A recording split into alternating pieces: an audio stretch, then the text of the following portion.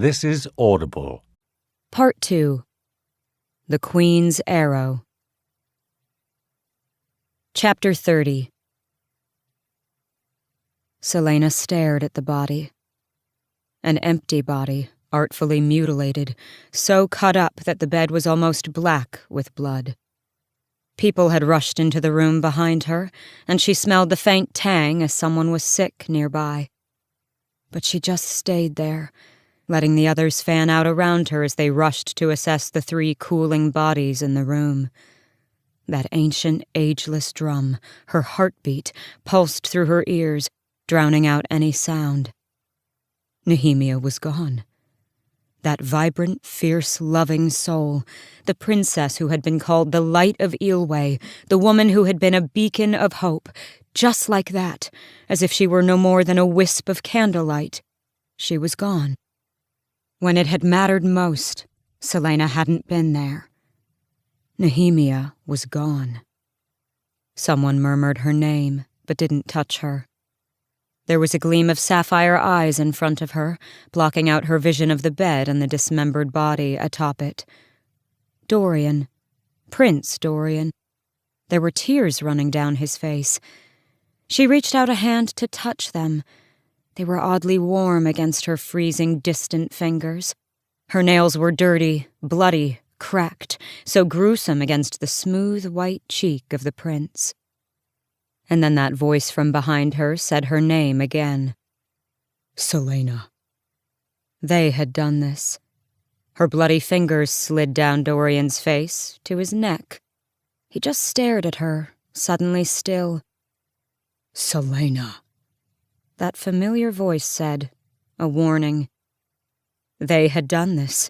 They had betrayed her, betrayed Nehemia. They had taken her away. Her nails brushed Dorian's exposed throat. Celaena, the voice said. Celaena slowly turned. Chaol stared at her, a hand on his sword, the sword she'd brought to the warehouse, the sword she'd left there. Archer had told her that Chaol had known they were going to do this. He had known. She shattered completely and launched herself at him. Chaol had only enough time to release his sword as she lunged, swiping for his face with a hand. She slammed him into the wall, and stinging pain burst from the 4 lines she gouged across his cheek with her nails. She reached for the dagger at her waist, but he grasped her wrist. Blood slid down his cheek, down his neck. His guards shouted, rushing closer, but he hooked a foot behind hers, twisting as he shoved, and threw her to the ground. Stay back, he ordered them, but it cost him. Pinned beneath him, she slammed a fist up beneath his jaw, so hard his teeth sang. And then she was snarling like some kind of wild animal as she snapped for his neck. He reared back, throwing her against the marble floor again. Stop! But the Celaena he knew was gone, the girl he'd imagined as his wife. The girl he'd shared a bed with for the past week was utterly gone. Her clothes and hands were caked with the blood of the men in the warehouse. She wedged a knee up, pounding it between his legs so hard he lost his grip on her, and then she was on top of him, dagger drawn, plunging down toward his chest. He grabbed her wrist again, crushing it in his hand as the blade hovered over his heart. Her whole body trembled with effort, trying to shove it the remaining few inches. She reached for her other dagger, but he caught that wrist too. Stop! He gasped, winded from the blow she'd landed with her knee, trying to think past that blinding pain. Celaena, stop! Captain? One of his men ventured. Stay back! He snarled again. Celaena threw her weight into the dagger she held aloft and gained an inch. His arms strained. She was going to kill him. She was truly going to kill him. He made himself look into her eyes, look at the face so twisted with rage that he couldn't find her. Celaena, he said, squeezing her wrist so hard that he hoped the pain registered somewhere, wherever she had gone. But she still wouldn't loosen her grip on the blade. Celaena, I'm your friend. She stared at him, panting through gritted teeth, her breath coming quicker and quicker before she roared, the sound filling the room, his blood, his world. "You will never be my friend! You will always be my enemy!" She bellowed the last word with such soul-deep hatred that he felt it like a punch to the gut. She surged again, and he lost his grip on the wrist that held the dagger. The blade plunged down and stopped. There was a sudden chill in the room, and Celaena's hand just stopped, as though it had been frozen in midair. Her eyes left his face, but Chaol couldn't see who it was she hissed at. For a heartbeat, it seemed as if she was thrashing against some invisible force, but then Ress was behind her, and she was too busy struggling to notice as the guard slammed the pommel of his sword into her head. As Celaena fell atop him, a part of Chaol fell along with her. Chapter 31. Dorian knew that Chaol had no choice, no other way out of the situation, as his friend carried Celaena out of that bloody chamber into the servants' stairwell, and down, down, down until they reached the castle dungeons. He tried not to look at Caltain's curious, half-mad face, as Chaol laid Celaena in the cell beside hers, as he locked the cell door. "Let me give her my cloak," Dorian said, reaching to unfasten it. "Don't," Chaol said quietly. His face was still bleeding. She gouged 4 lines across his cheek with her nails. Her nails! Gods above. "I don't trust her with anything in there except hay." Chaol had already taken the time to remove her remaining weapons, including 6 lethal-looking hairpins from her braid, and checked her boots and tunic for any hidden ones. Caltain was smiling faintly at Celaena. "Don't touch her, don't talk to her, and don't look at her," Chaol said, as if there wasn't a wall of bars separating the 2 women. Caltain just huffed and curled up on her side. Chaol barked orders to the guards about food and water rations, and how often the watch was to be changed, and then stalked from the dungeon. Dorian silently followed. He didn't know where to begin. There was grief sweeping down on him in waves, as he realized again and again that Nehemia was dead. There was the sickness and terror of what he'd seen in that bedroom, and there was the horror and relief that he'd somehow used his power to stop Celaena's hand before she stabbed Chaol, and that no one except Celaena had noticed. And when she'd hissed at him, he'd seen something so savage in her eyes that he shuddered. They were halfway up the winding stone stairs out of the dungeons when Chaol suddenly slumped onto a step, putting his head in his hands. "What have I done?" Chaol whispered. And despite whatever was changing between them, he couldn't walk away from Chaol. Not tonight, not when he too needed someone to sit next to. "Tell me what happened," Dorian said quietly, taking a seat on the stair beside him and staring into the gloom of the stairwell. So Chaol did. Dorian listened to his tale of kidnapping, of some rebel group trying to use him to get Celaena to trust them, of Celaena breaking into the warehouse and cutting down men like they were nothing.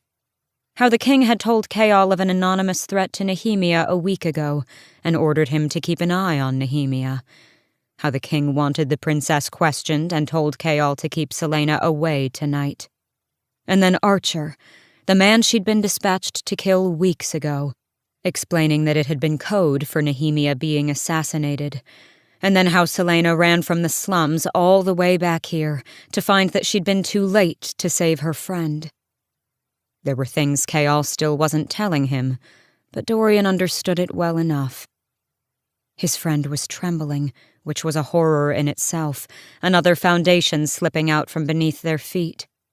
"I've never seen anyone move like she did," Chaol breathed. "I've never seen anyone run that fast. Dorian, it was like..." Chaol shook his head. "I found a horse within seconds of her taking off, and she still outran me. Who can do that?" Dorian might have dismissed it as a warped sense of time due to fear and grief, but he'd had magic coursing through his veins only moments ago. "I didn't know this would happen," Chaol said, resting his forehead against his knees. "If your father—" "It wasn't my father," Dorian said. "I dined with my parents tonight." He'd just come from that dinner when Celaena went flying past, hell burning in her eyes. That look had been enough for him to run after her, guards in tow, until Chaol nearly collided with them in the halls. "My father said he was going to talk to Nehemia later on, after dinner. From what I saw, this happened hours before that." "But if your father didn't want her dead, who did?" "I had extra patrols on alert for any threat. I picked those men myself. Whoever did this got through them like they were nothing. Whoever did this." Dorian tried not to think of the murder scene. One of Chaol's guards had taken a look at the 3 bodies and vomited all over the floor. And Celaena had just stood there, staring at Nehemia, as if she'd been sucked out of herself. "Whoever did this got some kind of sick delight out of it," Chaol finished. The bodies flashed through Dorian's mind again, carefully, artfully arranged. "What does it mean, though?" It was easier to keep talking than to really consider what had happened. The way Celaena had looked at him without really seeing him, the way she'd wiped away his tears with a finger, then grazed her nails across his neck as though she could sense the pulsing life's blood beneath. And when she'd launched herself at Chaol. "How long will you keep her here?" Dorian said, looking down the stairs. She had attacked the captain of the guard in front of his men. Worse than attacked. "As long as it takes," Chaol said quietly. "For what?" "For her to decide not to kill us all." Celaena knew where she was before she awoke, and she didn't care. She was living the same story again and again. The night she'd been captured, she'd also snapped and come so close to killing the person she most wanted to destroy before someone knocked her out and she awoke in a rotting dungeon. She smiled bitterly as she opened her eyes. It was always the same story, the same loss. A plate of bread and soft cheese, along with an iron cup of water, lay on the floor on the other side of the cell. Celaena sat up, her head throbbing, and felt the bump on the side of her skull. "I always knew you'd wind up here," Kaltain said from the cell beside hers. "Did their royal highnesses tire of you, too?" Celaena pulled the tray closer, then leaned against the stone wall behind the pallet of hay. "I tired of them," she said. "Did you kill anyone particularly deserving?" Celaena snorted, closing her eyes against the pounding in her mind. "Almost." She could feel the stickiness of the blood on her hands and beneath her nails. Chaol's blood. She hoped the 4 scratches scarred. She hoped she would never see him again. If she did, she'd kill him. He'd known the king wanted to question Nehemia. He'd known that the king, the most brutal and murderous monster in the world, had wanted to question her friend. And he hadn't told her, hadn't warned her. It wasn't the king, though. No, she had gathered enough in the few minutes she'd been in that bedroom to know this wasn't his handiwork. But Chaol had still been warned about the anonymous threat, had been aware that someone wanted to hurt Nehemia, and he hadn't told her. He was so stupidly honorable and loyal to the king that he didn't even think that she could have done something to prevent this. She had nothing left to give. After she'd lost Sam and been sent to Endovier, she'd pieced herself back together in the bleakness of the mines. And when she'd come here, she'd been foolish enough to think that Chaol had put the final piece into place. Foolish enough to think, just for a moment, that she could get away with being happy. But death was her curse and her gift, and death had been her good friend these long, long years. "They killed Nehemia," she whispered into the dark, needing someone, anyone, to hear that the once bright soul had been extinguished. To know that Nehemia had been here on this earth, and she had been all that was good and brave and wonderful. Celaena was silent for a long moment. Then she said quietly, as if she were trading one piece of misery for another, Duke Parrington is going to Morath in 5 days, and I am to go with him. The king told me I can either marry him or rot down here for the rest of my life. Celaena turned her head, opening her eyes to find Celaena sitting against the wall, grasping her knees. She was even dirtier and more haggard than she'd been a few weeks ago. She still clutched Celaena's cloak around her. Celaena said, "You betrayed the Duke. Why would he want you for his wife?" Celaena laughed quietly. Who knows what games these people play, and what ends they have in mind. She rubbed her dirty hands on her face. My headaches are worse, she mumbled, and those wings, they never stop. My dreams have been filled with shadows and wings, Nehemia had said. Celaena, too. What has one to do with the other? Celaena demanded, the words sharp and hollow. Celaena blinked, raising her brows as though she had no idea what she'd said. How long will they keep you here? She asked. For trying to kill the captain of the guard? Forever, perhaps. She wouldn't care. Let them execute her. Let them put an end to her, too. Nehemia had been the hope of a kingdom, of many kingdoms. The court Nehemia had dreamed of would never be. Ylwe would never be free. Celaena would never get the chance to tell her that she was sorry for the things she'd said. All that would remain were the last words Nehemia had spoken to her, the last thing her friend had thought of her. You are nothing more than a coward. If they let you out, Celaena said, both of them staring into the blackness of their prisons. Make sure that they're punished someday. Every last one of them. Celaena listened to her own breathing, felt Chaol's blood under her nails, and the blood of all those men she'd hacked down, and the coldness of Nehemia's room, where all that gore had soaked the bed. They will be, Celaena swore to the darkness. She had nothing left to give, except that. It would have been better if she'd stayed in Endovier, better to have died there. Her body didn't feel quite like hers when she pulled the tray of food toward her, the metal scraping against the old damp stones. She wasn't even hungry. They drugged the water with a sedative, Celaena said, as Celaena reached for the iron cup. That's what they do for me, too. Good, Celaena said, and drank the entire thing. 3 days passed, and every meal they brought her was drugged with that sedative. Celaena stared into the abyss that now filled her dreams, both sleeping and awake. The forest on the other side was gone, and there was no stag, only barren terrain all around, crumbling rocks and a vicious wind that whispered the words again and again. You are nothing more than a coward. So Celaena drank the drugged water every time they offered it, and let it sweep her away. She drank the water about an hour ago, Ress said to Chaol on the morning of the 4th day. Chaol nodded. She was unconscious on the floor, her face gaunt.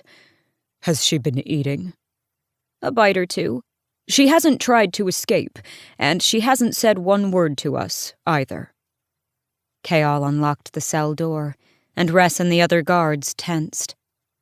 But he couldn't bear another moment without seeing her.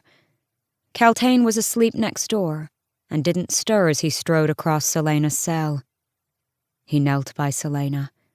She reeked of old blood, and her clothes were stiff with it. His throat tightened. In the castle above, it had been sheer pandemonium for the past several days. He had men combing the castle and city for Nehemia's assassin. He had gone before the king multiple times already to try to explain what happened. How he'd gotten himself kidnapped, and how, even with extra men watching Nehemia, someone had slipped past them all. He was stunned the king hadn't dismissed him, or worse. The worst part was that the king seemed smug. He hadn't had to dirty his hands to get rid of a problem. His main annoyance was dealing with the uproar that was sure to happen in Eelway. He hadn't spared one moment to mourn Nehemia, or shown one flicker of remorse. It had taken a surprising amount of self-control for Chaol not to throttle his own sovereign. But more than just his fate relied on his submission and good behavior. When Chaol had explained Celaena's situation to the king, he had barely looked surprised. He'd just said to get her in line, and left it at that. Get her in line. Chaol gently picked up Celaena, trying not to grunt at the weight, and carried her out of the cell. He'd never forgive himself for throwing her in this rotting dungeon, even though he hadn't had a choice. He hadn't even let himself sleep in his own bed, the bed that still smelled like her.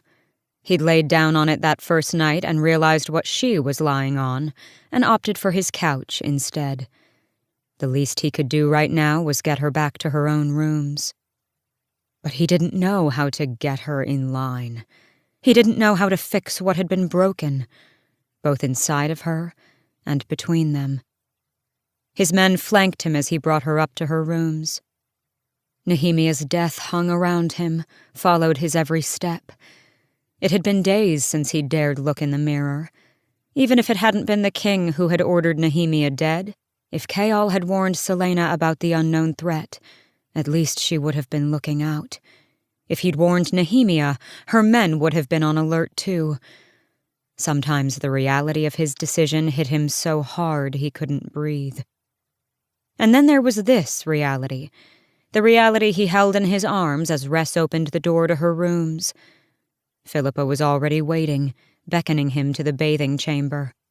He hadn't even thought of that Celaena might need to be cleaned up before getting into bed. He couldn't meet the servant's gaze as he walked into the bathing chamber, because he knew the truth he'd find there. He'd realized it the moment Celaena had turned to him in Nehemia's bedroom. He had lost her, and she would never, in 1,000 lifetimes, let him in again. Chapter 32. Celaena awoke in her own bed and knew there would be no more sedatives in her water. There would be no more breakfast conversations with Nehemia, nor would there be any more lessons on the word marks. There would be no more friends like her. She knew without looking that someone had scrubbed her clean. Blinking against the brightness of the sunlight in her room, her head instantly pounding after days in the darkness of the dungeon, she found Fleetfoot sleeping pressed against her. The dog lifted her head to lick Celaena's arm a few times before going back to sleep, her nose nestled between Celaena's elbow and torso. She wondered if Fleetfoot could sense the loss, too. She'd often wondered if Fleetfoot loved the princess more than her. "You are nothing more than a coward." She couldn't blame Fleetfoot. Outside of this rotten, festering court and kingdom, the rest of the world had loved Nehemia. It was hard not to. Celaena had adored Nehemia from the moment she'd laid eyes on her, like they were twin souls who had at last found each other, a soul friend. And now she was gone. Celaena put a hand against her chest. How absurd, how utterly absurd and useless that her heart still beat and Nehemia's didn't. The eye of Elena was warm, as if trying to offer some comfort. Celaena let her hand drop back to her mattress. She didn't even try to get out of bed that day, after Philippa coaxed her into eating and let slip that she'd missed Nehemia's funeral. She'd been too busy guzzling down sedatives and hiding from her grief in the dungeons to be present when they put her friend in the cold earth so far from the sun-warmed soil of Eelway. "You are nothing more than a coward." So Celaena didn't get out of bed that day, and she didn't get out of it the next, or the next, or the next. Chapter 33. The mines in Calaculla were stifling, and the slave girl could only imagine how much worse they would become when the summer sun was overhead. She had been in the mines for 6 months, longer than anyone else had ever survived, she'd been told. Her mother, her grandmother, and her little brother hadn't lasted a month. Her father hadn't even made it to the mines before Otterland's butchers had cut him down, along with the other known rebels in their village. Everyone else had been rounded up and sent here. She'd been alone for 5.5 months now, alone yet surrounded by thousands. She couldn't remember the last time she'd seen the sky, or the grasslands of Eelway undulating in a cool breeze. She would see them both again, though, the sky and the grasslands. She knew she would, because she'd stayed awake on nights she was supposed to have been sleeping, listening through the cracks in the floorboards, as her father and his fellow rebels talked of ways to bring down Otterland, and of Princess Nehemia, who was in the capital at that very moment, working for their freedom. If she could just hold on, if she could just keep drawing breath, she might make it until Nehemia accomplished her goal. She would make it, and then bury her dead, and when the mourning months were over, she would find the nearest rebel group and join them. With every Otterlonian life she took, she would say the names of her dead again, so that they would hear her in the afterlife and know they were not forgotten. She swung her pickaxe into the unforgiving wall of stone, her breath ragged in her parched throat. The overseer lounged against a nearby wall, sloshing water in his canteen, waiting for the moment when one of them would collapse, just so he could unfurl that whip of his. She kept her head down, kept working, kept breathing. She would make it. She didn't know how much time passed, but she felt the ripple go through the mines like a shudder in the earth, a ripple of stillness, followed by wails. She felt it coming, swelling up toward her, closer and closer with each turned head and murmured words. And then she heard it, the words that changed everything. Princess Nehemia is dead, assassinated by Otterland. The words were past her before she had time to swallow them. There was a scrape of leather against rock. The overseer would tolerate the pause for only a few seconds longer before he started swinging. Nehemia is dead. She stared down at the pickaxe in her hands. She turned slowly to look into the face of her overseer, the face of Otterland. He cocked his wrist, pronged whip ready. She felt her tears before she realized they were falling, sliding through 6 months' worth of filth. Enough. The words screamed through her, so loudly she began to shake. Silently, she began to recite the names of her dead, and as the overseer raised his whip, she added her name to the end of that list and swung her axe into his gut. Chapter 34. Any changes in her behavior? She got out of bed. And? Standing in the sunlit hall of the upper levels of the glass castle, Ress's usually jovial face was grim. And now she's sitting in a chair in front of the fire. It's the same as yesterday. She got out of bed, sat in the chair all day, then got back into bed at sundown. Is she still not speaking? Ress shook his head, keeping his voice low as a courtier passed by. Philippa says she just sits there and stares at the fire. Won't speak. Still barely touches her food. Ress's eyes grew warier as they took in the healing cuts that ran down Kayal's cheek. 2 had already scabbed and would fade, but there was a long, surprisingly deep one that was still tender. Kayal wondered whether it would scar. He'd deserve it if it did. I'm probably overstepping my bounds. Then don't say it, Kayal growled. He knew exactly what Ress would say, the same thing Philippa said, and anyone who saw him and gave him that pitying glance. You should try talking to her. He didn't know how word had gotten out so quickly that she'd tried to kill him, but it seemed they all knew how deep the break between him and Celaena went. He'd thought the two of them had been discreet, and he knew Philippa wasn't a gossip. But perhaps what he felt for her had been written all over him, and what she now felt for him. He resisted the urge to touch the cuts on his face. "I still want the watch posted outside her door and windows," he ordered Ress. He was on his way to another meeting, another shouting match about how they should deal with the fallout in Eelway over the princess's death. "Don't stop her if she leaves, but try to slow her down a bit." Long enough for word to get to him that she'd finally left her rooms. If anyone was going to intercept Celaena, if anyone would confront her about what happened to Nehemia, it would be him. Until then, he'd give her the space she needed, even if it killed him not to speak to her. She'd become entwined in his life, from the morning runs to the lunches to the kisses she stole from him when no one was looking. And now, without her, he felt hollow, but he still didn't know how he'd ever look her in the eye. "You will always be my enemy." She'd meant it. Ress nodded. "Consider it done." The young guards saluted as Kayal headed for the meeting room. There would be other meetings today.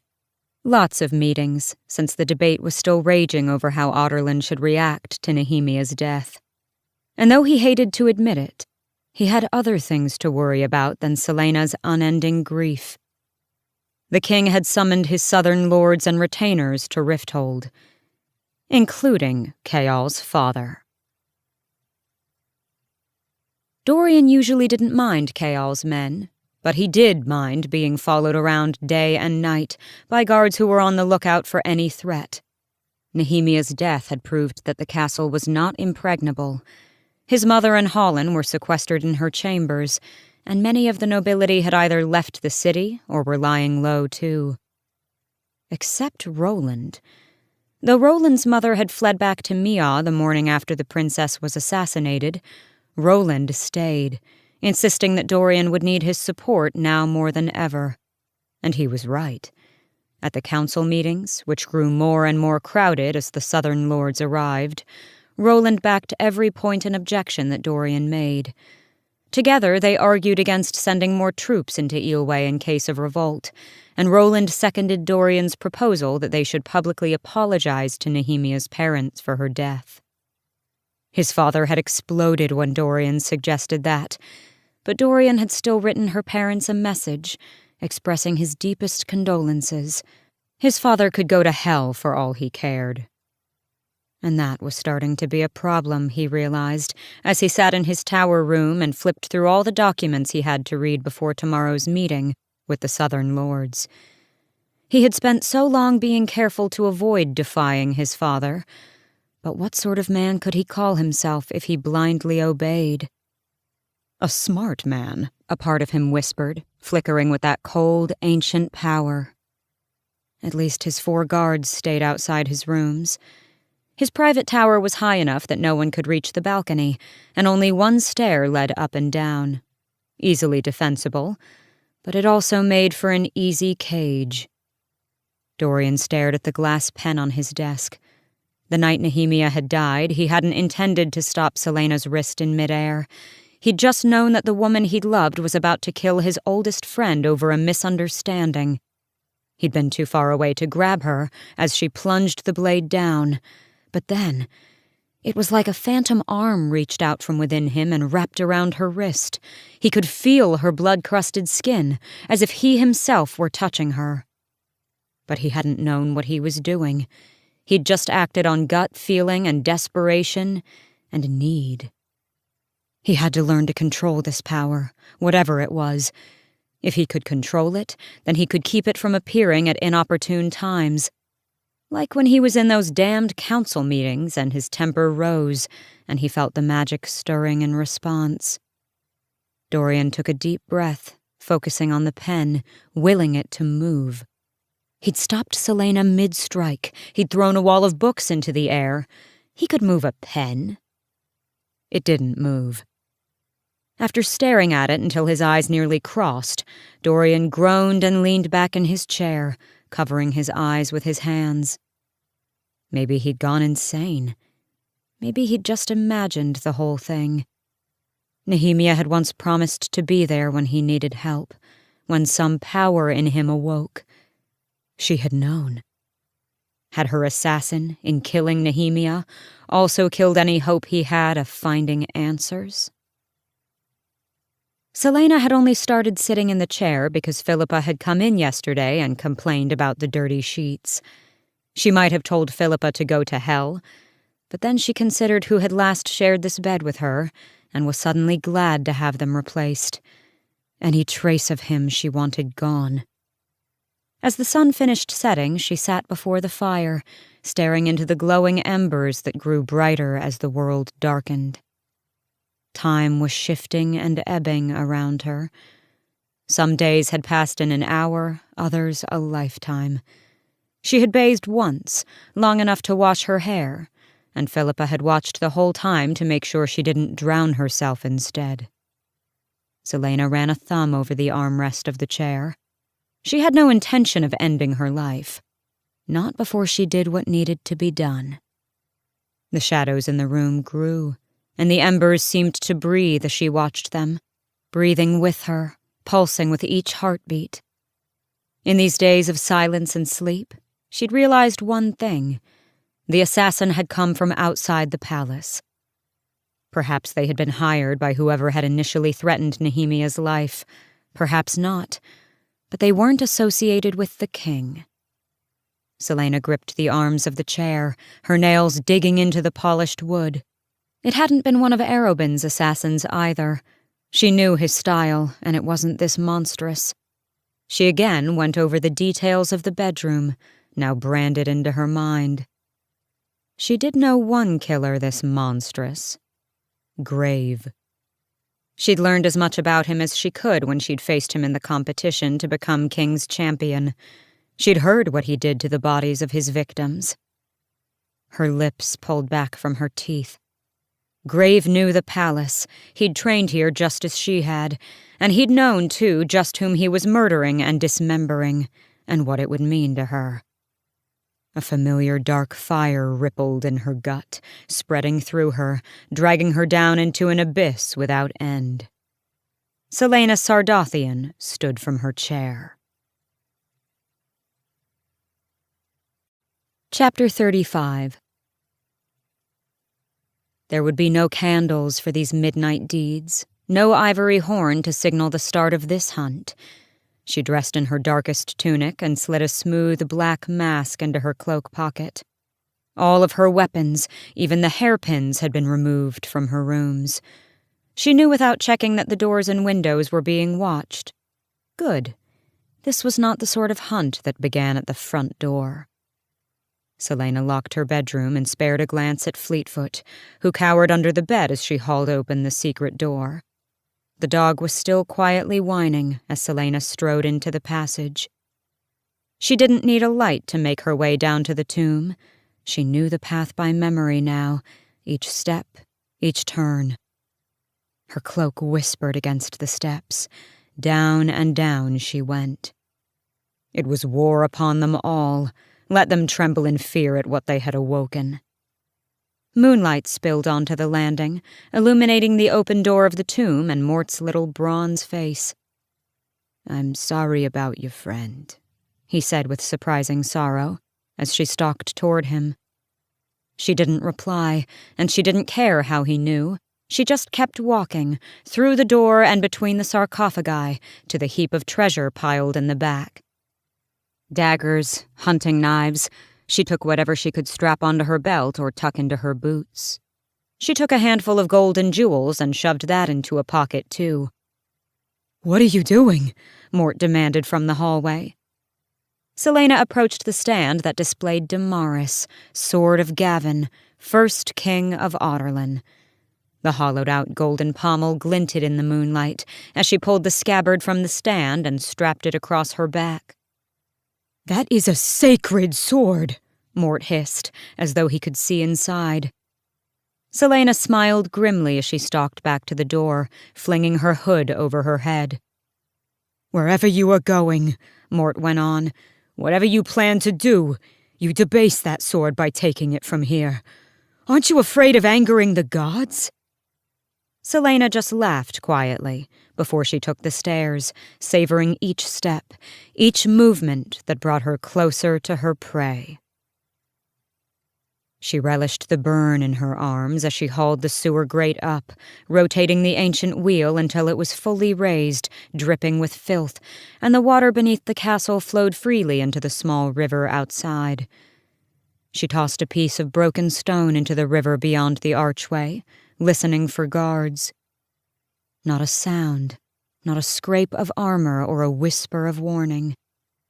An assassin had killed Nehemia, an assassin with a taste for the grotesque and a desire for notoriety. Finding Grave would take only a few questions.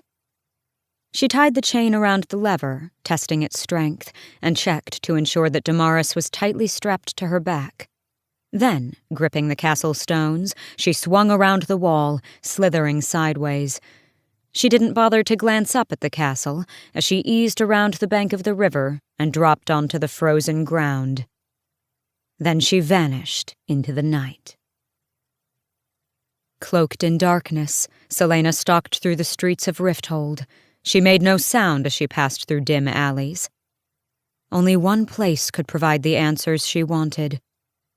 Sewage and puddles of excrement lay beneath every window of the slums, and the cobblestone streets were cracked and misshapen after many hard winters.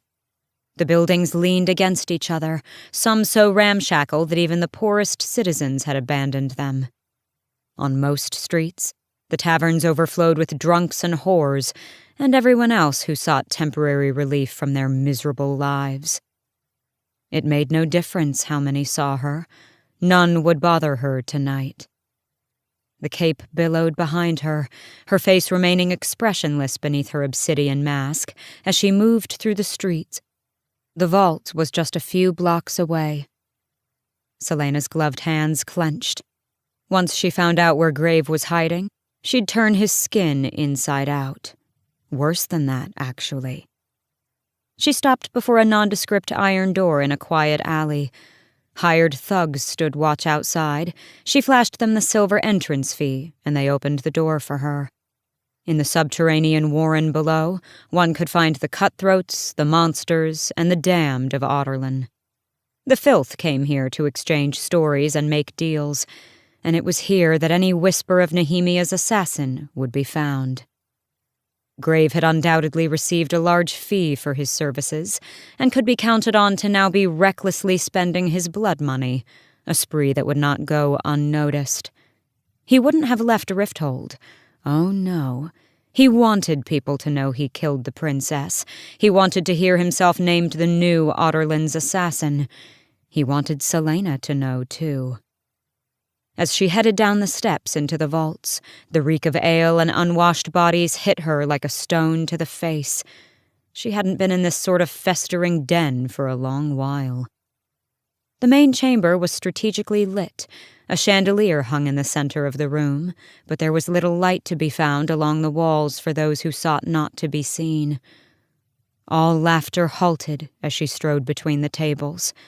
Red-rimmed eyes followed her every step. She didn't know the identity of the new crime lord who ruled over this place, and didn't care. Her business wasn't with him, not tonight. She didn't allow herself to look at the many fighting pits that occupied the distant end of the chamber, pits where crowds were still gathered, cheering for whoever fought with fists and feet within. She'd been to the vaults before, many times in those final days before her capture. Now that Iowan Jane and Rourke Farron were dead, the place seemed to have passed into new ownership without losing any of its depravity. Celaena walked right up to the barkeep. He didn't recognize her, but she didn't expect him to, not when she'd been so careful to hide her identity all those years. The barkeep was already pale, and his sparse hair had become even sparser over the past year and a half. He tried to peer beneath her cowl as she halted at the bar, but the mask and hood kept her features hidden. "Drink?" he asked, wiping sweat from his brow. Everyone in the bar was still watching her, either discreetly or outright. "No," she said, her voice contorted and deep beneath the mask. The barkeep gripped the edge of the counter. You're back," he said quietly, as more heads turned. "You escaped." So he did recognize her then. She wondered if the new owners held a grudge against her for killing Io and Jane, and how many bodies she'd have to leave in her wake if they decided to start a fight right here, right now. What she planned to do tonight already broke enough rules, crossed too many lines. She leaned on the bar, crossing one ankle over the other. The barkeep mopped his brow again and poured her a brandy. "On the house," he said, sliding it to her. She caught it in her hand, but didn't drink it. He wet his lips, then asked, How did you escape?" People leaned back in their chairs, straining to hear. Let them spread rumors. Let them hesitate before crossing her path. She hoped Arobin heard, too. She hoped he heard and stayed the hell away from her. "You'll soon discover that," she said. "But I have need of you." His brows lifted. "Me?" "I have come to inquire after a man." Her voice was scratchy and hollow. "A man who recently earned a large sum of gold for the assassination of the Ilwe princess. He goes by the name of Grave. I need to know where he is." "I don't know anything." The barkeep's face turned even paler. She reached into a pocket and pulled out a glittering fistful of ancient jewels and gold. All eyes watched them now. "Allow me to repeat my question, barkeep." The assassin who called himself Grave ran.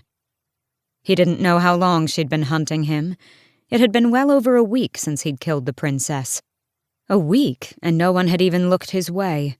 He thought he'd gotten away with it, and had even started wondering whether he should have been more creative with the body, if he should have left some sort of calling card behind. But all that had changed tonight. He'd been drinking at the counter of his favorite tavern when the packed room had suddenly gone quiet. He'd turned to see her in the doorway as she called out his name, looking more wraith than human. His name hadn't even finished echoing in the room before he burst into a sprint, escaping through the back exit and into the alley. He couldn't hear footsteps, but he knew she was behind him, melting in and out of shadows and mist. He took alleys and side streets, leaping over walls, zigzagging across the slums. Anything to shake her, to wear her down. He'd make his final stand in a quiet street. There, he would take out the blade strapped to his skin and make her pay for the way she'd humiliated him in the competition. The way she had sneered at him, the way she'd broken his nose and tossed her handkerchief onto his chest. Haughty, stupid bitch. He staggered as he rounded a corner, his breath ragged and raw. He had only 3 daggers hidden on him. He'd make them count, though. When she'd appeared at the tavern, he had immediately taken note of the broadsword hovering over one of her shoulders and the assortment of gleaming, wicked-looking blades strapped to her hips. But he could make her pay, even if he only had a few blades. Grave was halfway down the cobblestone alley when he realized it was a dead end, the far wall too high to climb. Here, then. He'd soon have her begging for mercy before he cut her into little pieces. Drawing one of his daggers, he smiled and turned to the open street behind him. Blue mist drifted by, and a rat scurried across the narrow passage. There was no noise, only the sounds of distant revelry. Perhaps he had lost her. Those royal fools had made the biggest mistake of their lives when they'd crowned her champion. His client had said as much when he'd hired Grave. He waited a moment, still watching the open street entrance, and then allowed himself to breathe, surprised to find that he was a little disappointed. King's champion, indeed. It hadn't been hard to lose her at all. And now he would go home, and he'd receive another job offer in a matter of days. And then another, and another. His client had promised him that the offers would come. Arobin Hamel would curse the day he had rejected Grave from the Assassin's Guild for being too cruel with his prey. Grave chuckled, flipping his dagger in his hands. Then she appeared. She came through the fog, no more than a sliver of darkness. She didn't run, she just walked with that insufferable swagger. Grave surveyed the buildings surrounding them. The stone was too slippery and there were no windows. One step at a time she approached. He would really, really enjoy making her suffer as much as the princess had. Smiling, Grave retreated to the end of the alley, only stopping when his back hit the stone wall. In a narrower space he could overpower her, and in this forgotten street he could take his own sweet time doing what he wanted. Still, she approached, and the sword at her back whined as she drew it. The moonlight glinted off the long blade, probably a gift from her princeling lover. Grave pulled his second dagger from his boot. This wasn't a frilly, ridiculous competition run by nobility. Here, any rules applied. She didn't say anything when she neared. And Grave didn't say anything to her as he rushed at her, swiping for her head with both blades. She stepped aside, dodging him with maddening ease. Grave lunged again, but faster than he could follow, she ducked and slashed her sword across his shins. He hit the wet ground before he felt the pain. The world flashed black and gray and red, and agony tore at him. A dagger still left in his hand, he scuttled backward toward the wall, but his legs wouldn't respond, and his arms strained to pull him through the damp filth. Bitch, he hissed. bitch. He hit the wall, blood pouring from his legs. Bone had been sliced. He would not be able to walk. He could still find a way to make her pay, though. She stopped a few feet away and sheathed her sword. She drew a long, jeweled dagger. He swore at her, the filthiest word he could think of. She chuckled, and faster than a striking asp, she had one of his arms against the wall, the dagger glinting. Pain ripped through his right wrist, then his left as it too was slammed into the stone. Grave screamed, truly screamed, as he found his arms pinned to the wall by 2 daggers. His blood was nearly black in the moonlight. He thrashed, cursing her again and again. He would bleed to death unless he pulled his arms from the wall. With otherworldly silence, she crouched before him and lifted his chin with another dagger. Grave panted as she brought her face close to his. There was nothing beneath the cowl, nothing of this world. She had no face. "Who hired you?" she asked, her voice like gravel. To do what? He asked, almost sobbing. Maybe he could feign innocence. He could talk his way out, convince this arrogant whore he had nothing to do with it. She turned the dagger, pressing it into his neck. To kill Princess Nehemia. No one. I don't know what you're talking about. And then, without even an intake of breath, she buried another dagger he hadn't realized she'd been holding into his thigh. So deep he felt the reverberation as it hit the cobblestones beneath. His scream shattered out of him, and Grave writhed, his wrists rising farther on the blades. "Who hired you?" she asked again. Calm, so calm. Gold, Grave moaned. I have gold. She drew yet another dagger and shoved it into his other thigh, piercing again to the stone. Grave shrieked to gods who did not save him. "Who hired you?" I don't know what you're talking about. After a heartbeat, she withdrew the daggers from his thighs. He almost soiled himself at the pain, at the relief. Thank you. He wept, even as he thought of how he would punish her. She sat back on her heels and stared at him. Thank you. But then she brought up another dagger, its edge serrated and glinting, and hovered it close to his hand. "Pick a finger," she said. He trembled and shook his head. "Pick a finger." Please. A wet warmth filled the seat of his pants. "Thumb it is." No, I'll tell you everything. Still, she brought the blade closer until it rested against the base of his thumb. Don't! I'll tell you everything. Chapter 36. Dorian was just starting to feel his temper fray after hours of debate, when the doors to his father's council room were thrown open, and Celaena prowled in, her dark cape billowing behind her. All 20 men at the table fell silent, including his father, whose eyes went straight to the thing dangling from Celaena's hand. Chaol was already striding across the room from his post by the door, but he too stopped when he beheld the object she carried. A head. The man's face was still set in a scream, and there was something vaguely familiar about the grotesque features and mousy brown hair that she gripped. It was hard to be certain as it swung from her gloved fingers. Chaol put a hand on his sword, his face pale as death. The other guards in the room drew their blades, but didn't move. Wouldn't move until Chaol or the king commanded them. What is this? The king demanded. The councilmen and assembled lords were gaping. But Celaena was smiling as her eyes locked onto one of the ministers at the table, and she walked right toward him.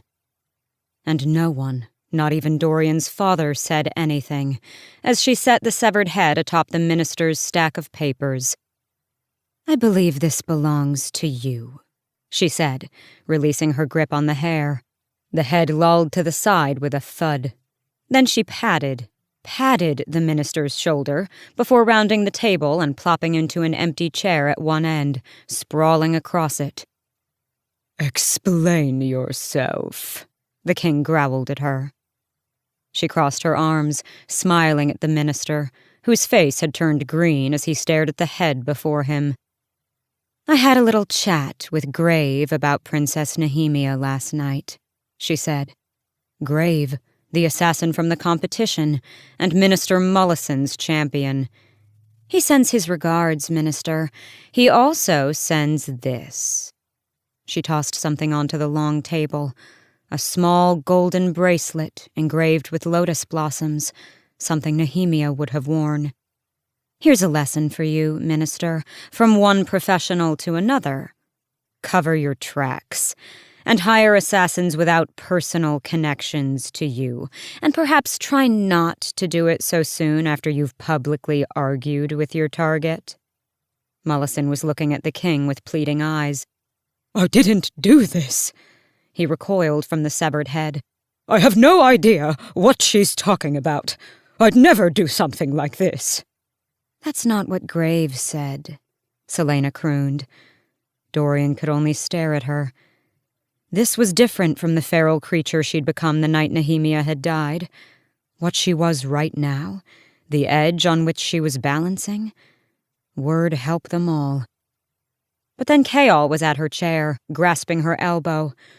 What the hell do you think you're doing? Celaena looked up at him and smiled sweetly. Your job, apparently. She shook off his grip with a thrash, then got out of her seat, stalking around the table. She pulled a piece of paper out of her tunic and tossed it in front of the king. The impertinence in that throw should have earned her a trip to the gallows, but the king said nothing. Following her around the table, a hand still on his sword, Chaol watched her with a face like stone. Dorian began praying they wouldn't come to blows. Not here, not again. If it riled his magic and his father saw? Dorian wouldn't even think of that power when he was in a room with so many potential enemies. He was sitting beside the person who would give the order to have him put down. His father took the paper. From where he sat, Dorian could see that it was a list of names, at least 15 long. Before the unfortunate death of the princess, she said, I took it upon myself to eliminate some traitors to the crown. My target, she said, and he knew his father was aware she meant Archer, led me right to them. Dorian couldn't look at her for a moment longer. This couldn't be the whole truth, but she hadn't gone after them to hunt them down. She'd gone to save Chaol. So why lie now? Why pretend she'd been hunting them? What sort of game was she playing? Dorian looked across the table. Minister Mollison was still trembling at the severed head in front of him. He wouldn't have been surprised if the minister vomited right there. He was the one who had made the anonymous threat against Nehemia's life? After a moment, his father looked up from the list and surveyed her. "Well done, champion. Well done indeed." Then Celaena and the King of Otterlands smiled at each other, and it was the most terrifying thing Dorian had ever seen.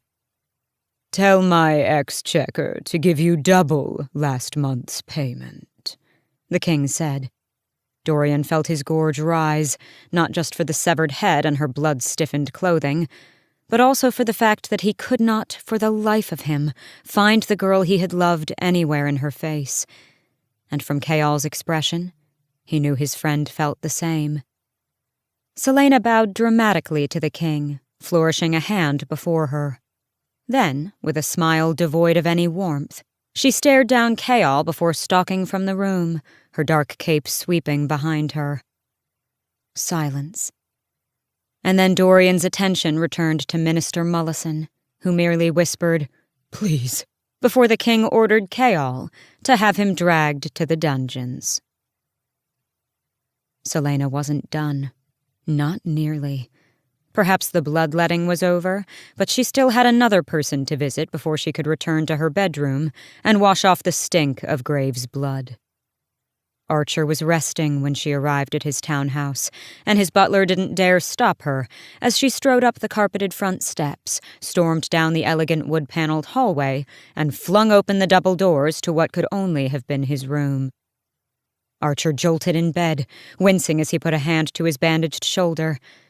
Then he took in her appearance, the daggers still strapped to her waist. He went very, very still. "I'm sorry," he said. She stood at the foot of his bed, staring down at him, at his wan face and injured shoulder. "You're sorry, Kayal's sorry, the whole damn world is sorry. Tell me what you and your movement want. Tell me what you know about the king's plans."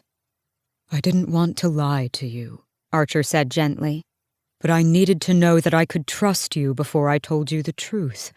Nehemia," she tried not to wince at the name, "said you could be trusted, but I needed to know for sure. And I needed you to trust me, too." "So you thought kidnapping Kayal would make me trust you?" "We kidnapped him because we thought he and the king were planning to hurt her. I needed you to come to that warehouse and hear from Westfall's lips that he was aware there had been threats to her safety and he didn't tell you. To realize that he is the enemy. If I'd known you would go so berserk, I never would have done it." She shook her head. "That list you sent me yesterday, of the men from the warehouse, they're truly dead?" "You killed them, yes." Guilt punched through her.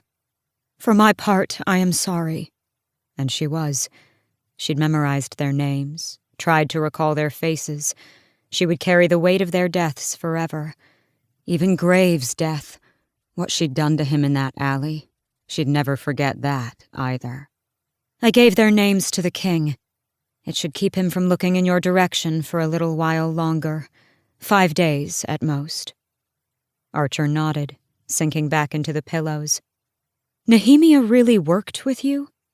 "It was why she came to Rifthold, to see what could be done about organizing a force in the north. To give us information directly from the castle, as Celaena had always suspected. Her loss." He closed his eyes. "We can't replace her." Celaena swallowed. "But you could," Archer said, looking at her again. "I know you came from Terrasen, so part of you has to realize that Terrasen must be free." "You are nothing more than a coward." She kept her face blank. "Be our eyes and ears in the castle," Archer whispered. Help us, and we can find a way to save everyone, to save you. We don't know what the king plans to do, only that he somehow found a source of power outside magic, and that he's probably using that power to create monstrosities of his own. But to what end? We don't know. That's what Nehemia was trying to discover, and it's knowledge that could save us all. She would digest all that later, much later. For now, she stared at Archer, then looked down at her blood-stiffened clothing. I found the man who killed Nehemia. Archer's eyes widened. And? She turned to walk out of the room. And the debt has been paid. Minister Mollison hired him to get rid of a thorn in his side, because she put him down one too many times in council meetings. The minister is now in the dungeons, awaiting his trial. And she would be there for every minute of that trial, and the execution afterward. Archer loosed a sigh as she put her hand on the doorknob. She looked over her shoulder at him, at the fear and sadness on his face. "You took an arrow for me," she said quietly, gazing at the bandages. "It was the least I could do, after I caused that whole mess." She chewed on her lip and opened the door. "We have 5 days until the king expects you to be dead. Prepare yourself and your allies." But nothing," she interrupted. "Consider yourself fortunate that I'm not going to rip out your throat for the stunt you pulled. Arrow or no arrow, and regardless of my relationship with Kaol, you lied to me and kidnapped my friend. If it hadn't been for that, for you, I would have been at the castle that night." She fixed him with a stare. "I'm done with you. I don't want your information. I'm not going to give you information, and I don't particularly care what happens to you once you leave this city, as long as I never see you again." She took a step into the hallway. "Celaena?" She looked over her shoulder. "I am sorry. I know how much you meant to her, and she to you." The weight she'd been avoiding since she'd gone to hunt Grave suddenly fell on her, and her shoulders drooped. She was so tired. Now that Grave was dead, now that Minister Mollison was in the dungeon, now that she had no one left to maim and punish, she was so tired. 5 days. I'll be back in 5 days. If you aren't prepared to leave Rifthold, then I won't bother faking your death. I'll kill you before you know I'm in the room." Kaol kept his face blank and his shoulders thrown back, as his father surveyed him. The small breakfast room in his father's suite was sunny and silent, pleasant even, but Kaol remained in the doorway as he looked at his father for the first time in 10 years. The Lord of Aniel looked mostly the same, his hair a bit grayer, but his face still ruggedly handsome, far too similar to Kaol's for his own liking. "The breakfast is growing cold," his father said, waving a broad hand to the table and the empty chair across from him. His first words. Kaol clenched his jaw so hard it hurt as he walked across the bright room and slid into the chair. His father poured himself a glass of juice and said without looking at him, "At least you fill out your uniform, thanks to your mother's blood. Your brother is all gangly limbs and awkward angles." Kaol bristled at the way his father spat "your mother's blood," but made himself pour a cup of tea, then butter a slice of bread. "Are you just going to keep quiet, or are you going to say something?" "What could I possibly have to say to you?" His father gave him a thin smile. "A polite son would inquire after the state of his family." "I haven't been your son for 10 years. I don't see why I should start acting like one now." His father's eyes flicked to the sword at Kaol's side, examining, judging, weighing. Kaol reined in the urge to walk out. It had been a mistake to accept his father's invitation. He should have burned the note he received last night. But after he'd ensured that Minister Mollison was locked up, the king's lecture about Celaena making a fool out of him and his guards had somehow worn through his better judgment. And Celaena, he had no idea how she'd gotten out of her rooms. None. The guards had been alert and had reported no noise. The windows hadn't been opened, and neither had her front door. And when he asked Philippa, she only said that the bedroom door had been locked all night. Celaena was keeping secrets again. She'd lied to the king about the men she'd killed in the warehouse to rescue him. And there were other mysteries lurking around her. Mysteries that he'd better start figuring out if he was to stand a chance of surviving her wrath. What his men had reported about the body that had been found in that alley. Tell me what you've been up to. What do you wish to know? Kayal said flatly, not touching his food or drink. His father leaned back in his seat, a movement that had once made Kayal start sweating. It usually meant that his father was about to focus all of his attention on him, that he would judge and consider and dole out punishment for any weakness, any missteps. But Kayal was a grown man now, and he answered only to his king. Are you enjoying the position you sacrificed your lineage to attain? Yes. I suppose I have you to thank for being dragged to Rifthold, and if Eelway rises up, then I suppose we can all thank you as well. It took every ounce of will he had, but Kayal just took a bite from his bread and stared at his father. Something like approval flickered in the man's eyes, and he took a bite of his own bread before he said, Do you have a woman, at least? The effort it took to keep his face blank was considerable. No. His father smiled slowly. You were always a horrible liar. Kayal looked toward the window, toward the cloudless day that was revealing the first hint of spring. For your sake, I hope she's at least of noble blood. For my sake?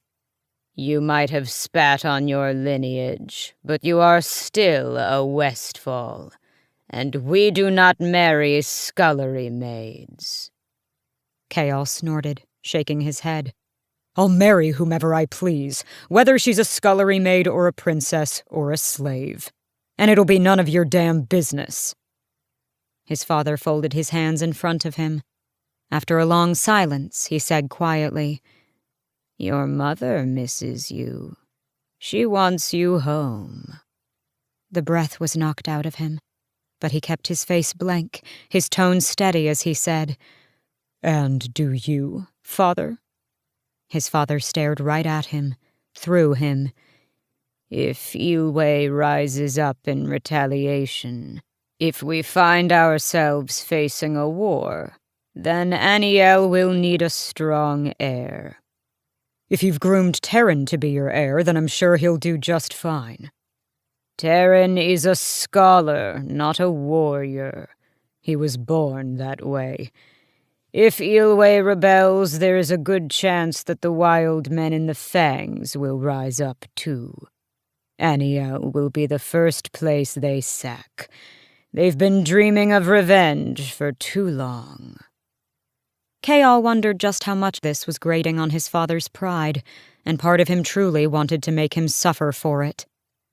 But he'd had enough of suffering, and enough of hatred, and he hardly had any fight left in him now that Celaena had made it clear she'd sooner eat hot coals than look at him with affection in her eyes. Now that Celaena was gone. So he just said, My position is here. My life is here. Your people need you. They will need you. Would you be so selfish as to turn your back on them? The way my father turned his back on me? His father smiled again, a cruel, cold thing. You disgraced your family when you gave up your title. You disgraced me. But you have made yourself useful these years, made the Crown Prince rely upon you. And when Dorian is king, he'll reward you for it, won't he? He could make Aniel a duchy and bless you with lands large enough to rival Parrington's territory around Morath. What is it that you really want, father? To protect your people, or to use my friendship with Dorian to your gain?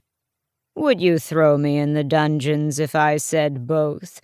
I hear you like to do that to the people who dare provoke you these days." And then there was that gleam in his eyes that told Chaol just how much his father already knew. "Perhaps if you do, your woman and I can exchange notes about the conditions." If you want me back in Aniel, you're not doing a very good job of convincing me. "Do I need to convince you? You failed to protect the princess, and that has created the possibility of war. The assassin who was warming your bed now wants nothing more than to spill your innards on the ground. What's left for you here, except more shame?" Chaol slammed his hands on the table, rattling the dishes. Enough! He didn't want his father knowing anything about Celaena, or about the remaining fragments of his heart. He wouldn't let his servants change the sheets on his bed because they still smelled like her, because he went to sleep dreaming that she was still lying beside him. I have worked for 10 years to be in this position, and it'll take far more than a few taunts from you to get me back to Aniel. And if you think Terran is weak, then send him to me for training. Maybe here he'll learn how real men act. Chaol shoved his chair away from the table, rattling the dishes again, and stormed to the door. 5 minutes. He'd lasted less than 5 minutes. He paused in the doorway and looked back at his father. The man was smiling faintly at him, still taking him in, still assessing how useful he would be. You talk to her? You so much as look in her direction, Chaol warned. And father or not, I'll make you wish you'd never set foot in this castle. And though he didn't wait to hear what his father had to say, Chaol left with the sinking feeling that he'd somehow just stepped right into his father's snare. Chapter 37. There was no one else to carry out this task, not with Ilwe soldiers and ambassadors still on their way to retrieve Nehemia's body from where it lay interred in the royal plot. As Celaena opened the door to the room that had smelled of blood and pain, she saw that someone had cleaned away all traces of gore. The mattress was gone, and Celaena paused in the doorway as she surveyed the skeleton of the bed frame. Perhaps it would be best to leave Nehemia's belongings to the people who came to bring her back to Ilwe. But would they be friends of hers? The thought of strangers touching Nehemia's belongings, packing them away like any other objects, made her wild with grief and rage. Almost as wild as she'd been earlier today, when she'd walked into her own dressing room and ripped every gown off its hanger, pulled out every pair of shoes, every tunic, every ribbon and cloak, and thrown them into the hallway.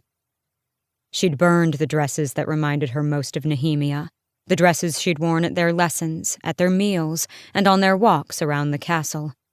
It was only when Philippa came in to scold her about the smoke that Celaena had relented, allowing her to take whatever clothing survived and donate it. But it had been too late to stop Celaena from burning the dress she'd worn the night of Chaol's birthday. That gown had burned first. And when her dressing room was empty, she shoved a bag of gold into Philippa's hands and told her to go buy some new clothes.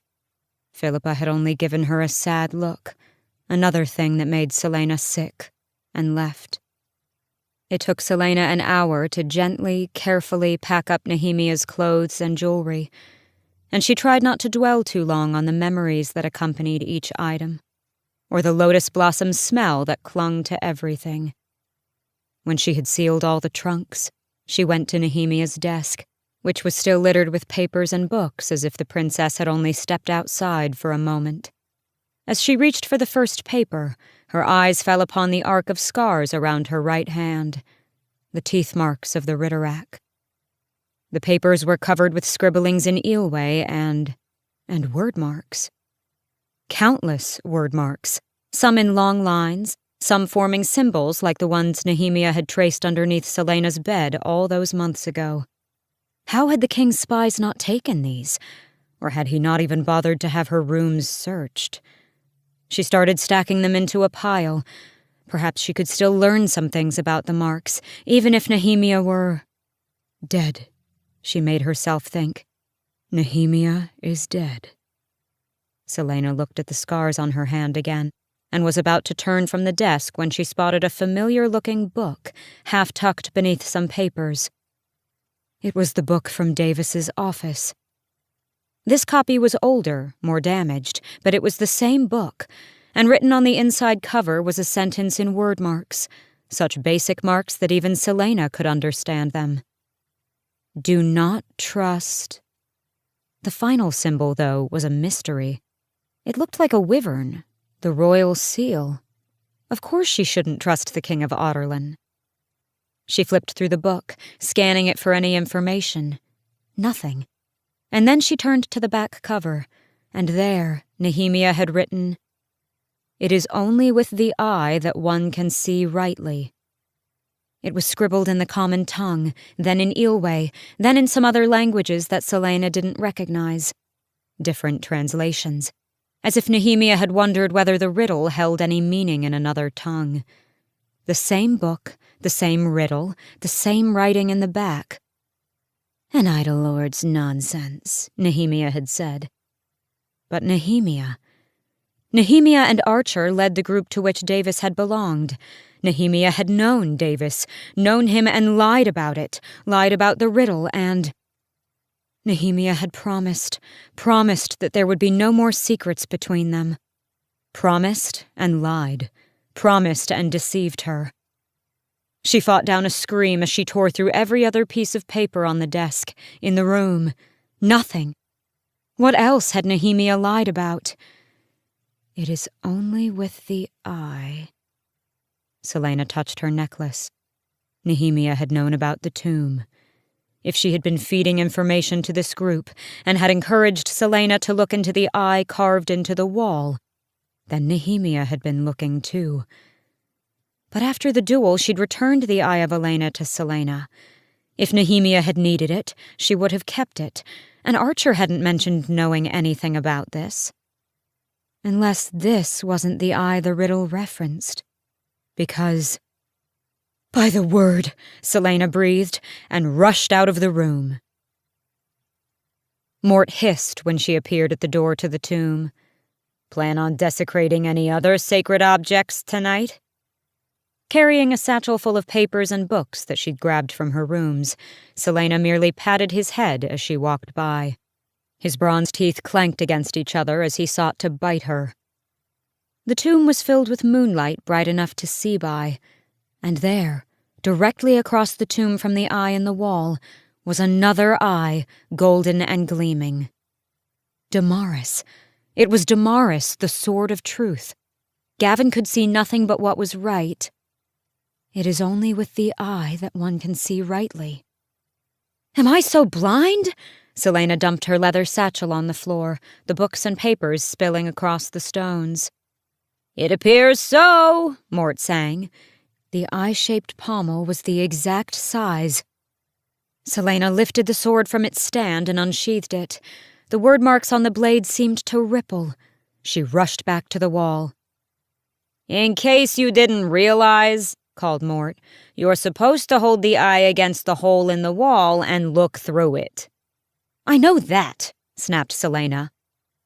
And so, not daring to breathe the entire time, Celaena lifted the pommel to the hole until both eyes were evenly aligned. She stood on her toes and peered in, and groaned.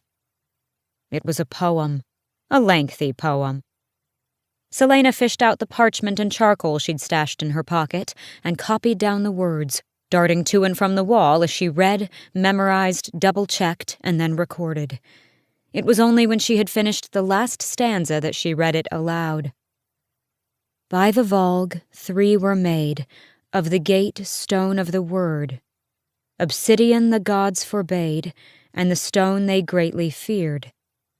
In grief he hid one in the crown of her he loved so well, to keep with her where she lay down, inside the starry cell. The second one was hidden in a mountain made of fire, where all men were forbidden despite their great desires. Where the third lies will never be told, by voice or tongue or some of gold? Celaena shook her head. More nonsense, and the rhyme with word and feared was off. Not to mention the break in the rhyme scheme in the final lines. Since you clearly knew that the sword could be used to read the riddle, she said to Mort, then why don't you save me some trouble and tell me what the hell this one's about? Mort sniffed. It sounds to me like it's a riddle giving the location of 3 very powerful items. She read through the poem again. But 3 what? Sounds like the second thing is hidden in a volcano, and the first and third ones. She gritted her teeth. Gatestone of the word. What is this a riddle for? And why is it here? Isn't that the question of the millennia? Mort crowed, as Celaena walked back to the papers and books she'd scattered at the other end of the tomb.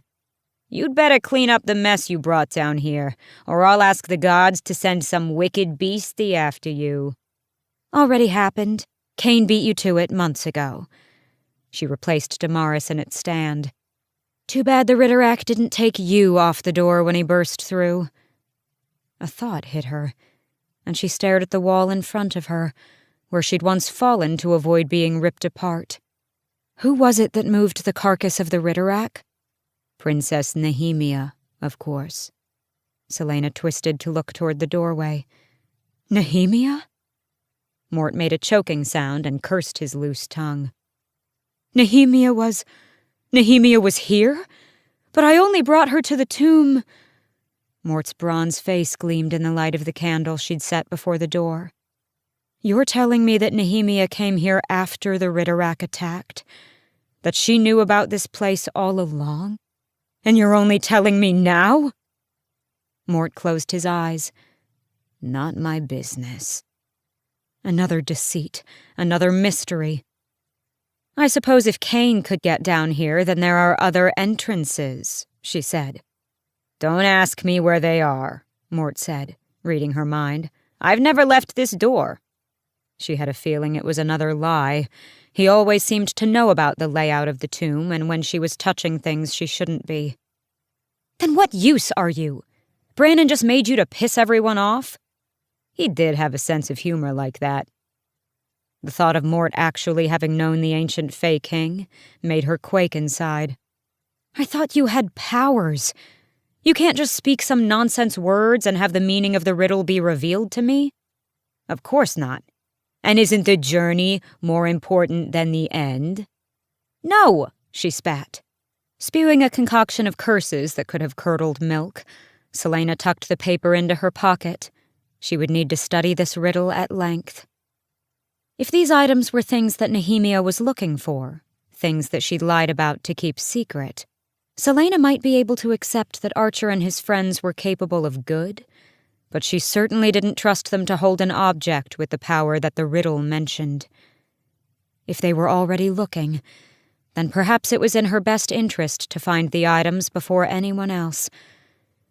Nehemia hadn't figured out that the eye riddle referred to Damaris, but had she known what the 3 objects were?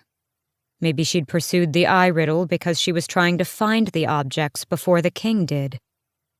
The king's plans. Had they been to find these things? She picked up her candle and strode from the room. Has the questing spirit seized you at last? Not yet, she said as she walked by.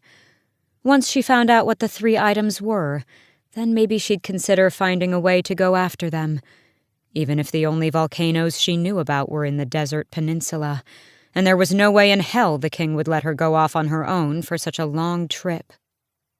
It's a pity that I'm attached to this door, sighed Mort. Imagine all the trouble you'll get into while trying to solve the riddle. He was right, and as Celaena walked up the winding stair, she found herself wishing that he actually could move about. Then she'd at least have one person to discuss this with. If she did have to go hunt these things down, whatever they were, then she'd have no one to go with her. There was no one who knew the truth. The truth? She snorted. What truth was there now? That she had no one left to talk to? That Nehemia had lied through her teeth about so many things? That the king might be searching for an earth-shattering source of power? That he might already have something like this? Archer had mentioned a source of power outside of magic. Was that what these things were? Nehemia had to have known. Celaena slowed, the candle guttering in a damp breeze through the stairwell, and slumped onto a step, bracing her arms on her knees. "What else were you hiding, Nehemia?" she whispered into the darkness. Celaena didn't need to turn to know who sat behind her when something silver and glimmering shone in the corner of her eye. "I thought you were too exhausted to come here," she said to the first queen of Otterlin. "I can only stay for a few moments," Elena said, her dress rustling as she took a seat a few steps up from Celaena. It seemed a distinctly unqueen-like thing to do. Together, they stared into the gloom of the stairwell, Celaena's breathing the only sound. She supposed Elena didn't need to breathe, didn't make any sounds unless she wanted to. Celaena gripped her knees. "What was it like?" she asked quietly. "Painless," Elena said with equal quiet. "Painless and easy." "Were you frightened?" "I was a very old woman, surrounded by my children and their children and their children's children. I had nothing to be afraid of when the time came." "Where did you go?" A soft laugh. "You know I can't tell you that." Celaena's lips wobbled. "She didn't die an old woman in her bed." "No, she didn't. But when her spirit left her body, there was no more pain, no more fear. She is safe now." Celaena nodded. Elena's dress rustled again, and then she was on the step beside her, an arm around her shoulders. She hadn't realized how cold she was until she found herself leaning into Elena's warmth. The queen didn't say anything as Celaena buried her face in her hands and wept at last. There was one last thing she had to do, perhaps the hardest and the worst of all the things she had done since Nehemia had died. The moon was overhead, casting the world in silver. Even though they didn't recognize her in her current attire, the night watch at the royal mausoleum hadn't stopped her as she passed through the iron gates at the back of one of the castle gardens. Nehemia wouldn't be entombed inside the white marble building, though. Inside was for the royal family. Celaena walked around the domed building, feeling as if the wyverns carved into the sides stared at her as she passed. The few people still active at this hour had quickly looked away as she made her way here. She didn't blame them. A black dress and a sheer flowing black veil spoke enough about her grief, and kept everyone at a long, long distance, as though her sorrow were a plague. But she didn't give a damn what the others thought. The mourning clothes weren't for them. She rounded the back of the mausoleum and beheld the rows of graves in the gravel garden behind it, the pale and worn stones illuminated by the moon. Statues depicting everything from mourning gods to dancing maidens marked the resting places of distinguished nobility, some so lifelike they seemed to be people frozen in stone. It had not snowed since before Nehemia's murder, so it was easy enough to spot the grave by the upturned earth before it. There were no flowers, not even a headstone, just fresh soil and a sword thrust into the earth, one of the curved swords of Nehemia's fallen guards. Apparently, no one had bothered to give her anything more, not when she would be retrieved and brought back to Eelway. Celaena stared at the dark tilled earth, a chill wind rustling her veil. Her chest ached, but this was the one last thing she had to do, the one last honor she could give her friend. Celaena tilted her head to the sky, closed her eyes, and began to sing. Chaol had told himself that he was only following Celaena to make sure she didn't hurt herself or anyone else, but as she'd neared the royal mausoleum, he followed for other reasons. The night provided good cover, but the moon was bright enough to keep him back, far enough away so she wouldn't see or hear his approach. But then he saw where she had stopped, and realized he had no right to be here for this. He'd been about to turn away when she lifted her face to the moon and sang. It was not in any language that he knew, not in the common tongue or in Ilwe, or in the languages of Fenharrow or Melisande or anywhere else on the continent.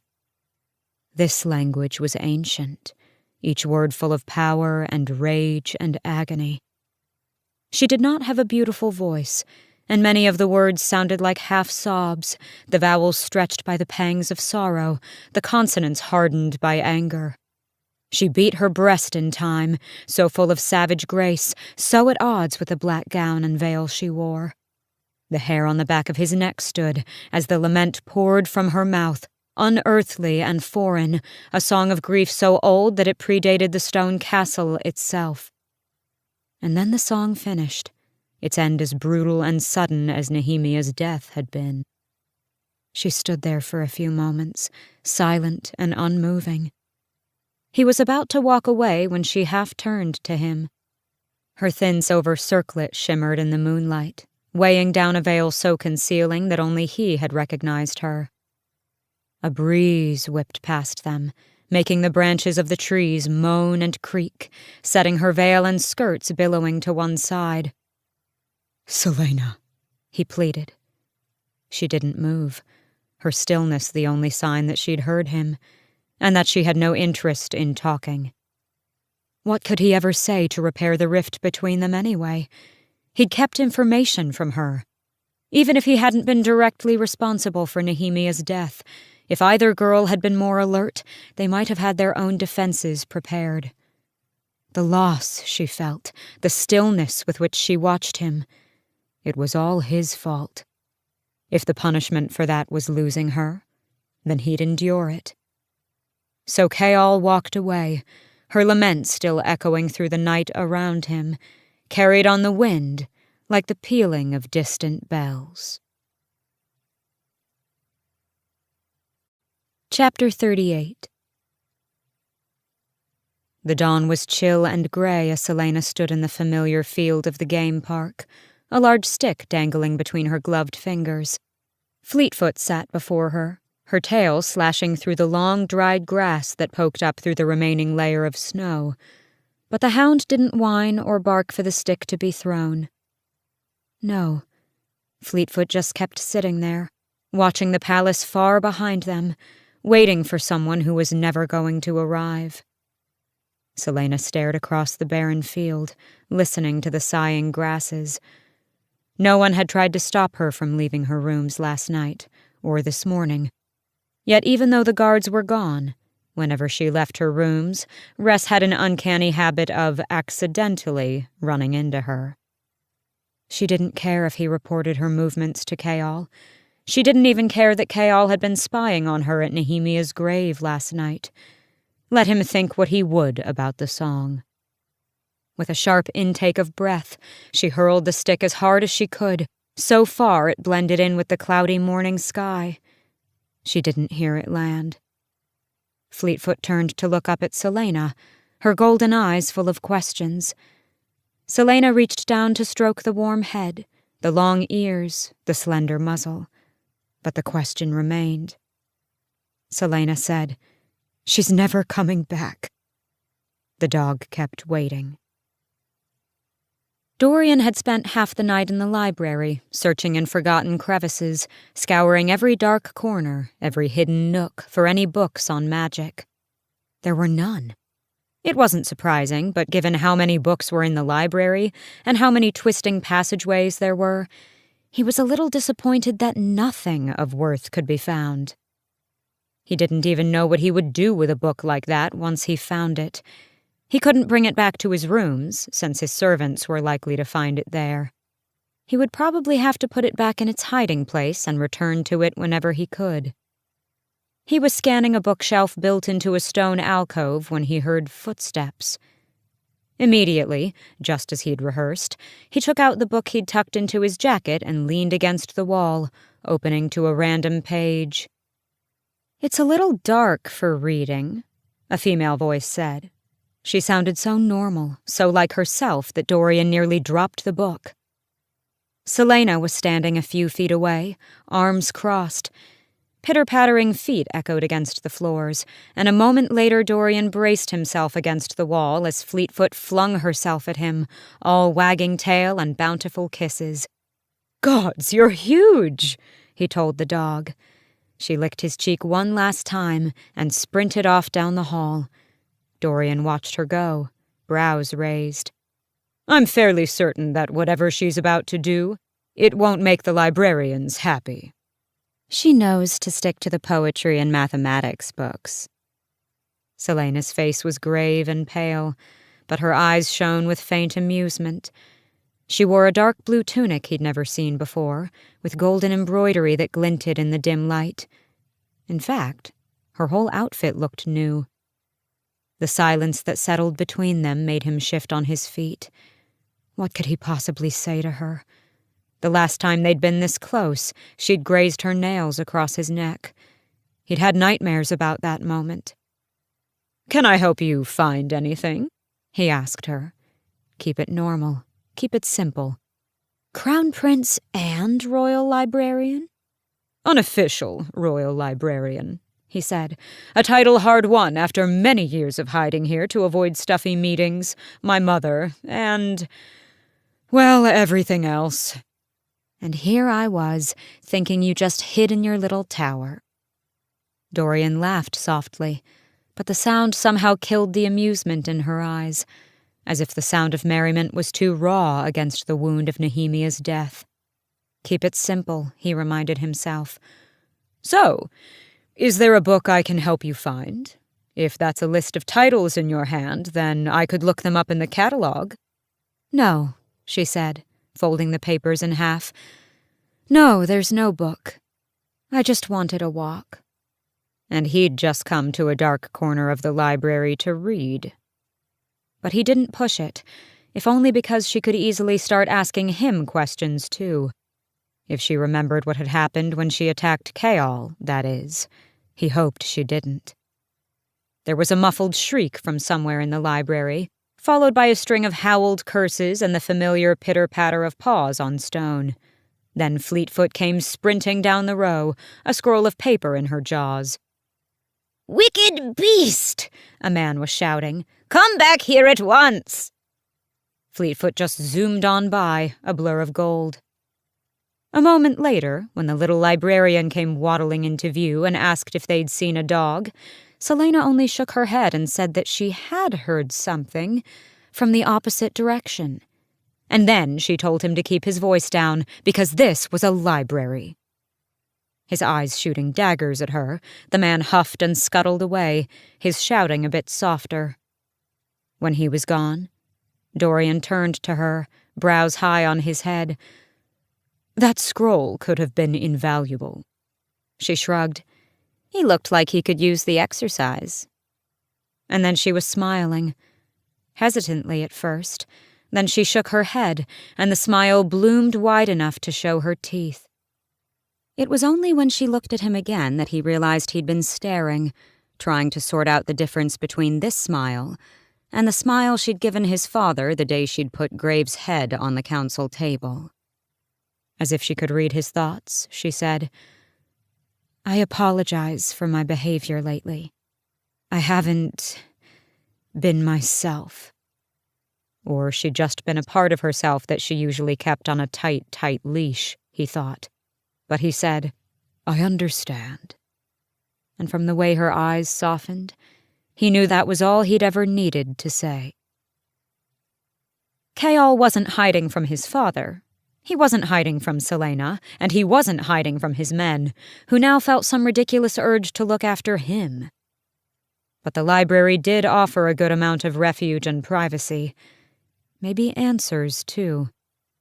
The head librarian wasn't in the little office tucked into one of the walls of the library, so Chaol had asked an apprentice. The gawking youth pointed, gave some vague directions, and told him good luck. Chaol followed the boy's directions up a sweeping flight of black marble stairs and along the mezzanine rail. He was about to turn down an aisle of books when he heard them speaking. Actually, he heard Fleetfoot's prancing first, and looked over the marble rail in time to see Celaena and Dorian walking toward the towering main doors. They were a comfortable, casual distance apart, but she was talking. Her shoulders were relaxed, her gait smooth, so different from the woman of shadow and darkness that he'd seen yesterday. What were the two of them doing here? Together. It wasn't his business. Frankly, he was grateful that she was talking to anyone and not burning her clothes or butchering rogue assassins. Still, something twanged in his heart that Dorian was the one beside her. But she was talking. So Chaol quickly turned from the balcony rail and walked deeper into the library, trying to shove the image from his mind. He found Harlan Sensel, the head librarian, huffing and puffing down one of the main paths through the library, shaking a fistful of paper shreds at the air around him. Sensel was so busy cursing that he hardly noticed when Chaol stepped in his path. The librarian had to tilt his head back to see Chaol, and then frowned at him. "Good, you're here," Sensel said, and resumed walking. "Higgins must have sent word." Chaol had no idea what Sensel was talking about. Is there some issue that you need assistance with? "Issue?" Sensel waved the shredded papers. "There are feral beasts running amok in my library. Who let that creature in here? I demand that they pay." Chaol had had a feeling that Celaena had something to do with this. He just hoped she and Fleetfoot were out of the library before Sensel reached the office. What sort of scroll was damaged? I'll see to it that they replace it. "Replace it?" Sensel sputtered. "Replace this?" What exactly is it? "A letter. A letter from a very close friend of mine." He bit back his annoyance. If it's just a letter, then I don't think the creature's owner can offer a payment. Though perhaps they'd be happy to donate a few books in... "Throw them in the dungeons. My library has become little more than a circus. Did you know that there's a cloaked person skulking about the stacks at all hours of the night? They probably unleashed that horrible beast in the library. So track them down and—" The dungeons are full, Chaol lied. But I'll look into it. While Sensel finished his rant about the truly exhausting hunt he'd gone on to retrieve the letter, Chaol debated whether he should just leave. But he had questions, and once they reached the mezzanine and he was certain that Celaena, Fleetfoot, and Dorian were long gone, he said, I have a question for you, sir. Sensel preened at the honorific, and Chaol tried his best to look uninterested. If I wanted to look up funeral dirges, laments from other kingdoms, where would be the best place to start? Sensel gave him a confused look, then said, "What a dreadful subject." Chaol shrugged and took a shot in the dark. One of my men is from Terrasen, and his mother recently died, so I'd like to honor him by learning one of their songs.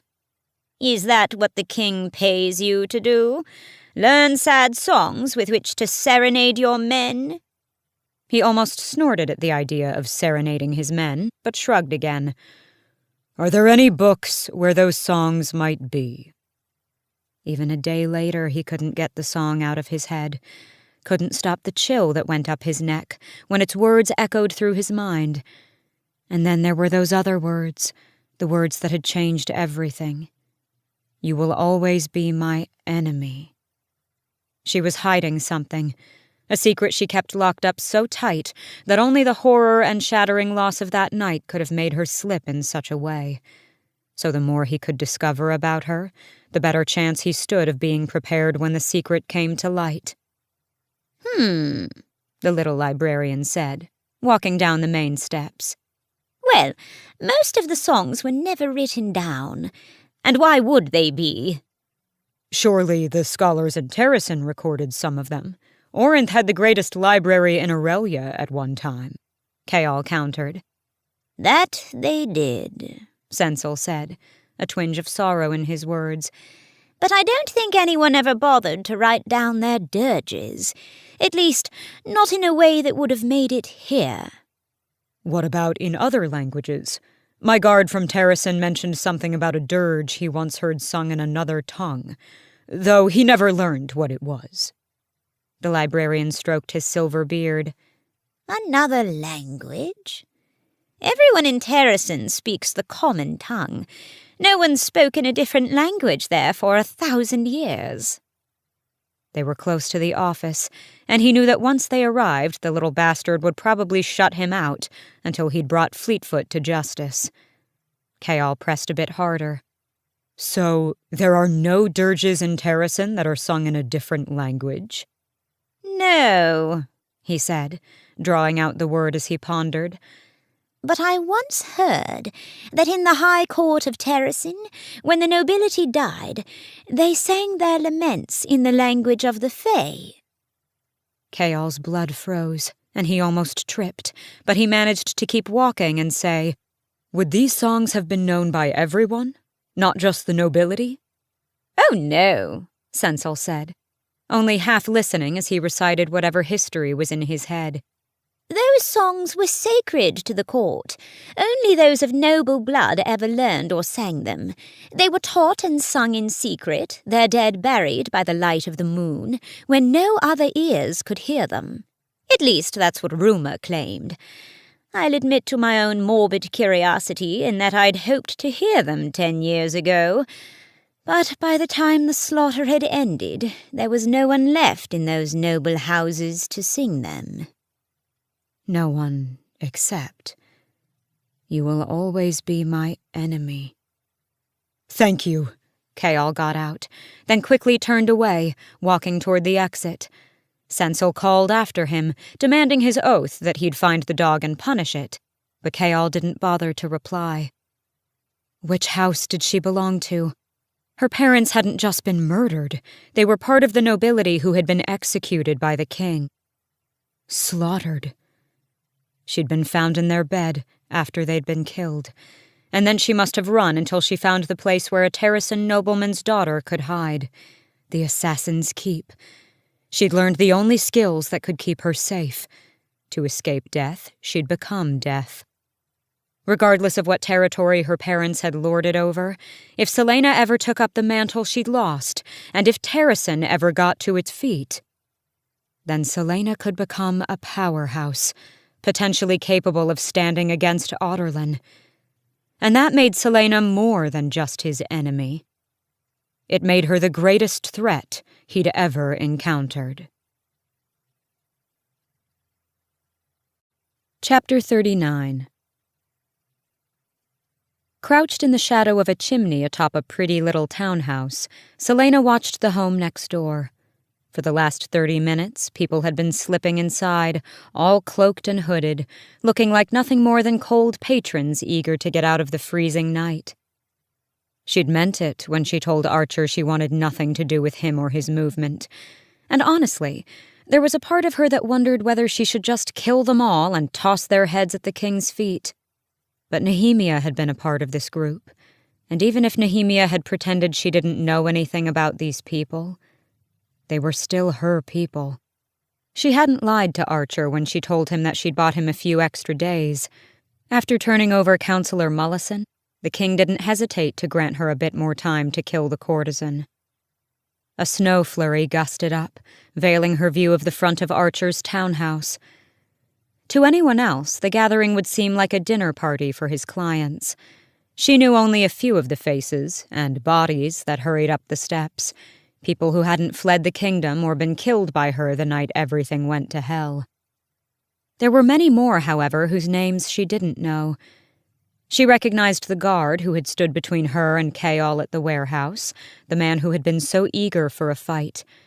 Not by his face, which had been masked that night, but by the way he moved, and by the twin swords strapped to his back.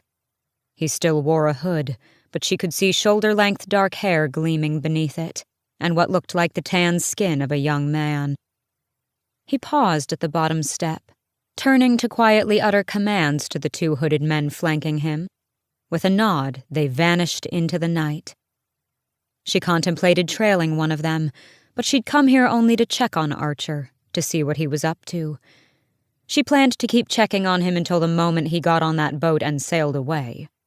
And once he was gone, once she'd given the king his fake corpse, she didn't know what she'd do then. Celaena slipped farther behind the brick chimney as one of the guards scanned the rooftops for any signs of trouble before continuing on his way, to watch one end of the street, if she guessed correctly. She stayed in the shadows for a few hours, moving to the rooftop across the street to better watch the front of the house, until the guests started leaving, one by one, looking for all the world like drunken revelers. She counted them and marked what directions they went in and who walked with them, but the young man with the twin swords didn't emerge. She might have convinced herself that he was another client of Archer's, even his lover, had the stranger's 2 guards not returned and slipped inside. As the front door opened, she caught a glimpse of a tall, broad-shouldered young man arguing with Archer in the foyer. His back was to the door, but his hood was off, confirming that he did indeed have night-black shoulder-length hair and was armed to the teeth. She could see nothing else. His guards immediately flanked him, keeping her from getting a closer look before the door shut again. Not very careful, not very inconspicuous. A moment later, the young man stormed out, hooded once more, his 2 men at his side. Archer stood in the open doorway, his face visibly pale, arms crossed. The young man paused at the bottom of the steps, turning to give Archer a particularly vulgar gesture.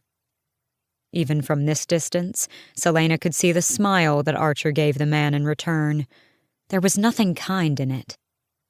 She wished she'd been close enough to hear what they'd said, to understand what this was all about.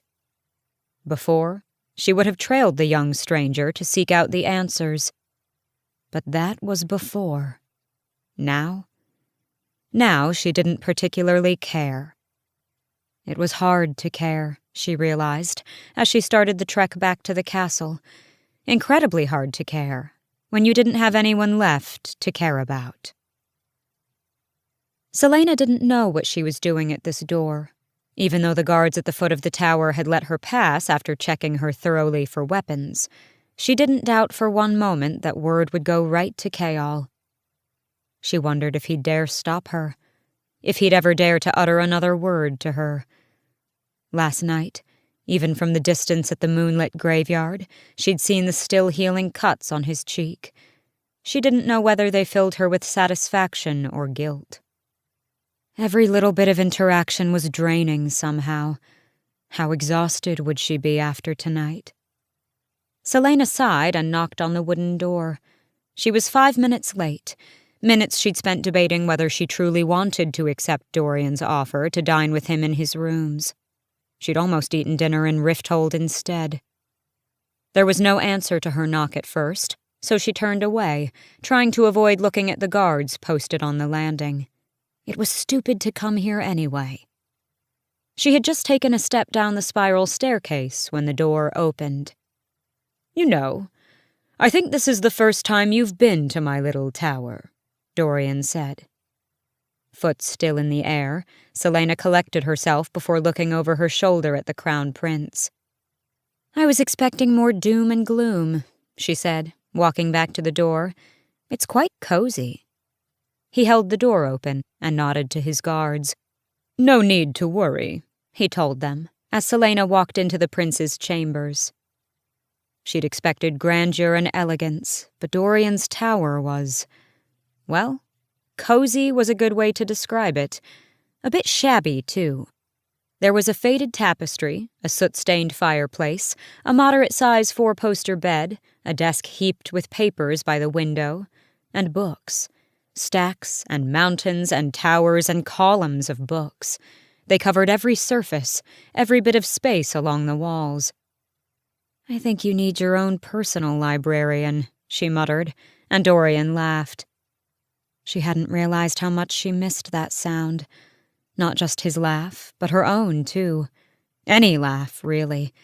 Even if it felt wrong to laugh these days, she missed it. "If my servants had their way, these would all go to the library. They make dusting rather hard." He stooped to pick up some clothes he'd left on the floor.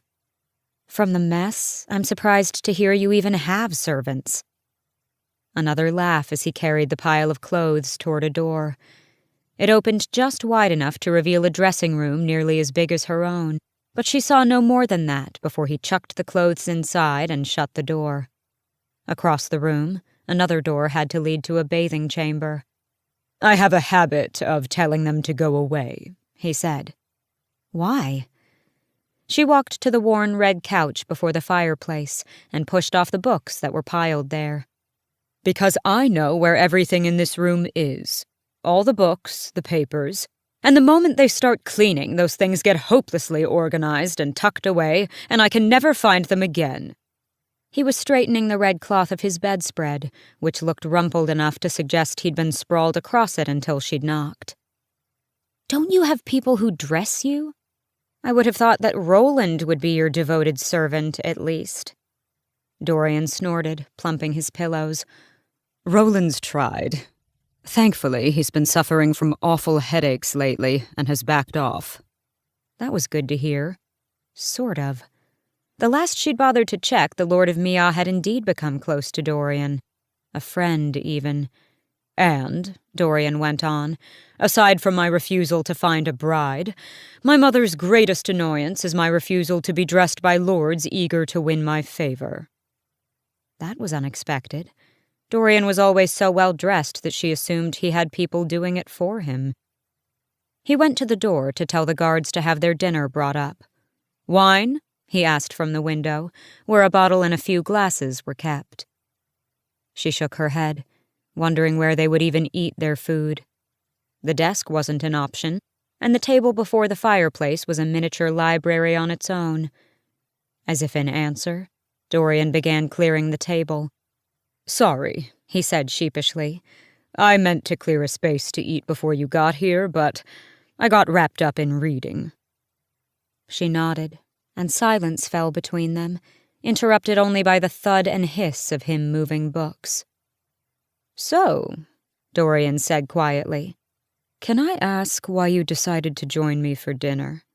You've made it pretty clear that you didn't want to spend any time with me, and I thought you had work to do tonight. Actually, she'd been downright awful to him, but he kept his back to her, as though the question didn't matter. And she didn't quite know why the words came out, but she spoke the truth anyway. Because I have nowhere else to go. Sitting in her rooms in silence made the pain worse. Going to the tomb only frustrated her, and the thought of Chaol still hurt so badly she couldn't breathe. Every morning she walked Fleetfoot by herself, then ran alone in the game park. Even the girls who had once lined the garden pathways waiting for Chaol had stopped showing up. Dorian nodded, looking at her with kindness she couldn't stand. Then you will always have a place here. While their dinner was quiet, it wasn't lachrymose, but Dorian could still see the change in her, the hesitation and consideration behind her words, the moments when she thought he wasn't looking, and an endless sorrow filled her eyes. She kept talking to him, though, and answered all his questions. Because I have nowhere else to go. It wasn't an insult, not the way she'd said it, and now that she was dozing on his couch, the clock having recently chimed 2, he wondered what was keeping her from going back to her own rooms. Clearly, she didn't want to be alone, and maybe she needed to be in a place that didn't remind her of Nehemia. Her body was a patchwork of scars. He'd seen it with his own eyes. But these new scars might go deeper. The pain of losing Nehemia, and the different, but perhaps just as agonizing loss of Chaol. An awful part of him was glad she'd cut out Chaol. He hated himself for it. There has to be something more here, Celaena said to Mort, as she combed through the tomb the following afternoon. Yesterday she'd read the riddle until her eyes ached. Still, it offered no hint about what the objects might be, where precisely they were concealed, or why the riddle had been hidden so elaborately in the tomb. Some sort of clue, something that connects the riddle to the rebel movement and Nehemia and Elena and all the rest. She paused between the two sarcophagi. Sunlight spilled in, setting the dust motes shimmering. It's staring me in the face, I know it. I'm afraid I can't be of service, Mort sniffed. If you want an instant answer, you should find yourself a seer or an oracle. Celaena slowed her pacing. You think if I read this to someone with the gift of clairvoyance, they might be able to see some different meaning that I'm missing? Perhaps. Though as far as I know, when magic vanished, those with the gift of sight lost it too. Yes, but you're still here. So? Celaena looked at the stone ceiling as if she could see through it, all the way to the ground above. So, perhaps other ancient beings might retain some of their gifts too. Whatever it is you're thinking, I guarantee it's a bad idea. Celaena gave him a grim smile. I'm pretty sure you're right. Chapter 40. Celaena stood before the caravans, watching as the tents were taken apart. Fortunate timing. She ran a hand through her unbound hair and straightened her brown tunic. Finery would have attracted too much attention, and even if it was just for an hour, she couldn't help but savor the feeling of anonymity, of blending in with the carnival workers, these people who had the dust of 100 kingdoms on their clothes. To have that sort of freedom, to see the world bit by bit, to travel each and every road. Her chest tightened. People streamed by, hardly glancing at her as she made her way to the black wagon. This could easily be folly, but what harm was there in asking? If Yellowlegs truly was a witch, then perhaps she had the gift of sight. Perhaps she could make sense of the riddle in the tomb. When Celaena reached the wagon, it was mercifully devoid of patrons. Baba Yellowlegs sat on the top stair, smoking a long bone pipe whose bowl was shaped like a screaming mouth. Pleasant. Come to look into the mirrors, she said, smoke spilling from her withered lips. Done running from fate at last. I have some questions for you. The witch sniffed her, and Celaena fought the urge to step back. You do indeed stink of questions, and the Staghorn Mountains. From Terracin, are you? What's your name? Celaena stuck her hands deep in her pockets. Lillian Gordana. The witch spat on the ground. What's your real name, Lillian? Celaena stiffened. Yellowlegs crowed with laughter. Come, she cawed. Want to have your fortune told? I can tell you who you'll marry, how many children you'll have, when you'll die. If you're indeed as good as you claim, you know I'm not interested in those things. I'd like to talk to you instead, Celaena said, flashing the 3 gold coins in her palm. Cheap goat, Yellowlegs said, taking another long drag from the pipe. That's all my gifts are worth to you. Perhaps this would be a waste of time, and money, and pride. Celaena turned away with a scowl, shoving her hands into the pockets of her dark cloak. Wait, Yellowlegs said. Celaena kept walking. The prince gave me 4 coins. She paused and looked over her shoulder at the crone. A cold, clawed hand gripped her heart. Yellowlegs smiled at her. He had such interesting questions, too. He thought I didn't recognize him, but I can smell Haviljard blood a mile off. 7 gold pieces, and I'll answer your questions and tell you his. She'd sell Dorian's questions to her? To anyone? That familiar calm went through her. How do I know you're not lying? Yellowlegs' iron teeth glinted in the light of the torches. It would be bad for business if I were branded a liar. Would it make you more comfortable if I swore on one of your soft-hearted gods? Or perhaps on one of mine? Celaena studied the black wagon, swiftly braiding her hair back. 1 door, no back exit, no sign of trick panels. No way out. and plenty of warning in case someone came in. She checked her weapons, 2 long daggers, a knife in her boot, and 3 of Philippa's deadly hairpins. More than enough. "Make it 6 coins," Celaena said softly, "and I won't report you to the guard for trying to sell the prince's secrets." Who says the guard won't be interested in them, too? You'd be surprised how many people want to know what truly interests the prince of the realm. Celaena slammed 6 gold coins onto the step beside the tiny crone.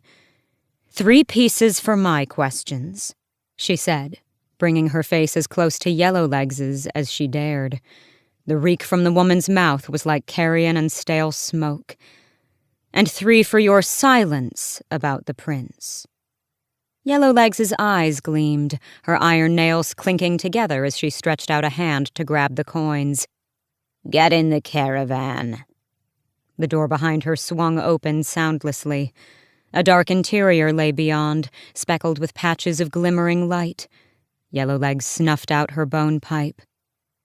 She'd been hoping for this, to get inside the caravan, and thus avoid having anyone see her with Yellowlegs. The old woman groaned as she stood, a hand braced on her knee. "Care to tell me your name now?" A chill wind blew from within the caravan, sliding along Celaena's neck. Carnival trick. "I'll ask the questions," Celaena said, and stalked up the steps into the caravan. Inside, there were a few measly candles whose light flickered along row after row, stack after stack of mirrors. They were every shape, every size, some leaning against the walls, some propped against each other like old friends, some little more than shards clinging to their frames. And everywhere else, wherever there was a bit of space, were papers and scrolls, jars full of herbs or liquids, brooms, junk. In the gloom, the caravan stretched on much wider and longer than should have been possible.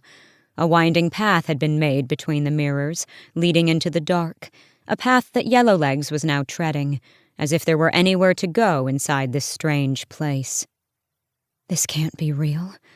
It must be an illusion of the mirrors." Celaena glanced back toward the wagon door in time to see it snick shut. Her dagger was out before the sound had finished echoing through the wagon. Ahead, Yellowlegs chuckled, lifting the candle in her hand. Its holder seemed to be shaped like a skull mounted on some sort of longer bone.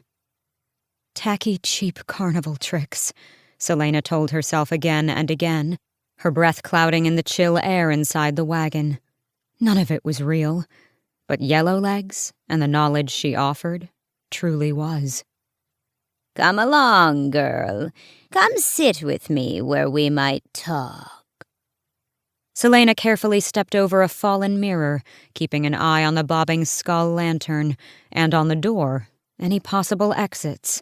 None as far as she could see, but perhaps there was a trap door in the floor. And how the woman moved. Surprisingly fast, she realized, and hurried to catch up to Yellowlegs. As she strode through the forest of mirrors, her reflection shifted everywhere. In one she appeared short and fat, in another tall and impossibly thin. In another she stood upside down, and in yet another she walked sideways. It was enough to give her a headache. "Done gawking?" Yellowlegs said. Celaena ignored her, but sheathed her dagger as she followed the woman into a small sitting area before a dim, grated oven. No reason to have her weapon out, not when she still needed Yellowlegs to cooperate. The sitting area lay in a rough circle cleared of junk and stacks of mirrors, with little more than a rug and a few chairs to make it hospitable. Yellowlegs hobbled over to the raised hearthstone, yanking a few logs from a tiny stack perched on the rim. Celaena remained on the edge of the worn red rug, watching as Yellowlegs threw open the iron grate of the oven, tossed in the wood, and slammed the grate shut again. Within seconds, light flared, made brighter still by the surrounding mirrors. "The stones of this oven," Yellowlegs said, patting the curved wall of dark bricks like an old pet, "came from the ruins of the Kraken capital city. The wood of this wagon was hewn from the walls of their sacred schools. That's why my wagon is unusual inside." Celaena said nothing. It would have been easy to dismiss it as a bit of carnival dramatics, except she was seeing it for herself. "So," Yellowlegs said, remaining standing as well, despite the aged wooden furniture scattered around them. "Questions?" Even though the air in the wagon was chill, the burning oven somehow made it instantly warm enough for Celaena's layers of clothing to be uncomfortable. She'd been told a story once, on a hot summer night in the Red Desert, a story about what one of the long-lost Iron Teeth witches had done to a young girl. What had been left of her. Gleaming white bones, nothing more. Celaena glanced at the oven again and angled herself closer to the door. Across the small sitting area, more mirrors waited in the gloom, as if even the light of the fire couldn't reach them. Yellowlegs leaned closer to the grate, rubbing her gnarled fingers in front of it.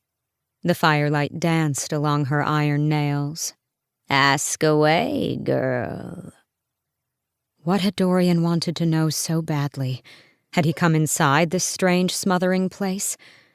At least he'd survived. If only because Yellowlegs wanted to use whatever information she'd gleaned from him. Foolish, foolish man. Was she any different, though? This might be her only chance to learn what she needed to know, despite the risk, despite how messy and complicated the aftermath might be. "I found a riddle, and my friends have been debating its answer for weeks. We even have a bet going about it," she said as vaguely as she could. "Answer it, if you're so clever and all-knowing. I'll toss in an extra gold coin if you get it right." "Impudent children, wasting my time with this nonsense." Yellowlegs watched the mirrors now, as if she could see something Celaena couldn't. Or as if she's already bored. Some of the tightness in her chest loosening, Celaena pulled the riddle from her pocket and read it aloud. When she was done, Yellowlegs slowly turned her head to Celaena, her voice low and rough. "Where did you find that?" Celaena shrugged. "Give me the answer and I might tell you. What sort of objects does this riddle describe?" "Word keys," Yellowlegs breathed, eyes glowing. "It describes the 3 word keys to open the word gate." Cold slithered down Celaena's spine, but she said with more bravado than she felt, "Tell me what they are, the word keys, the word gate. For all I know, you might be lying about the answer. I'd rather not be made a fool of." "This information is not for the idle games of mortals," Yellowlegs snapped. Gold gleamed in Celaena's palm. "Name your price." The woman studied her from head to toe, sniffing once. "Nameless is my price," Yellowlegs said, "but gold will do for now." Celaena set 5 extra gold coins down on the hearthstone, the heat from the flames singeing her face. Such a small fire, but she was already slick with sweat. "Once you know this, there is no unknowing it," the witch warned. And from the gleam in Yellowlegs' eyes, Celaena knew that the old woman hadn't bought her lie about the bet for 1 heartbeat. Celaena took a step closer. "Tell me." Yellowlegs looked toward another mirror. "The word governs and forms the foundation of this world. Not just Irelia, but all life. There are worlds that exist beyond your knowledge, worlds that lie on top of each other and don't know it. Right now, you could be standing on the bottom of someone else's ocean. The word keeps these realms apart." Yellowlegs began to hobble around the sitting area, lost in her own words. "There are gates, black areas in the word that allow for life to pass between the worlds. There are word gates that lead to Irelia. All sorts of beings have come through them over the eons. Benign things, but also the dead and foul things that creep in when the gods are looking elsewhere. Yellowlegs disappeared behind a mirror, her uneven steps echoing along. But long ago, before humans overran this miserable world, a different sort of evil broke through the gates. The Valg, demons from another realm, bent on the conquest of Irelia, and with the force of an endless army behind them. In Wendlin they fought against the Fae. Try as the immortal children might, they could not defeat them. Then the Fae learned that the Valg had done something unforgivable. They had taken a piece of a word gate with their dark magic and split it into 3 slivers. 3 keys. 1 key for each of their kings. Using all 3 at once, the Valg kings were able to open that word gate at will, to manipulate its power to strengthen their forces, to allow an endless line of soldiers to pour into the world. The Fae knew that they must stop it. Celaena stared at the fire, at the mirrors, at the darkness of the wagon around her. The heat was smothering now. And so, a small band of Fae set out to steal them from the Valg kings, Yellowlegs said, her voice coming nearer again.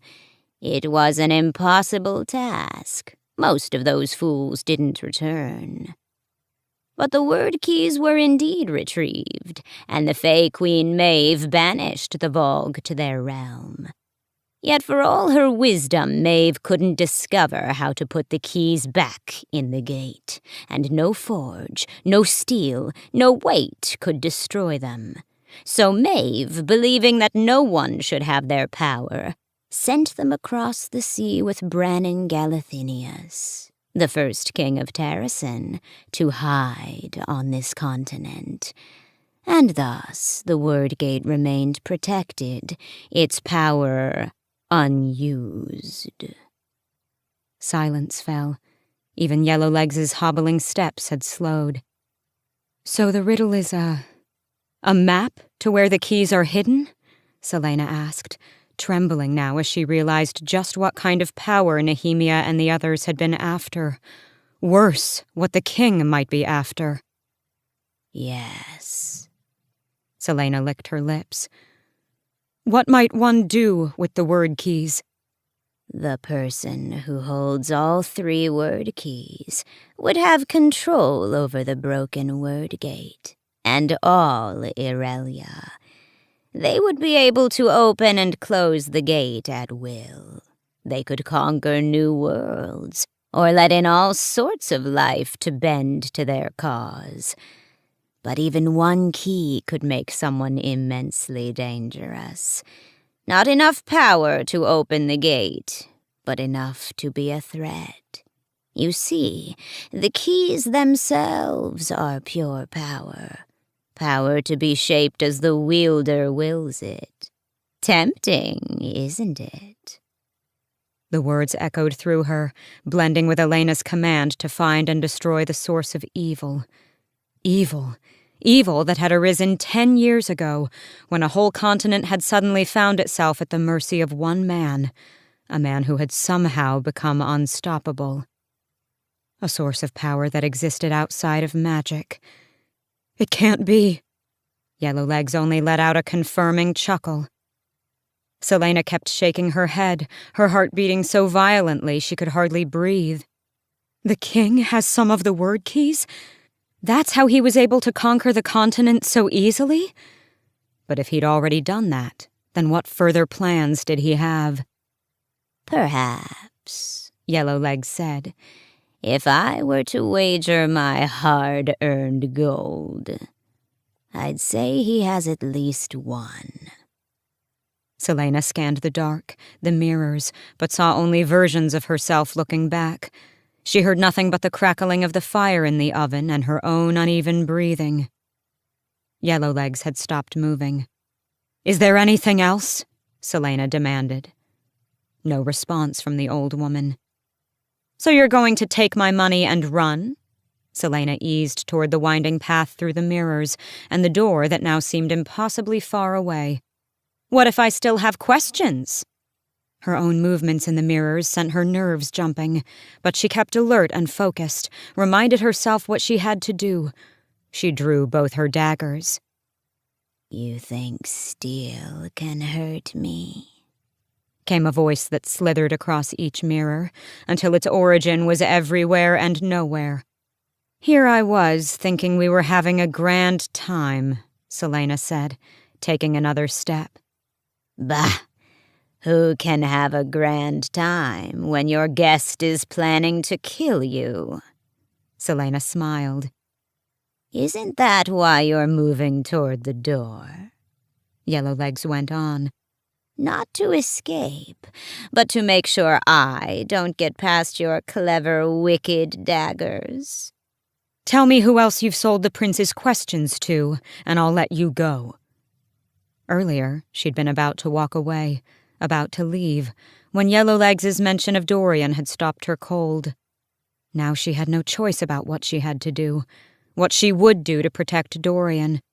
It was what she'd realized last night. She did have someone left, one friend, and there was nothing she wouldn't do to keep him safe. And if I say that I've told no one?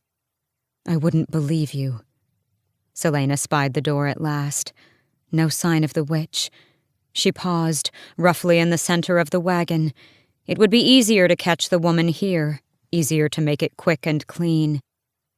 Pity, Yellowlegs said, and Celaena angled herself toward the disembodied voice. There had to be some hidden exit, but where? If Yellowlegs got out, if she told anyone what Dorian had asked, whatever it might be, if she told anyone what Celaena had asked. All around Celaena, her reflection shifted and glimmered, quick, clean, then she'd be gone. What happens, Yellowlegs hissed, when the hunter becomes the hunted? From the corner of her eye, Celaena glimpsed the hunched form, chains sagging between the gnarled hands. She whirled toward the crone, dagger already flying, to disable, to get her down so she could... The mirror shattered where Yellowlegs had been standing. Behind her there was a heavy clink and a satisfied caw of laughter. For all her training, Celaena wasn't fast enough to duck before the heavy chain whipped across the side of her head, and she slammed face first into the floor. Chapter 41. Chaol and Dorian stood on a balcony and watched the carnival be dismantled bit by bit. It would leave tomorrow morning, and then Chaol could finally have his men back to doing useful things, like making sure no other assassins got into the castle. But Chaol's most pressing problem was Celaena. Late last night, after the royal librarian had gone to bed, Chaol had returned to the library and found the genealogy records. Someone had gotten them all out of order, so it had taken him a while to locate the right one. But he at last found himself staring at the list of Terrason's noble houses. None of them bore the name of Sardothien, though that was little surprise. Part of him had always known that wasn't Celaena's true name. So he'd made a list that now sat in his pocket, burning a hole through it, of all the noble houses she might have come from, houses with children at the time of Terrason's conquest. There were at least 6 families that had survived, but what if she hailed from one that had been entirely slaughtered? When he had finished writing down the names, he was no closer to figuring out who she really was than he'd been at the start. So are you going to ask me whatever it is you dragged me out here to ask? Or am I just going to enjoy freezing my ass off for the rest of the night? Dorian said. Chaol raised a brow, and Dorian gave him a slight smile. How is she? Chaol asked. He'd heard that they'd had dinner, and that she hadn't left his rooms until the middle of the night. Had it been a deliberate move on her part? Something to throw in his face, make him ache just a bit more? Coping, Dorian said. Coping as best she can. And since I know you're too proud to ask it, I'll just tell you that no, she hasn't mentioned you. Nor do I think she will.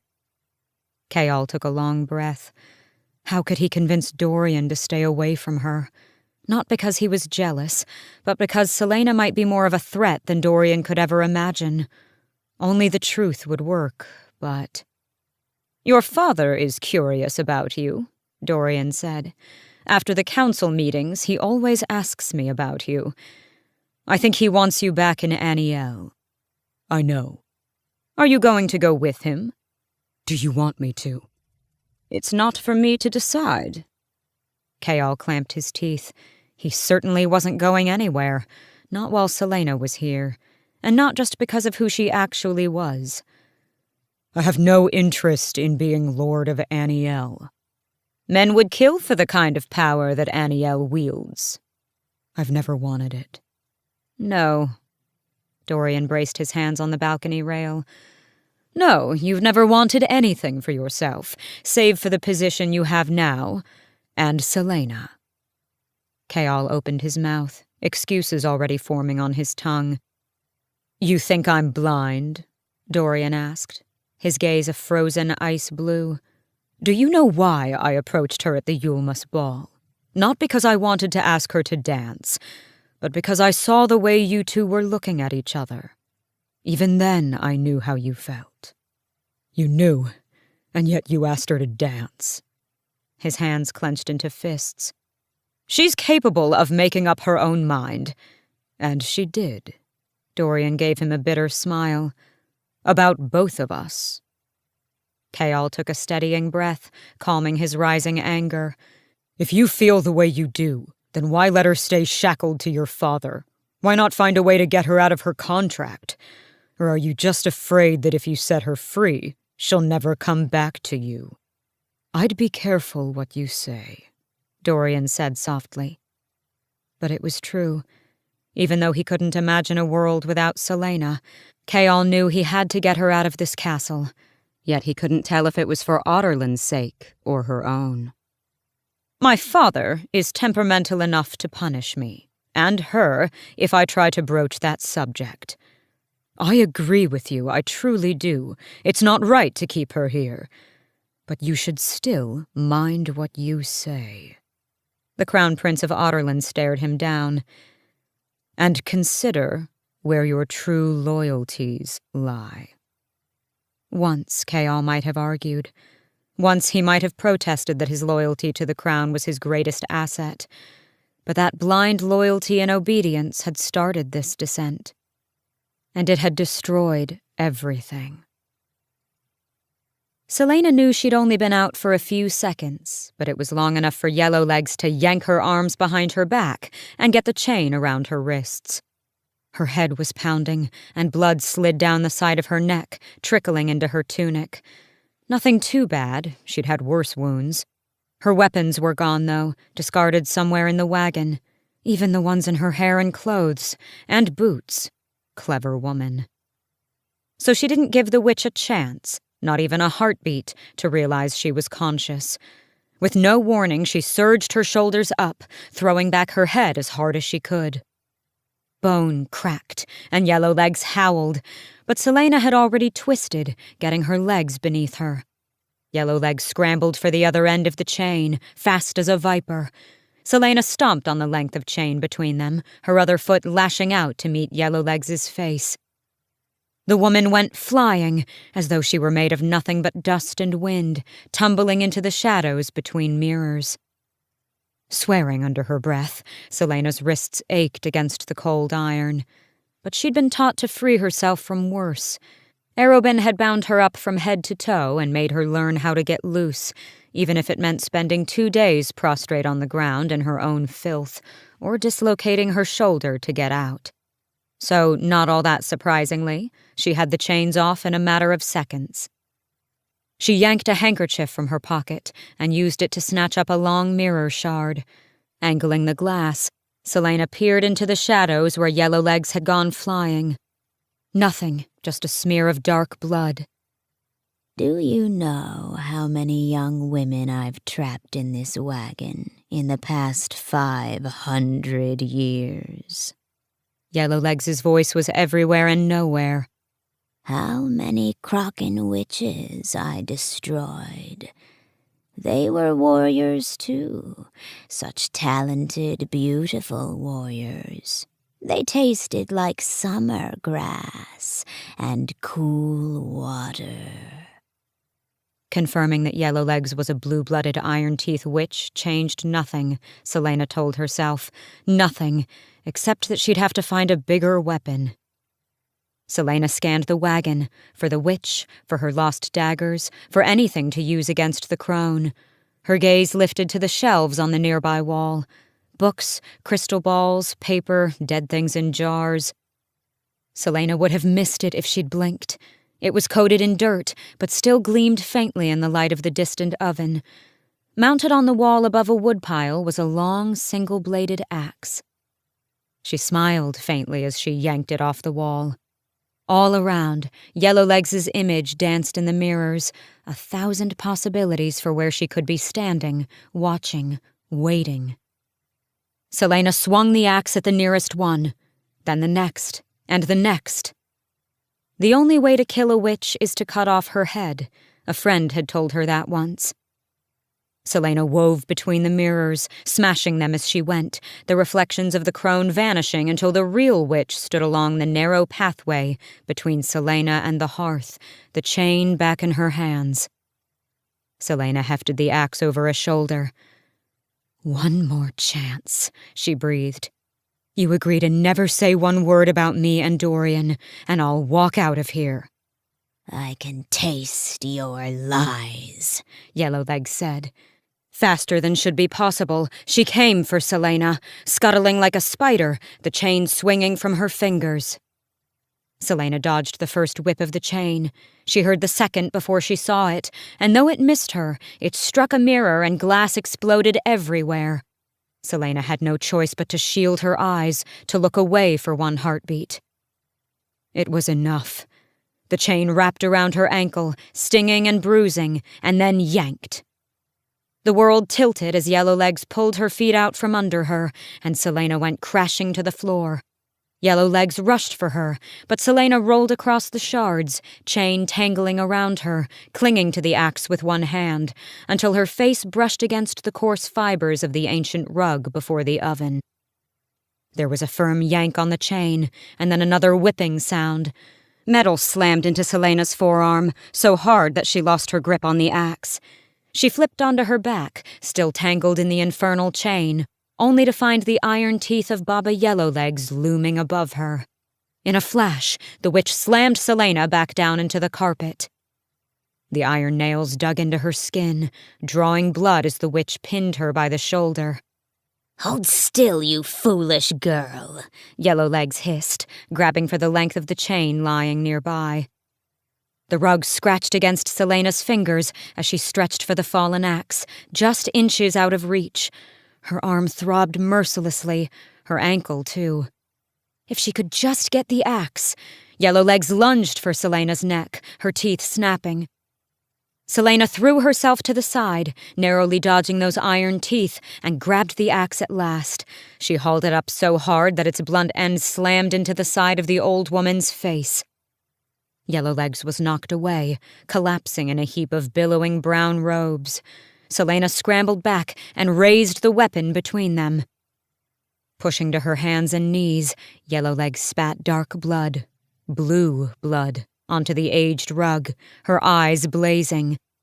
I am going to make you wish you'd never been born. Both you and your prince. And then Yellowlegs shot forward so fast, Celaena could have sworn she was flying. But she only got as far as Celaena's feet. Celaena brought the axe down, throwing every bit of strength into her arms.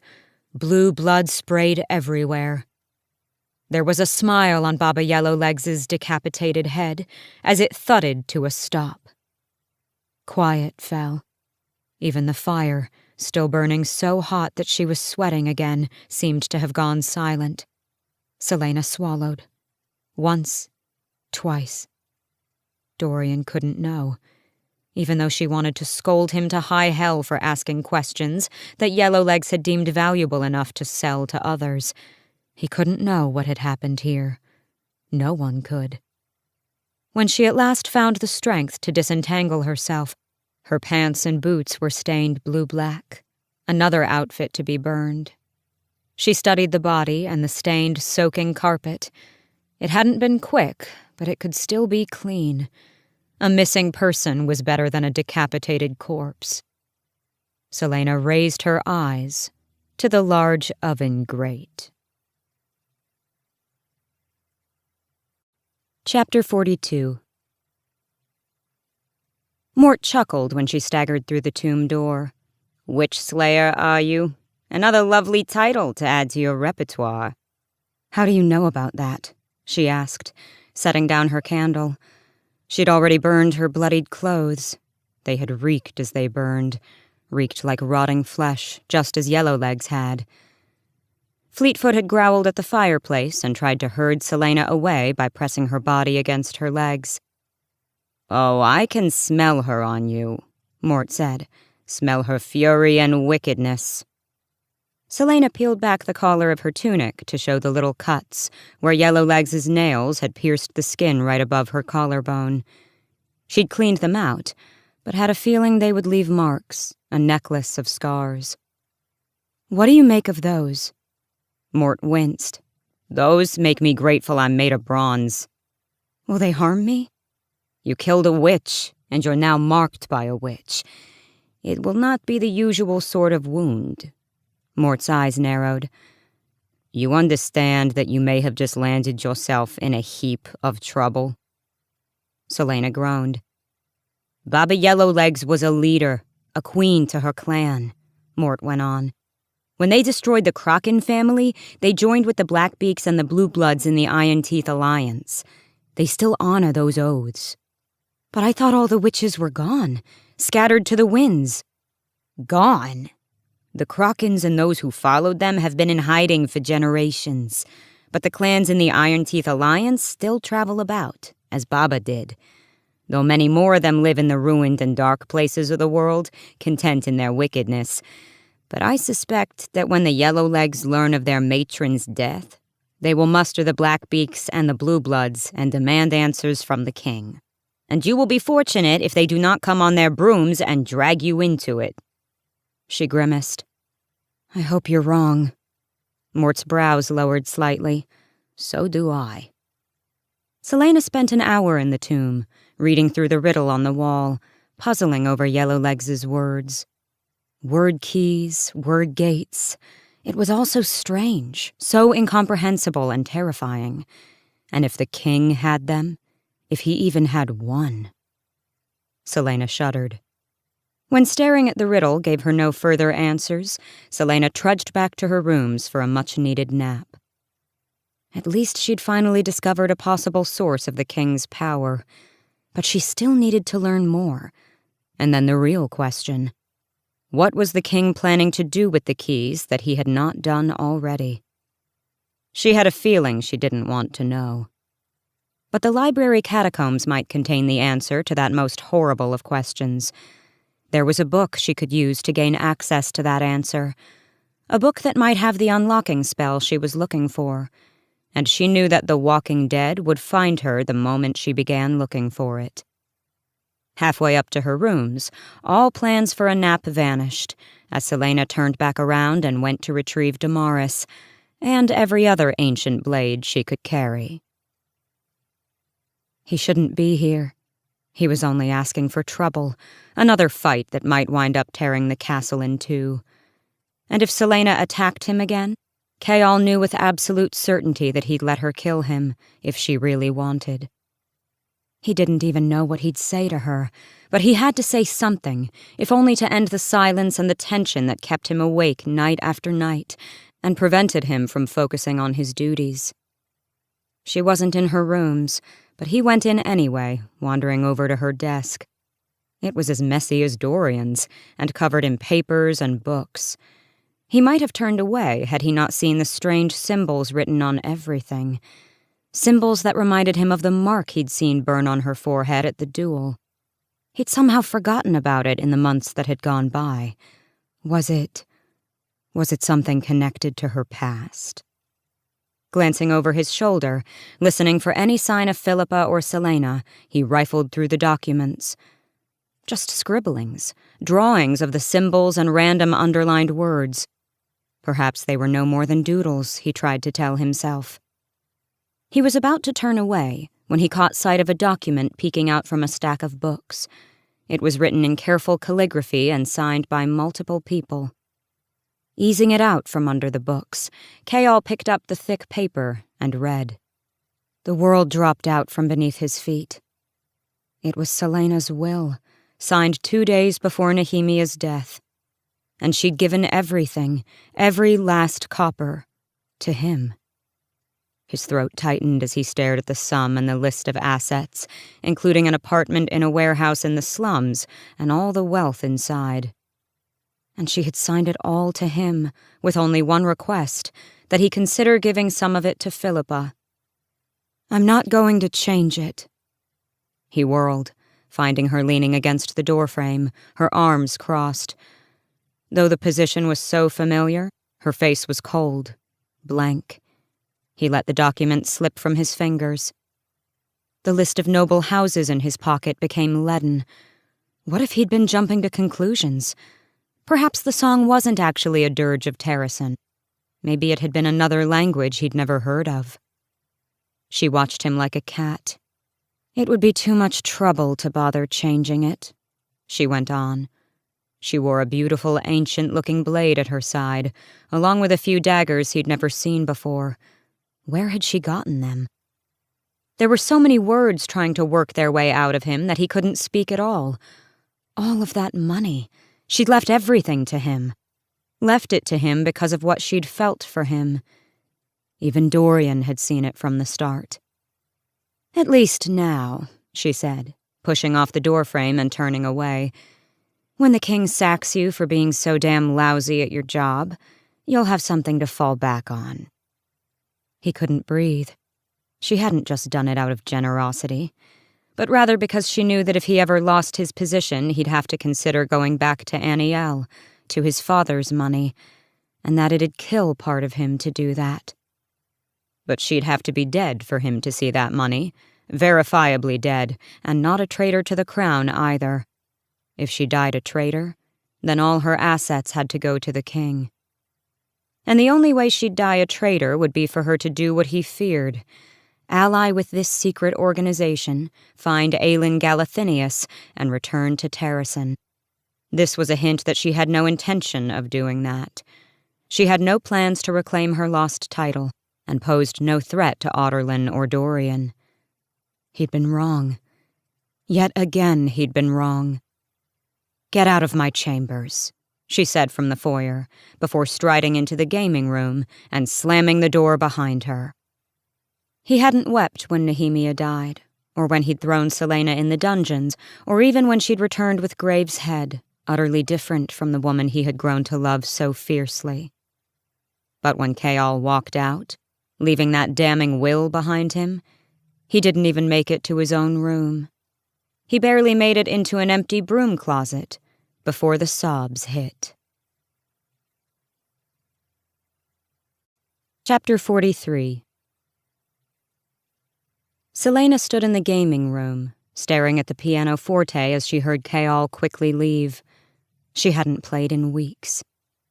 Originally it had been just because she didn't have time, because Archer and the tomb and Kayal had occupied every moment of her day. Then Nehemia had died, and she hadn't gone into this room once, hadn't wanted to look at the instrument, hadn't wanted to hear or make music ever again. Shoving the encounter with Kayal out of her mind, Celaena slowly folded back the lid of the pianoforte and stroked the ivory keys. But she couldn't push down, couldn't bring herself to make a sound. Nehemia should have been here, to help with Yellow Legs and the riddle, to tell her what to do with Kayal, to smile as Celaena played something particularly clever for her. Nehemia was gone, and the world, it was moving on without her. When Sam had died, she had tucked him into her heart, tucked him in alongside her other beloved dead, whose names she kept so secret she sometimes forgot them. But Nehemia wouldn't fit. It was as if her heart was too full of the dead, too full of those lives that had ended well before their time. She couldn't seal Nehemia away like that, not when that blood-stained bed and those ugly words still haunted her every step, every breath. So Celaena just hovered at the pianoforte, tracing her fingers over the keys again and again, and let the silence devour her. An hour later, Celaena stood before the strange second staircase at the end of the forgotten hall of ancient records, a clock chiming somewhere far in the library above.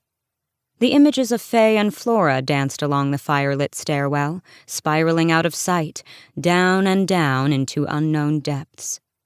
She'd found the Walking Dead almost immediately, discarded on a lonely table between some stacks, as though it had been waiting for her. And it had been the work of a few minutes to find a spell inside that claimed to unlock any door. She'd quickly memorized it, practicing a few times on a locked closet. It had taken all of her self-control not to scream when she'd heard the lock snap free the first time, or the second. It was no wonder Nehemia and her family kept such power a secret, and no wonder the King of Otterlin had sought it out for himself. Staring down into the stairwell, Celaena touched Damaris, then looked at the 2 jeweled daggers hanging from her belt. She was fine. No reason to be nervous. What sort of evil did she expect to find in a library of all places? Surely the king had better places to hide his dark dealings. At best, she'd find more hints as to whether he had any word keys and where he kept them. At worst, she would run into the cloaked person she'd seen outside the library that night. But the glowing eyes she'd glimpsed on the other side of that door belonged to a rodent of some sort. Nothing more. And if she was wrong, well, whatever it was, after taking down the Ritterack, this shouldn't be too hard, right? Right. Celaena stepped forward, pausing on the landing. Nothing. No feelings of terror, no otherworldly warnings, not a thing. She took another step, then another, holding her breath as she wound around the staircase until she could no longer see the top. She could have sworn that the etchings on the wall moved all around her, that the beautiful feral faces of the Fae turned to look as she passed. The only noises were her footsteps and the whispering of the torch flame. A chill ran down her spine, and Celaena stopped as the dark void of the hallway came into view. She was at the sealed iron door a moment later. She didn't give herself the luxury of reconsidering her plan, as she took out her piece of chalk and traced 2 word marks onto the door, whispering the accompanying words at the same time. They burned on her tongue, but as she finished speaking, she heard a faint, dull thud as something in the door slid open. She swore under her breath. The spell truly worked. She didn't want to think about all that implied, about how it was able to work on iron, the one element supposedly immune to magic. And not when there were so many awful spells contained in The Walking Dead. Spells to summon demons, to raise the dead, to torture others until they begged for death. With a firm tug, she yanked the door open, wincing as it whined across the gray stone floor. A stale, cold breeze ruffled her hair. She drew Damaris. After checking and double-checking that she could not be locked inside, she crossed the threshold. Her torch revealed a small staircase of about 10 steps, which led down to another long, narrow passageway. Cobwebs and dust filled every inch of it, but it wasn't the neglected look of the place that made her pause. Rather, it was the doors. The dozens of iron doors that lined both sides of the hallway. All as nondescript as the door behind her, all revealing nothing of what might be behind them. At the opposite end of the hall, another iron door gleamed dully in the torchlight. What was this place? She descended the stairs. It was so silent, as if the very air held its breath. She held her torch high, Damaris in her other hand, and approached the first iron door. It had no handle, the surface marked only by a single line. The door across from it had 2 marks, numbers 1 and 2. Odd numbers on the left, even on the right. She kept moving, igniting torch after torch, brushing away the curtains of cobwebs. As she walked farther down the hall, the numbers on the doors rose. Is this some sort of dungeon? But the floor held no traces of blood, no remnants of bones or weapons. It didn't even smell that bad, just dusty, dry. She tried opening one of the doors, but it was firmly locked. All of the doors were locked, and some instinct told her to keep them that way. Her head throbbed slightly with the beginnings of a headache. The hallway went on until she reached the door at the far end, the cells on either side numbered 98 and 99. Beyond them was a final unmarked door. She set her torch in a bracket beside the last door and grabbed the ring on the door to pull it open. This one was significantly lighter than the first, but also locked. And unlike the doors lining the hall, this one seemed to ask her to unlock it, as though it needed to be opened. So Celaena sketched the unlocking spell again, the chalk bone white against the ancient metal. The door yielded without a sound. Perhaps these were Gavin's dungeons, from the time of Brannon. That would explain the fey depictions on the staircase above.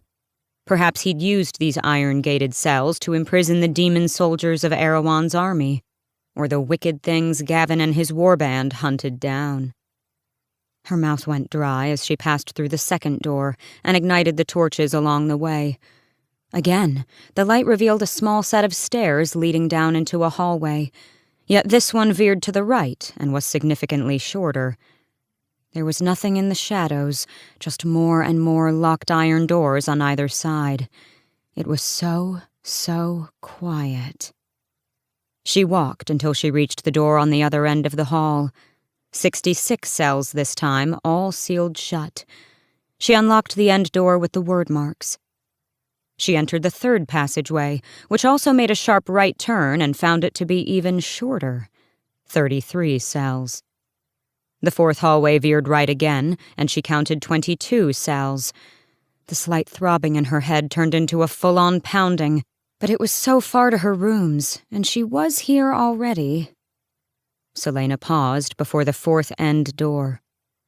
It's a spiral, a labyrinth, bringing you deeper and deeper inside, farther below ground.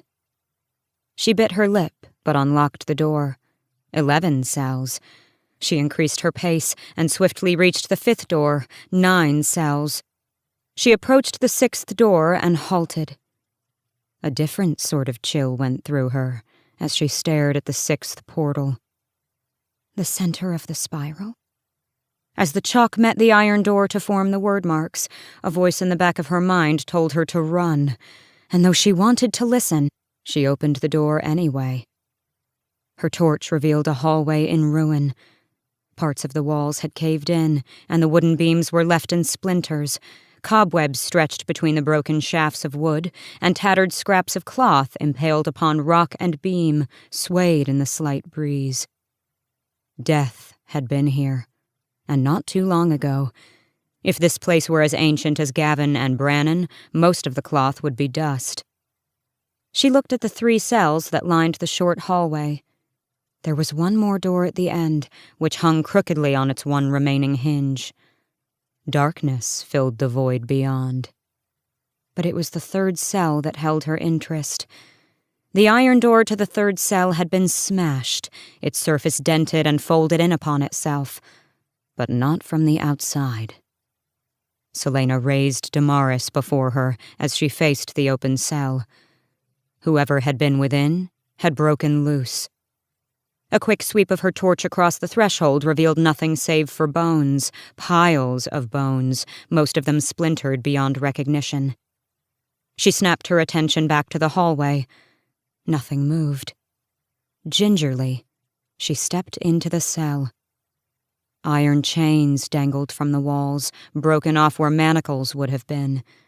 The dark stone was covered in white marks, dozens and dozens of long, deep gouges in groups of 4. Fingernails. She turned around to face the broken cell door. There were countless marks on it. How could someone make such lines in iron, in stone? She shuddered and quickly stepped out of the cell. She glanced back the way she had come, which glowed with the torches she'd lit, and then at the dark, open space that led onward. You're near the center of the spiral. Just see what it is. See if it yields any answers. Elena said to look for clues. She swung Damaris in her hand a few times, only to loosen her wrist, of course. Rolling her neck, she entered the gloom. There were no torch brackets here. The 7th portal revealed only a short passageway and one open door, an 8th gate. The walls on either side of the 8th door were damaged and claw-marked. Her head gave a violent throb, then quieted as she stepped nearer. Beyond the portal lay a spiral staircase that led upward, so high that she couldn't see the top. A straight ascent into darkness. But to where? The stairwell stank, and she held Damaris before her as she ascended the steps, taking care to avoid the fallen stones that littered the ground. Up and up and up she climbed, grateful for all her training. Her headache only grew worse, but when she reached the top, she forgot about fatigue, forgot about pain. She raised the torch. Shimmering obsidian walls surrounded her, reaching high, high, high, so high that she couldn't see the ceiling. She was inside some sort of chamber at the bottom of a tower. Twining through the strange stone walls, greenish veins glittered in the torchlight. She had seen this material before, seen it. The king's ring, the ring on Parrington's finger, and Kane's. She touched the stone, and a shock went through her, her head pounding so badly she gagged. The eye of Elena gave a pulse of blue light, but quickly died, as if the light itself had been sucked toward the stone and devoured. She staggered back toward the stairs. Gods above, what is this? As if in response, a boom shuddered through the tower, so loud that she jumped back. It echoed and echoed, turning metallic. She raised her gaze to the darkness above. I know where I am, she whispered, as the sound subsided. The clock tower. Chapter 44. Dorian stared at the odd spiral staircase. Celaena had found the legendary catacombs beneath the library. Of course she had. If there were anyone in Aurelia who could find something like that, it would be Celaena.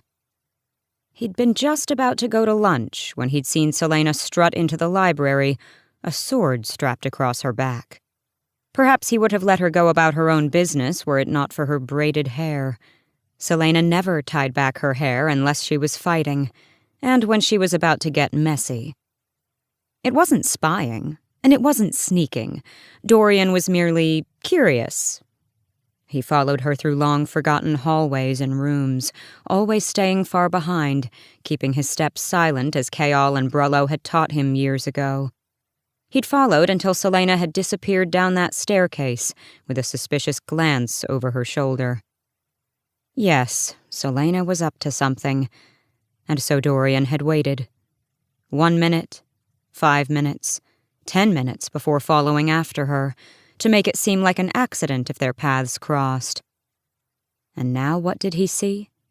Nothing but junk, old parchment and books tossed around. Beyond was a second spiral staircase, lit in the same manner as the previous one. A chill went through him. He didn't like any of this. What was Celaena doing here? As if in answer, his magic screamed at him to run in the opposite direction, to find help. But the main library was a long way off, and by the time he could get there and back, something might happen. Something might already have happened.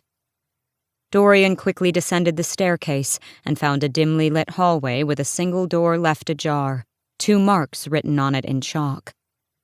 When he saw the cell-lined hallway beyond, he froze. The iron reeked somehow and made his stomach turn. "Celaena?" he called down the hallway. No response.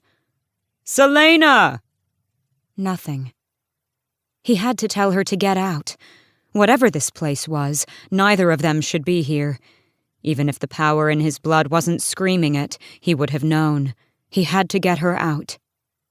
Dorian descended the staircase. Celaena half ran, half jumped down the stairs, getting away from the interior of the clock tower as fast as she could. Though it had been months since she had encountered the dead during the duel with Cain, the memory of being slammed into the dark wall of the tower was still too near.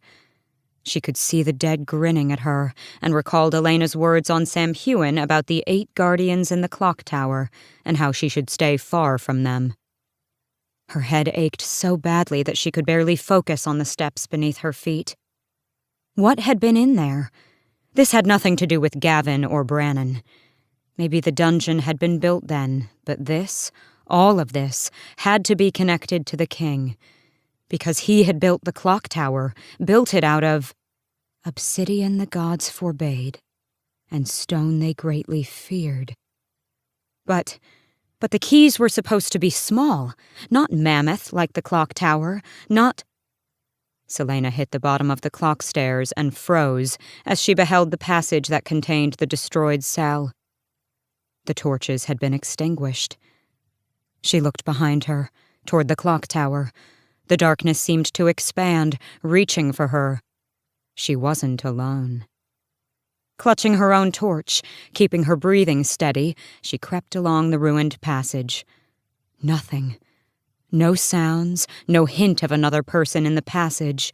But halfway down, she stopped again and set down the torch. She'd marked all the turns, counted her steps as she came here. She knew the way in the dark, could find her way back blindfolded.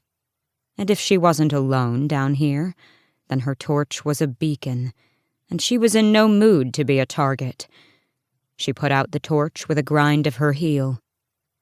Complete darkness. She lifted Damaris higher, adjusting to the dark, only it wasn't wholly black. A faint glow issued from her amulet, a glow that allowed her to see only dim shapes, as if the darkness were too strong for the eye. The hair on the back of her neck rose.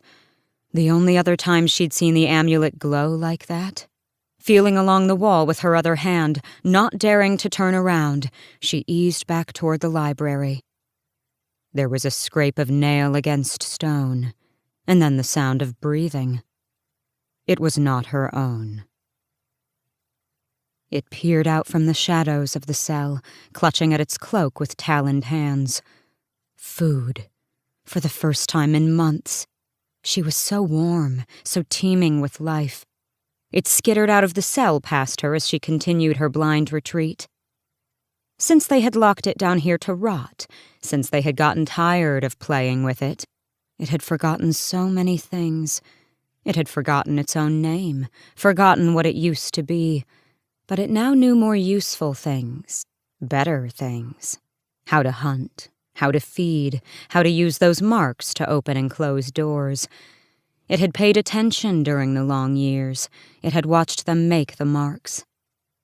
And once they had left, it had waited until it knew they weren't coming back, until he was looking elsewhere and had taken all his other things with him.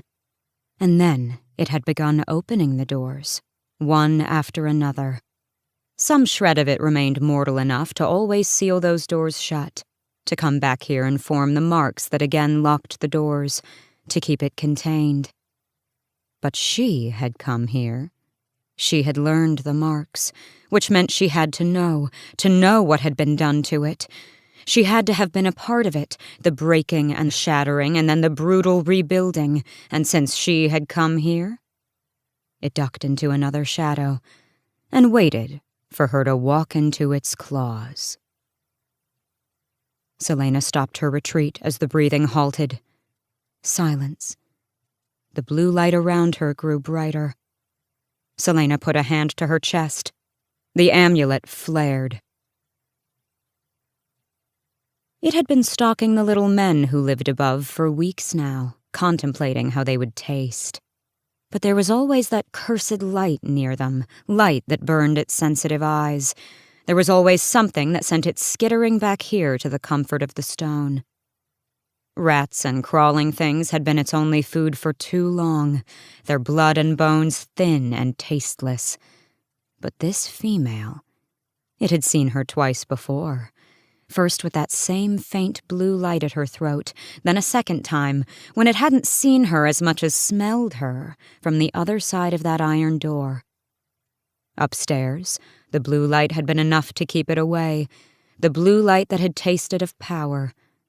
But down here, down in the shadow of the black breathing stone, that light was diminished. Down here, now that it had put out the torches she'd ignited, there was nothing to stop it, and no one to hear her. It had not forgotten, even in the twisted pathways of its memory, what had been done to it on that stone table. With a dripping maw, it smiled. The eye of Elena burned bright as a flame, and there was a hiss in her ear. Celaena whirled, striking before she could get a good look at the cloaked figure behind her. She glimpsed only a flash of withered skin and jagged, stumpy teeth before she sliced Damaris across its chest. It screamed like nothing she had ever heard, as the ragged cloth ripped, revealing a bony, misshapen chest peppered with scars. It slammed a clawed hand into her face as it fell, its eyes gleaming from the light of the amulet. An animal's eyes, capable of seeing in the dark. The creature, from the hallway, from the other side of the door. She didn't even see where she had wounded it as she hit the ground. Blood rushed from her nose and filled her mouth. She staggered into a sprint back toward the library. She leapt over fallen beams and chunks of stone, letting the eye light her way, barely keeping her footing as she slipped on bones. The creature barreled after her, tearing through the obstacles as if they were no more than gossamer curtains. It stood like a man, but it wasn't a man. No, that face was something out of a nightmare. And its strength, to be able to shove aside those fallen beams as though they were stalks of wheat. The iron doors had been there to keep this thing in, and she had unlocked all of them. She dashed up the short stairs and through the first doorway. As she veered left, it caught her by the back of her tunic. The cloth tore. Celaena slammed into the opposite wall, ducking as it lunged for her. Damaris sang, and the creature roared, falling back. Black blood squirted from the wound across its abdomen, but she hadn't cut deep enough. Surging to her feet, blood running down her back from where its claws had punctured, Celaena drew a dagger with her other hand. The hood had fallen off the creature, revealing what looked like a man's face. Looked like, but no longer was. His hair was sparse, hanging off his gleaming skull in clumpy strings. And his lips. There was such scarring around his mouth, as though someone had ripped it open and sewed it shut, then ripped it open again. The creature pushed a gnarled hand against its abdomen, panting through those brown, broken teeth as it looked at her with such hatred that she couldn't move. It was such a human expression. "What are you?" she gasped, swinging Damaris as she took another step back. But it suddenly began clawing at itself, tearing at the dark robes, pulling out its hair, pushing against its skull, as if it would reach in and rip something out. And the shrieks it made, the rage and despair. The creature had been in the castle hallway. Which meant this thing, this person, it knew how to use the word marks too, and with its unnatural strength, no mortal barrier would keep it contained. The creature tipped its head back, and its animal eyes settled on her again, fixating, a predator anticipating the taste of its prey. Celaena turned and ran like hell. Dorian had just passed through the third door when he heard the scream of something not human. A series of crashing noises filled the passage, and the bellowing was cut short with each slam. "Celaena!" Dorian yelled in the direction of the commotion. Another slam. "Celaena!" Then, "Dorian, run!" The high-pitched shriek that followed Celaena's command shook the walls. The torches sputtered. Dorian drew his rapier as Celaena came flying up the stairs, blood leaking from her face, and slammed the iron door shut behind her. She raced toward him, a sword in one hand, a dagger in the other. The amulet on her neck glowed blue, like the hottest fire. Celaena was upon him in a second. The iron door burst open behind them, and the thing that came out was not of this earth. It couldn't be. It looked like something that used to be a man, but was twisted and dried and broken, with hunger and madness written on every protruding bone in its body. Gods! Oh, gods! What had she awoken? They sprinted down the hall, and Dorian swore as he beheld the steps up to the next door. The time it would take for them to climb the stairs? But Celaena was fast, and months of training had made her strong. To his eternal humiliation, as they hit the bottom of the stairs, she grasped him by the collar of his tunic, half hauling him up the steps. She hurled him into the hallway beyond the threshold. Behind them, the thing shrieked. Dorian turned in time to see its broken teeth glistening as it leapt up the stairs. Lightning swift, Celaena slammed the iron door shut in the creature's face. Only one more door. He could picture the landing that led back to the first hallway, then that spiral staircase, then the second staircase, and... What then, when they reached the main library?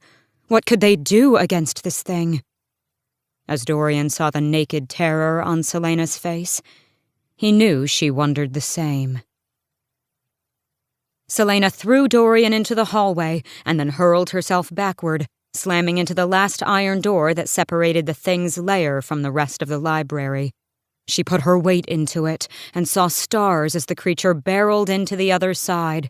Gods, it was strong and wild and unyielding.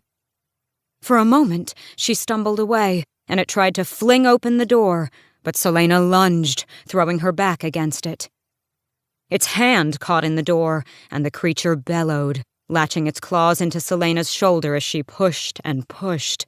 Blood ran from her nose, mingling with the blood running down her shoulders. The claws dug in farther.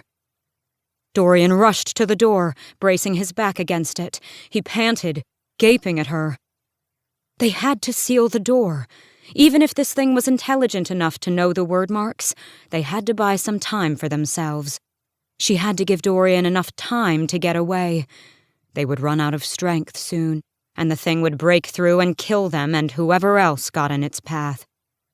There had to be a lock somewhere, some way to shut it in, to slow it down just for a moment.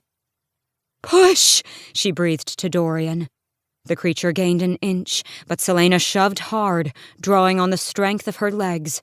It roared again, so loudly that she thought blood would pour from her ears. Dorian swore viciously. She glanced at him, not even feeling the pain of the talons embedded in her skin. Sweat ran down Dorian's brow as... The metal began to heat along the edge of the door, glowing red, then fizzing. Magic was here. Magic was working right now, trying to seal the door against the creature. But it wasn't coming from her. Dorian's eyes were scrunched in concentration, his face deathly pale. She'd been right.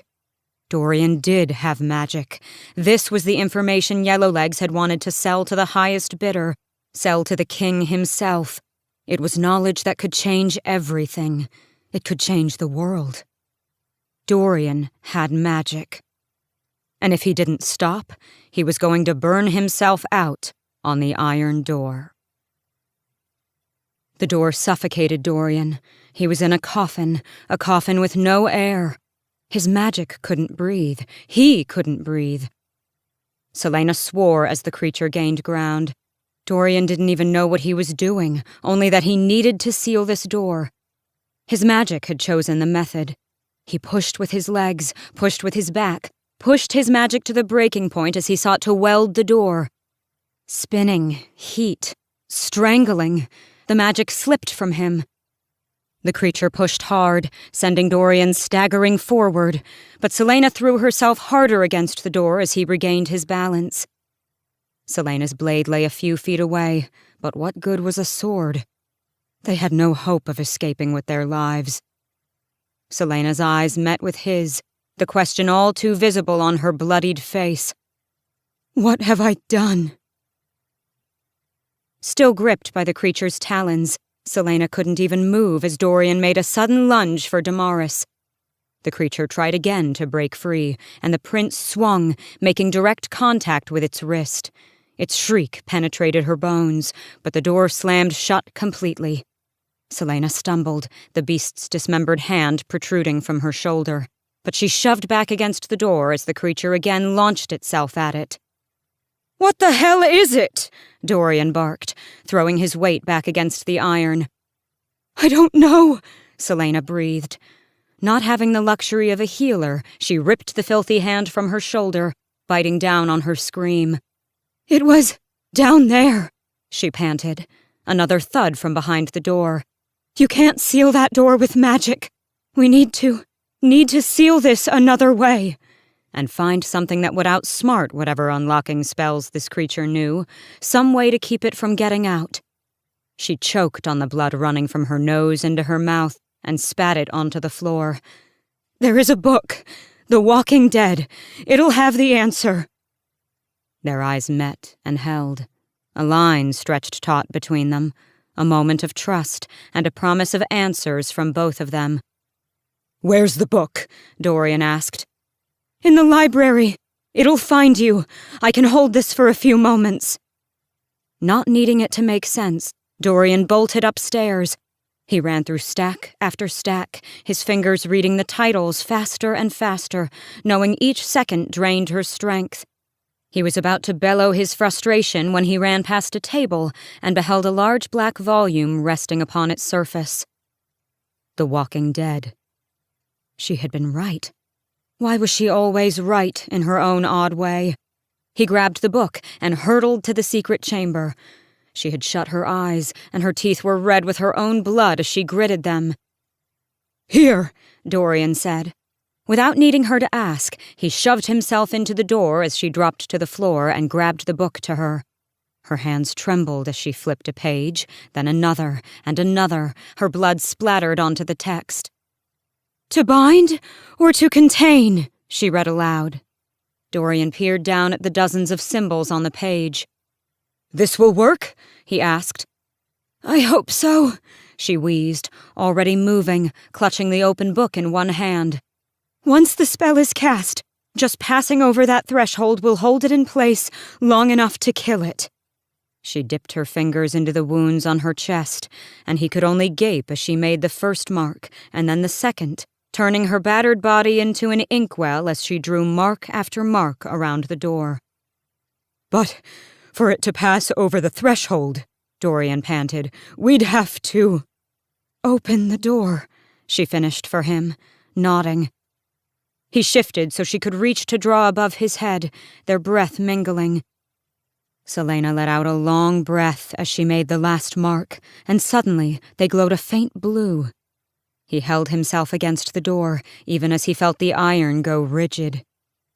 "You can let go," she breathed, angling the sword. "Let go, and get the hell behind me." At least she didn't insult him by telling him to flee. With a final breath, he leapt away.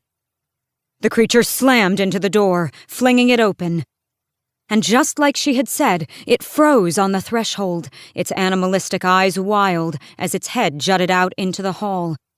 There was a pause then, a pause during which Dorian could have sworn that Celaena and the creature looked at each other, and its wildness calmed just for a moment.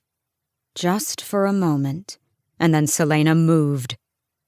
The sword flashed in the torchlight, and there was the squish of flesh and crunch of bone. The neck was too thick to sever in one blow, so before Dorian could draw another breath, she struck again. The head hit the ground with a thud, black blood spraying from the severed neck, from the body that still stood paralyzed in the doorway.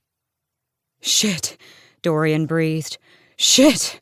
Celaena moved again, slamming her sword down onto the head, skewering it as if she thought it could still bite. Dorian was still spewing a steady stream of curses as Celaena reached out to the bloody marks around the door and swiped a finger through one of them. The creature's headless body collapsed, the holding spell broken. It had barely finished falling before Celaena made 4 strikes, 3 to sever the emaciated torso in 2, and a 4th to stab through where its heart would be. His bile rose up again as she angled her blade a 5th time, prying open the chest cavity of the creature. Whatever she saw made her face go even paler. Dorian didn't want to look. With grim efficiency, she kicked the 2-human head through the threshold, sending it knocking into the withered corpse of the creature. Then she shut the iron door and traced a few more marks over the threshold that glowed and then faded. Celaena faced him, but Dorian looked at the door again, now sealed. "How long does that spell hold?" He almost choked on the word. "I don't know," she said, shaking her head. "Until I remove the marks, I think." "I don't think we can let anyone else know about this," he said carefully. She laughed, a bit wildly. Telling others, even Kaol, would mean answering difficult questions that could earn them both a trip to the butchering block. "So," Celaena said, spitting blood onto the stones, "do you want to explain yourself first, or should I?" Celaena went first, because Dorian desperately needed to change his filthy tunic, and talking seemed like a good idea while he stripped naked in his dressing room. She sat on his bed, not looking much better herself, which was why they'd taken the dark servants' passages back to his tower. "Beneath the library stretches an ancient dungeon, I think," Celaena said, trying to keep her voice as soft as possible. She caught a gleam of golden skin through the half-open door to his dressing room and looked away. I think someone kept the creature in there until it broke out of its cell. It's been living under the library ever since." No need to tell him that she was starting to believe the king had created it.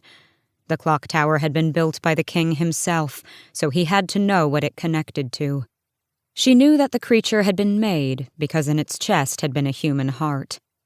Celaena was willing to bet that the king had used at least one word key to make both tower and monster.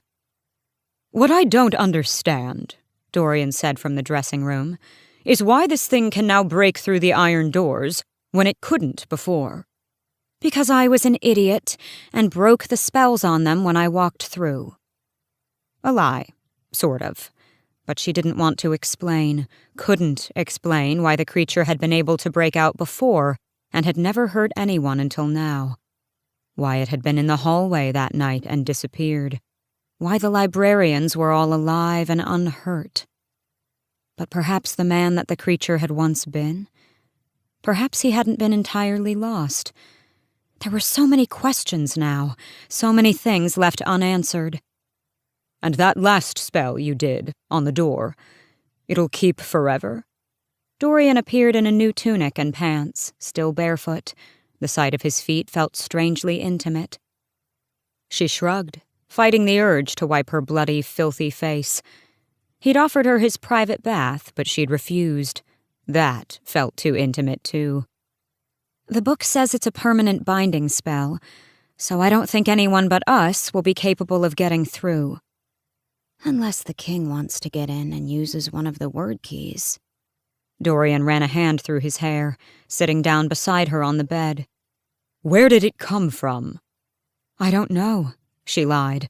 The king's ring flashed in her memory. That couldn't be the word key, though.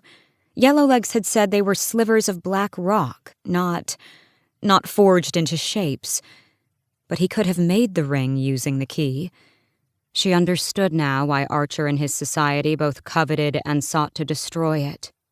If the king could use it to make creatures? If he had made more? There had been so many doors, well over 200, all locked. And both Kaltain and Nehemia had mentioned wings. Wings in their dreams, wings flapping through the Farian Gap. What was the king brewing there? "Tell me," Dorian pressed. "I don't know," she lied again, hating herself for it. How could she make him understand a truth that might shatter everything he loved? "That book," Dorian said. "How did you know it would help?" I found it one day in the library. It seemed to trail me. Showed up in my rooms when I hadn't brought it there, reappeared in the library. It was full of those kinds of spells. "But it's not magic," Dorian said, paling. "Not the magic that you have. This is different. I didn't even know if that spell would work. Speaking of which," she said, meeting his eyes, "you have magic."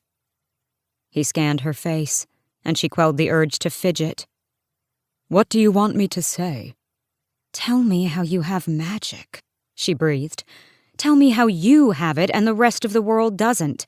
Tell me how you discovered it and what manner of magic it is. Tell me everything." He started to shake his head, but she leaned forward. "You just saw me break at least a dozen of your father's laws. You think I'm going to turn you over to him when you could just as easily destroy me?" Dorian sighed. After a moment, he said, "A few weeks ago, I erupted. I got so mad at a council meeting that I stormed out and punched a wall, and somehow the stone cracked, and then the window nearby shattered too. Since then, I've been trying to figure out where it comes from, what kind of power it is exactly, and how to control it. But it just happens, like when you used it to stop me from killing Kaol." His neck bobbed as he swallowed hard. She couldn't meet his stare as she said, "Thank you for that.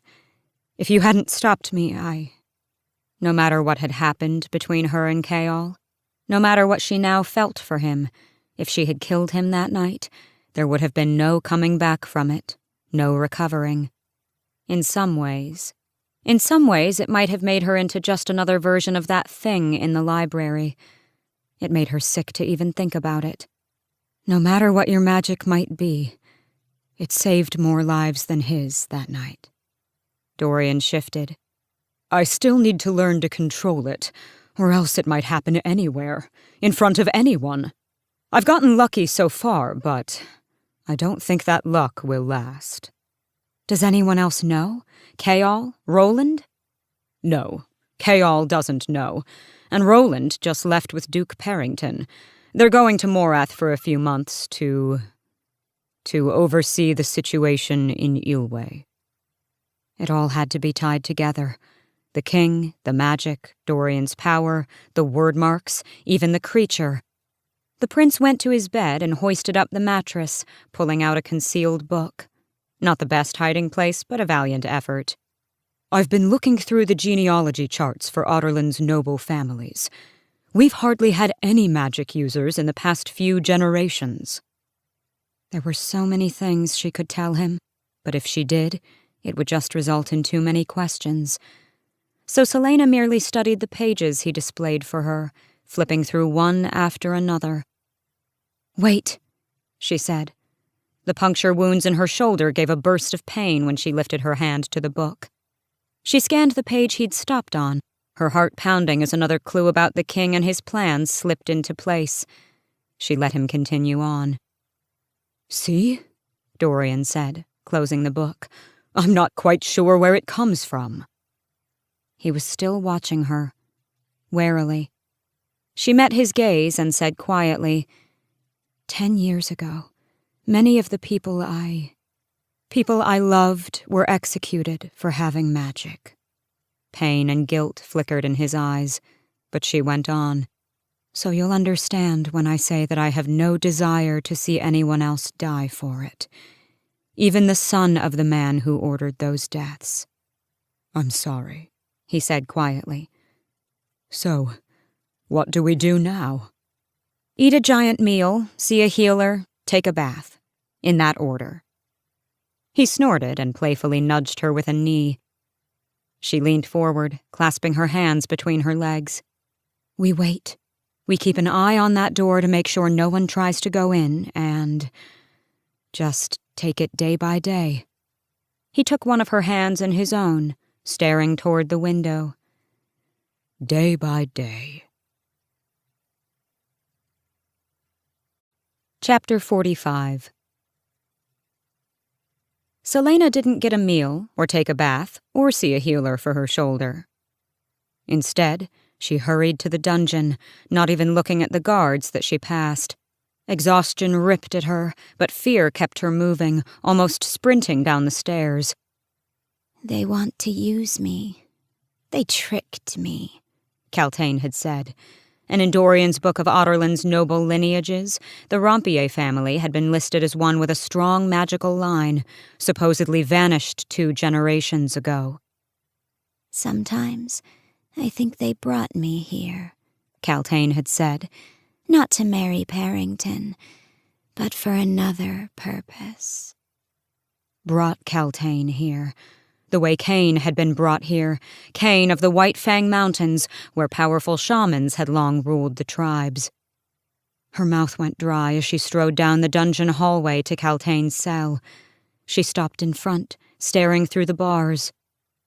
It was empty. All that was left inside was Celaena's cloak, discarded in the kicked-up hay, as if Celaena had struggled against whoever had come to take her. Celaena was at the guard station a moment later, pointing down the hall. "Where is Celaena?" Even as she said it, a memory began to clear, a memory hazed by days spent sedated in the dungeons. The guards looked at each other, then at her torn and bloody clothes, before one said, "The Duke took her to Morath to be his wife." She stalked out of the dungeon, heading for her rooms. Something is coming, Celaena had whispered. and I am to greet it.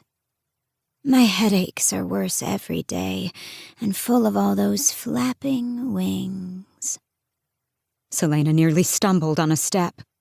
"Roland has been suffering from awful headaches lately," Dorian told her a few days ago. And now Roland, who shared Dorian's Havilyard blood, had gone to Morath too. Gone, or been taken. Celaena touched her shoulder and felt the open, bloody wounds beneath. The creature had been clawing at its head, as though it were in pain, and when it had shoved through the door, for those last few seconds it had been frozen in place. She had seen something human in its warped eyes, something that looked so relieved, so grateful for the death she gave him. "Who were you?" she whispered, recalling the human heart and man-like body of the creature under the library. "And what did he do to you?" But Celaena had a feeling she already knew the answer. Because that was the other thing the word keys could do, the other power that the word marks controlled. Life. "They hear wings in the Ferian Gap," Nehemia had said. "Our scouts do not come back." The king was twisting far worse things than mortal men. Far, far worse things. But what did he plan to do with them, with the creatures, with the people like Roland and Celaena? She needed to learn how many of the word keys he had found, and where the others might be. The next night, Celaena examined the door to the library catacombs, her ears straining for any hint of sound on the other side. Nothing. The bloody word marks had turned flaky, but beneath the crust, as if welded onto the metal, was the dark outline of each mark. From high, high above, the muffled bellow of the clock tower sounded. It was 2 a.m. How did no one know that the tower sat atop an ancient dungeon that served as the king's own secret chamber? Celaena glowered at the door in front of her, because who would even think about that as a possibility? She knew she should go to bed, but she'd been unable to sleep for weeks now and saw no point in even trying anymore. It was why she'd come down here, to do something while sorting through her jumbled thoughts. She flipped the dagger in her right hand, angling it, and gave a light tentative tug on the door. It held. She paused, listening again for any signs of life, and yanked harder. It didn't budge. Celaena pulled a few more times, going so far as to brace a foot against the wall, but the door remained sealed. When she was at last convinced that nothing was getting through the door, in either direction, she loosed a long breath. No one would believe her about this place. just like no one would believe her wild, highly unlikely story about the word keys. To find the word keys, she'd first have to solve the riddle, and then convince the king to let her go for a few months. Years. It would take careful manipulation, especially since it seemed likely that he already had a key. But which one? They hear wings. Yellowlegs said that only combined could the three open the actual word gate, but alone each still wielded immense power. What other sorts of terrors could he create? If he ever got all three word keys, what might he bring into Aurelia to serve him? Things were already stirring on the continent. Unrest was brewing. She had a feeling that he wouldn't tolerate it for long. No, it would only be a matter of time before he unleashed whatever he'd been creating upon them all, and crush all resistance forever. Celaena looked at the sealed door, her stomach turning. A half-dried pool of blood lay at the base of the door, so dark it looked like oil. She crouched, swiping a finger through the puddle. She sniffed at it, almost gagged at the reek, and then rubbed her finger against the pad of her thumb. It felt as oily as it looked. She got to her feet and reached into her pocket, looking for something to wipe off her fingers. She drew out a handful of papers. Scraps was more like it. Bits of things that she'd carried around to study whenever she had a spare moment. Frowning, she shifted through them to sort out which one she could spare to use as a makeshift handkerchief. One was just a receipt for a pair of shoes, which she must have accidentally tucked into her pocket that morning. And another. Celaena lifted that one closer. Ah, Time's Rift had been written there. She'd scribbled it down when she'd been trying to solve the eye riddle, when everything in the tomb had felt like a great secret, one giant clue. Some help that had been. Just another dead end. Cursing under her breath, she used it to wipe the grime off her fingers. The tomb still didn't make sense, though. What did the trees on the ceiling and the stars on the floor have to do with the riddle? The stars had led to the secret hole, but they could just as easily have been on the ceiling to do that. Why make everything backward? Would Brannon have been so foolish as to put all the answers in one place? She uncrumpled the scrap of paper, now stained with the creature's oily blood. Ah, Time's Rift. There was no inscription at Gavin's feet, only Elena's, and the words made little sense. But what if they weren't meant to make sense? What if they were only just logical enough to imply one thing, but really mean another? Everything in the tomb was backward, rearranged, the natural order in reverse, to hint that things were jumbled, misarranged. So the thing that should have been concealed was right in the open, but like everything else, its meaning was warped. And there was one person, one being, who could possibly tell her whether she was right.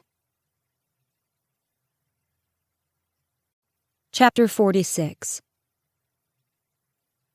"It's an anagram," she panted as she reached the tomb. Mort opened an eye. Clever, wasn't it, to hide it right where everyone could see? Celaena eased open the door just wide enough to slip inside.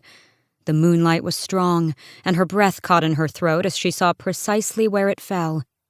Trembling, she stopped at the foot of the sarcophagus and traced her fingers over the stone letters. "Tell me what it means." He paused, long enough for her to take a breath to start yelling at him, but he then said, "I am the first." And that was all the confirmation she needed. The first word key of the three. Celaena moved around the stone body, her eyes on Elena's sleeping face. As she looked upon those fine features, she whispered the words. "In grief, he hid one in the crown of her he loved so well, to keep with her where she lay down, inside the starry cell." She lifted shaking fingers to the blue jewel in the center of the crown. If this was indeed the word key, what would she do with it? Would she be forced to destroy it? Where could she hide it so no one else would discover it? The questions swirled, threatening with all the difficulty they offered to send her running back to her rooms. But she steeled herself. She'd consider everything later. "I will not be afraid," she told herself.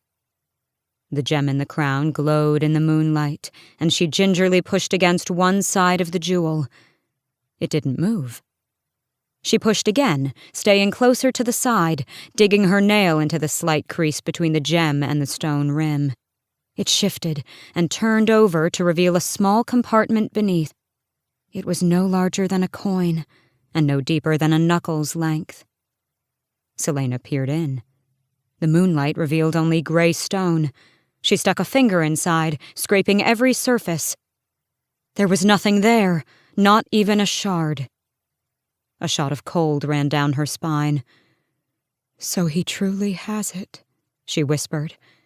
"He found the key before me, and he's been using its power for his own agenda."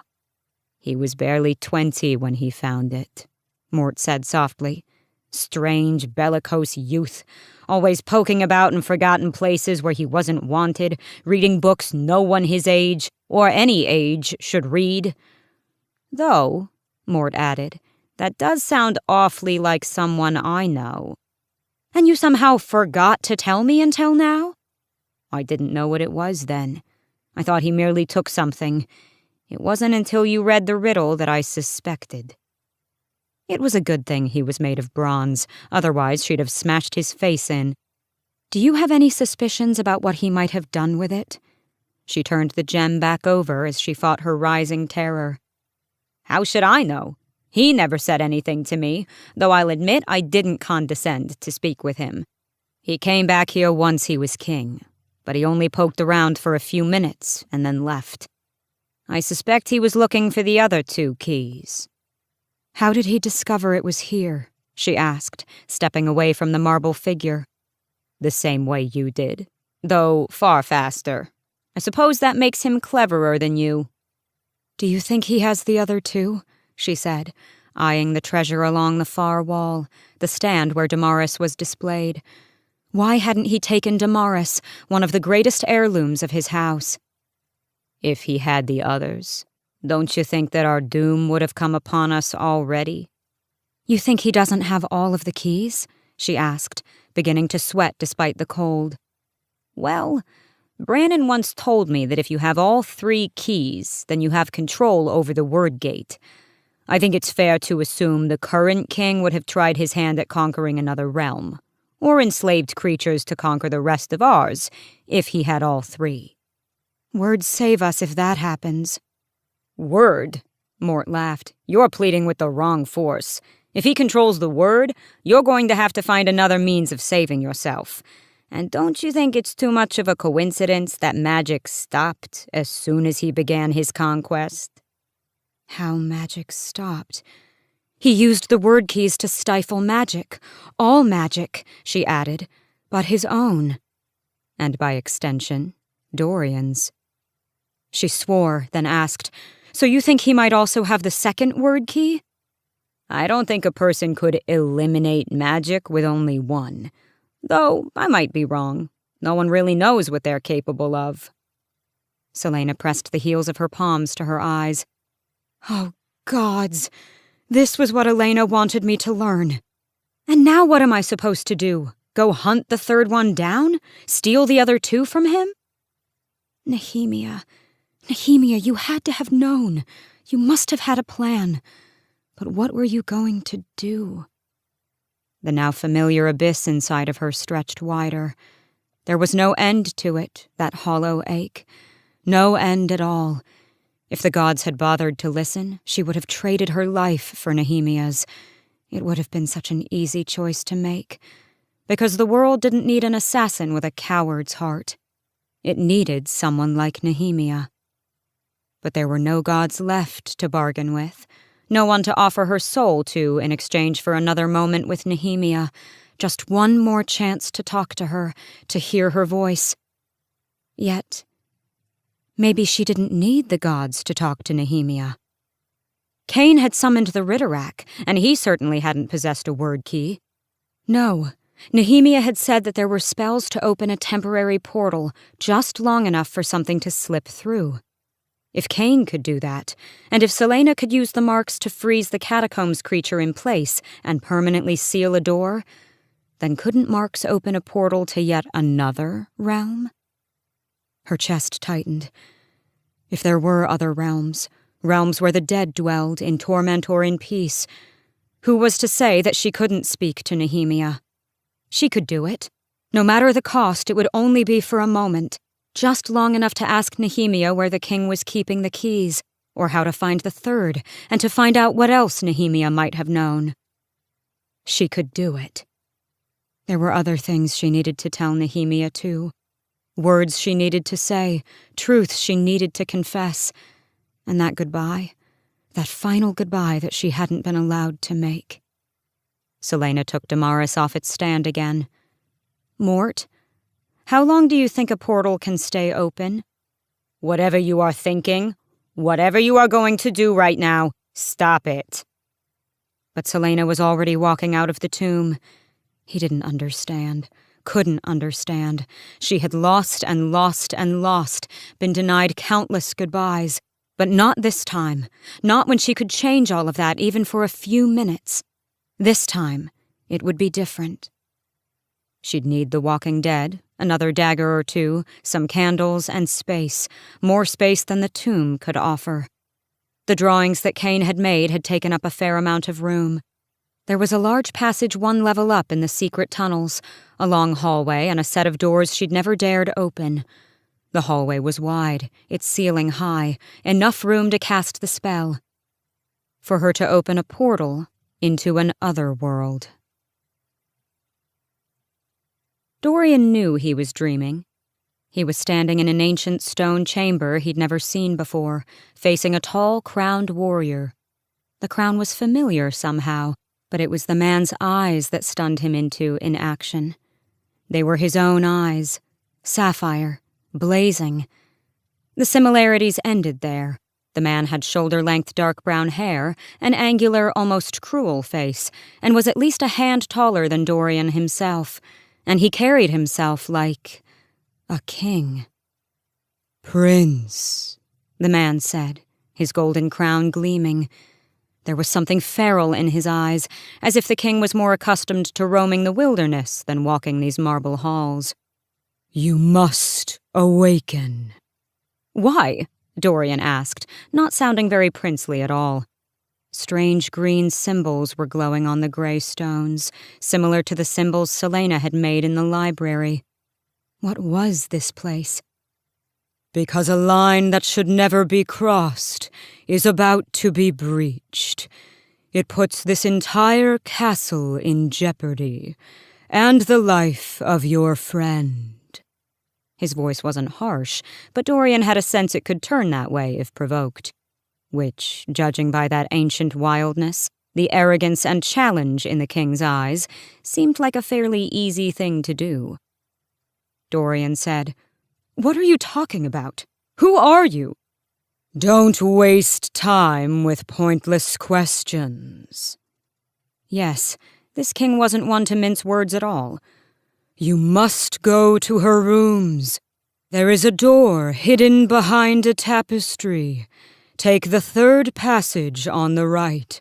Go now, Prince, or lose her forever." And somehow, Dorian didn't think twice about the fact that Gavin, first king of Otterlin, had spoken to him as he awoke, yanked on his clothes, grabbed his sword belt, and sprinted from his tower. Chapter 47. The cut on her arm throbbed, but Celaena kept her hand steady as she dipped her finger again into her blood and traced the word mark on the wall, copying the symbols in the book with perfect precision. They formed an archway, a door, and her blood gleamed in the light of the candles she had brought. It had to be perfect. Each symbol had to be flawless, or else it wouldn't work. She kept pressing on the wound to keep it from clotting. Not everyone could harness the marks. No, the Walking Dead said there had to be power in the blood to do it. Kane had clearly had some trace of power. That must be why the king had rounded up Caltaine and Roland, too. He'd used the word keys to suppress magic, but he must have some way of harnessing the innate power in someone's blood, and the word marks must be able to access that power, too. She drew another symbol, nearly finished with the archway. Their power could warp things. It had warped Cain, but it had also allowed him to summon the Ritterak and gain even more power for himself. Thank the word Cain was dead. There was one mark left to draw, the one that would bring her the person she so desperately needed to see, if only for a moment. It was complex, a weave of loops and angles. She took out her chalk and practiced on the floor until she got it right, then etched it in blood on the wall. Nehemiah's name in wordmark form. She examined the door she'd drawn and got to her feet, the book held in her clean hand. She cleared her throat and began to read the words on the page. She didn't know the language. Her throat burned and contracted as if fighting the sounds, but she panted through it, the words making her teeth ache like she'd just come in from the cold and was drinking something hot. And then the final words were out, her eyes watering. No wonder this kind of power fell out of favor. The symbols written in her blood began to glow green, one after another, until the whole archway was a line of light. The stones within its borders darkened, then disappeared. The blackness within the green archway seemed to reach out for her. It had worked. Holy gods, it had worked. Was that what waited for her when she died? Nehemiah had gone here? Nehemiah? She whispered, her throat raw from the spell. There was nothing. Nothing there. Just a void. Celaena looked at the book, then to the wall and the symbols she'd drawn. She'd written it correctly. The spell was right. Nehemiah? She whispered toward that endless dark. There was no response. Perhaps it needed time. The book hadn't specified how long it would take. Maybe Nehemiah had to travel through whatever this realm was. So Celaena waited. The longer she stared into that endless void, the more it seemed to stare back. It was just like that dream, the one where she was standing on the edge of that ravine. You are nothing more than a coward. Please, Celaena whispered into the dark. There was a sudden yelp from far, far above, and Celaena whirled toward the stairs at the end of the hall. Moments later, faster than should be possible, Fleetfoot bounded down the steps, racing for her. Not for her, Celaena realized, as she beheld the wagging tail, the panting, the yip of what could only be joy. Not for her, because... Celaena looked toward the portal at the same moment Fleetfoot skidded to a halt. And then everything stopped, as she beheld the shimmering figure standing just on the other side of the portal. Fleetfoot lay on the ground, tail still wagging, whining softly. The edges of Nehemiah's body rippled and blurred, fracturing with some sort of inner light. But her face was clear. Her face was... It was her face. Celaena sank to her knees. She felt the warmth of her tears before she realized she was crying. "I'm sorry," was all she could say. "I'm so sorry." But Nehemiah remained on the other side of the portal. Fleetfoot whined again.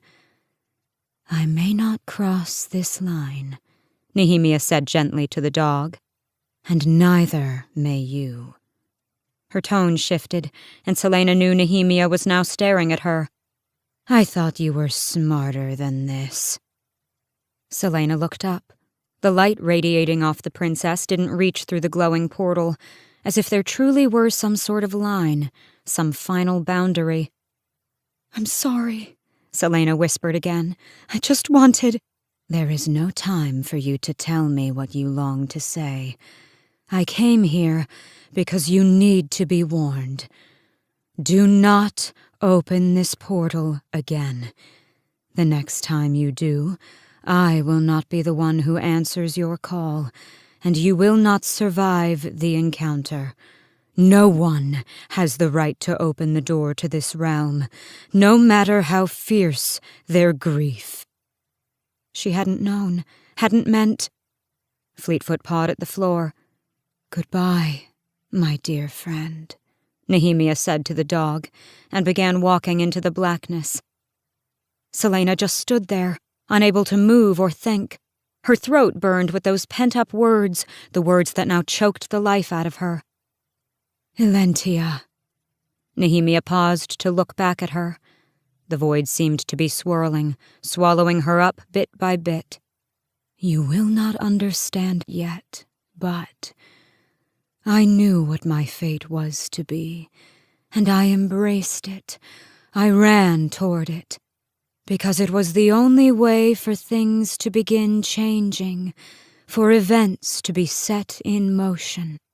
But no matter what I did, Elentia, I want you to know that in the darkness of the past 10 years, you were one of the bright lights for me. Do not let that light go out."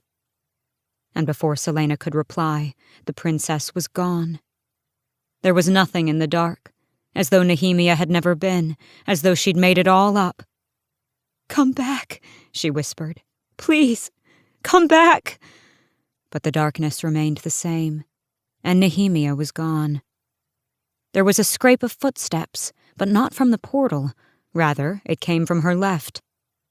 From Archer, who stood there gaping. "I don't believe it," he whispered. Chapter 48.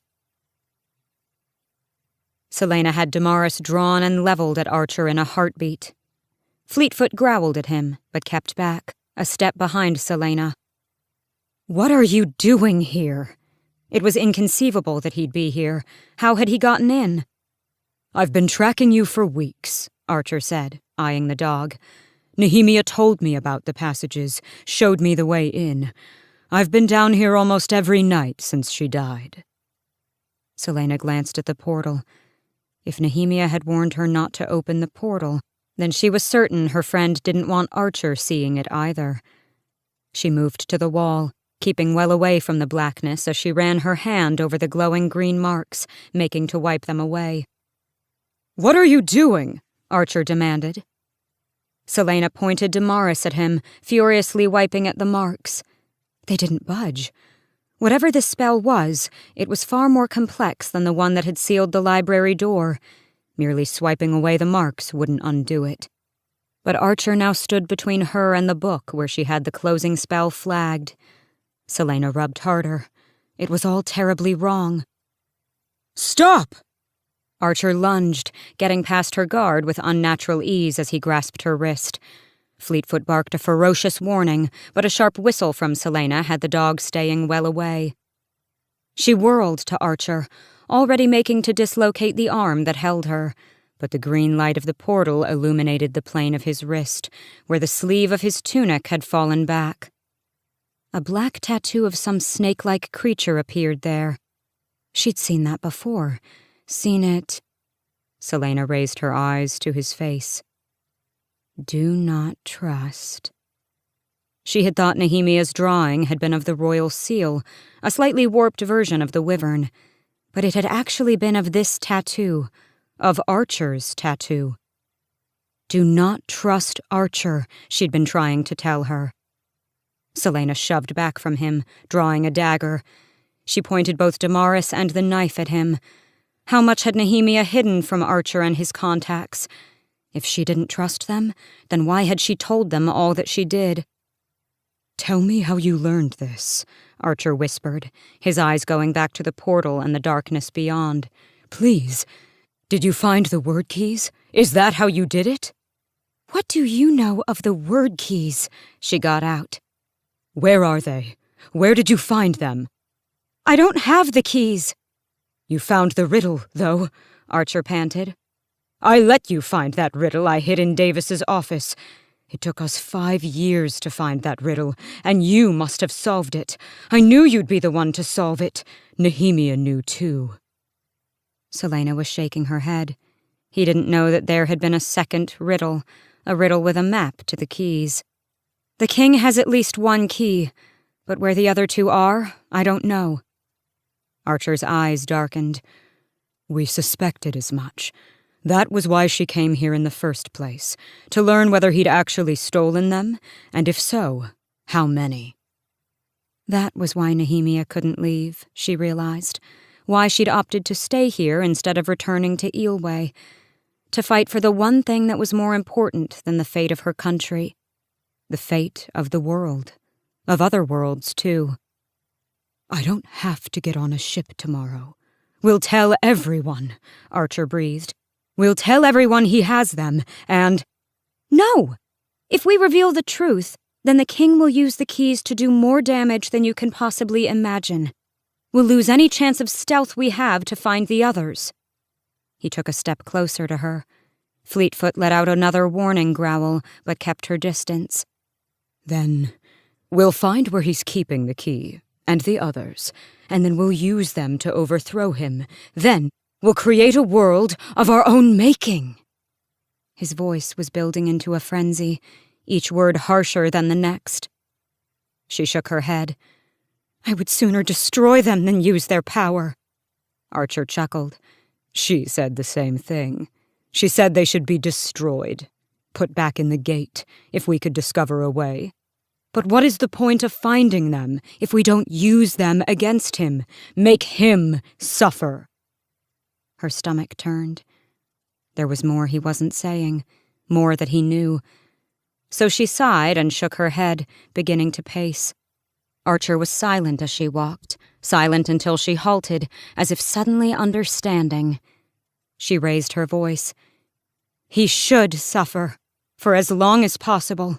And so should the people who destroyed us, who made us into what we are. Arobin, Clarice. She chewed on her lip. Nehemia could never understand that. She never tried to. You're right. They should be used. He studied her warily enough that she came closer and tilted her head to the side, contemplating his words, contemplating him. And Archer bought it. That was why she left the movement. She left a week before she died. We knew it was a matter of time before she went to the king to expose us all, to use what she'd learned to grant clemency to Ilwe, and to annihilate us with the same stroke.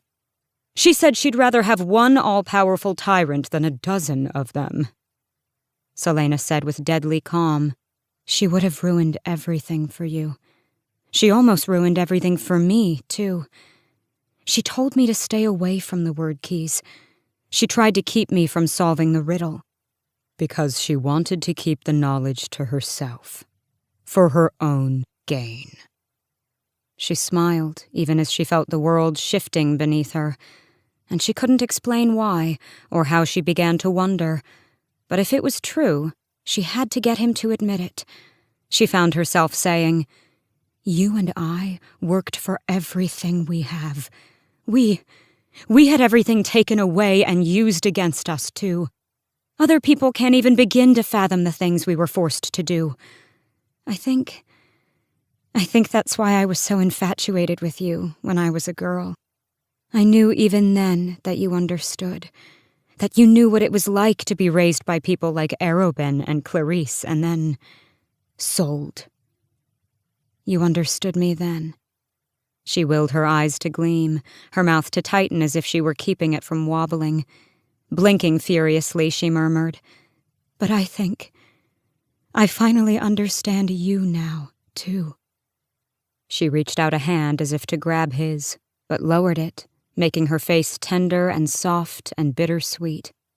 Why didn't you tell me sooner? We could have been working toward this for weeks. We could have tried to solve the riddle together. If I'd known what Nehemia was going to do, how she could lie to me again and again. She betrayed me, in every possible way, Archer. She lied to my face, made me believe— Her shoulders slumped. After a long moment, she took a step toward him. Nehemia was no better than Arobin or Clarice in the end. Archer, you should have told me about everything. I knew it wasn't Mollison. He wasn't smart enough. If you'd told me, I could have taken care of it. A risk, a leap of faith. For you, for us, I would have taken care of it. But Archer gave her a hesitant smile. She spent so much time complaining about Councilman Mollison that I knew he'd be the easiest one to blame. And thanks to that competition, he already had a connection to Grave. Grave didn't recognize that you weren't Mollison? she asked as calmly as she could. You'd be surprised how easily men see what they want to see. A cloak, a mask, and some fine clothes, and he didn't think twice. Oh, gods. So, the night at the warehouse, she went on, raising an eyebrow, an intrigued co-conspirator. Why did you really kidnap Kaol? I had to get you away from Nehemia, and when I took that arrow for you, I knew you'd trust me, if only for that night. I apologize if my methods were harsh. Trick of the trade, I'm afraid. Trust him, lose Nehemia, and lose Kaol. He had isolated her from her friends, the same thing she'd suspected Roland had wanted to do with Dorian. And that threat the king received before Nehemia's death? The threat on her life, Celaena said, her lips curling upward. You planted that threat, didn't you? To show me who my real friends are, who I can really trust. It was a gamble, just as I'm gambling now. I didn't know whether or not the captain would warn you. Seems I was right. Why me? I'm flattered, of course, but you're clever. Why couldn't you have figured the riddle out on your own? Archer bowed his head. Because I know what you are, Celaena. Arobin told me one night, after you went to Endovier. She shoved the twinge of genuine pain and betrayal down until it couldn't distract her. And for our cause to succeed, we need you. I need you. Some members of the movement are already starting to fight me, to question my leadership. They think my methods are too rough. That explained the fight she'd seen with that young man. He took a step toward her. But you, gods, from the moment I saw you outside the willows, I've known how good we'd be together. The things we'll accomplish. I know, she said, looking into those green eyes, so bright in the matching lights of the portal. Archer, I know. He didn't see the dagger coming until she'd shoved it into him. But he was fast, too fast, and turned just in time to have it pierce his shoulder instead of his heart. He staggered back with dazzling speed, wrenching her dagger so swiftly that she lost her grip on the blade and had to brace a hand on the arch of the portal to keep from stumbling. Her bloodied palm slapped against the stones, and a greenish light flared beneath her fingers. A word mark burned, then faded. Not giving herself time to look at what she'd done, she leapt for him with a roar, dropping Damaris to grab 2 more daggers. He had his own blade up in a moment, dancing away lightly as she sliced for him. I'm going to tear you apart piece by piece, she hissed, circling him. But then a shudder ran through the floor, and something in the void made a sound, a guttural growl. Fleetfoot let out a low warning whine. She rushed toward Celaena, pushing against her shins, hurting her toward the stairs. The void shifted. Mist now swirling inside, parting long enough to reveal rocky, ashen ground, and then a figure emerged through the mist. Nehemia? She whispered. She'd come back to help, to explain everything. But it was not Nehemia who stepped through the portal. Kaol couldn't sleep. He stared up at the canopy of his bed, the will he'd seen on Celaena's desk glaring in his mind. He couldn't stop thinking about it. He'd just let her kick him out of her rooms without telling her what the will meant to him. And maybe he deserved her hate, but she had to know that he didn't want her money. He had to see her, just long enough to explain. He ran a finger along the scab down his cheek. Rushing footsteps sounded down the hall, and Kaol was already out of bed and half-dressed by the time someone began pounding on his door. The person on the other side got all of one knock in before Kaol flung open the door, a dagger concealed behind his back. He lowered the blade the second he beheld Dorian's face, shining with sweat, but he didn't sheath it. Not when he saw the raw panic in Dorian's eyes, the sword belt and scabbard dangling from the prince's clenched fingers. Kaol believed in trusting his instinct. He didn't think humans had survived for so long without developing some ability to tell when things were wrong. It wasn't magic, it was just gut feeling. And it was Kayal's instinct that told him who this was about before Dorian opened his mouth. Where? Was all Kayal asked. Her bedroom, Dorian said. Tell me everything, Kayal ordered, hurrying back into his room. I don't know, I think she's in trouble. Kayal was already shrugging on a shirt and tunic, then he stomped his feet into his boots before grabbing his sword. What kind of trouble? The kind that had me coming to get you instead of the other guards. That could mean anything, but Kayal knew Dorian was too smart, too aware of how easily words could be overheard in this castle. He sensed the tightening in Dorian's body a heartbeat before the prince launched into a run and grabbed him by the back of his tunic. Running, Kayal said under his breath, will attract attention. I already wasted too much time coming to get you, Dorian retorted. But he matched Kayal's brisk but calm pace. It would take 5 minutes to get to her rooms if they kept this speed, if there were no distractions. Is anyone hurt? Kayal said quietly, trying to keep his breathing even, keep his focus. I don't know, Dorian said. You have to give me more than that, Kayal snapped. The leash on his temper strained with each step. I had a dream, Dorian said, so soft only he could hear. I was warned that she was in danger, that she was a danger to herself. Kayal almost stopped, but Dorian had said it with such conviction. You think I wanted to come get you? Dorian said, not looking at him. Kayal didn't reply, but hurried his steps as much as he could without attracting undue attention from the servants and guards still on duty. He could feel his heart hammering through every inch of his body by the time they got to her suite doors. Kayal didn't bother knocking and nearly took the front door off its hinges as he burst through, Dorian on his heels. He was at her bedroom door in an instant and didn't bother knocking on it either. But the handle didn't move.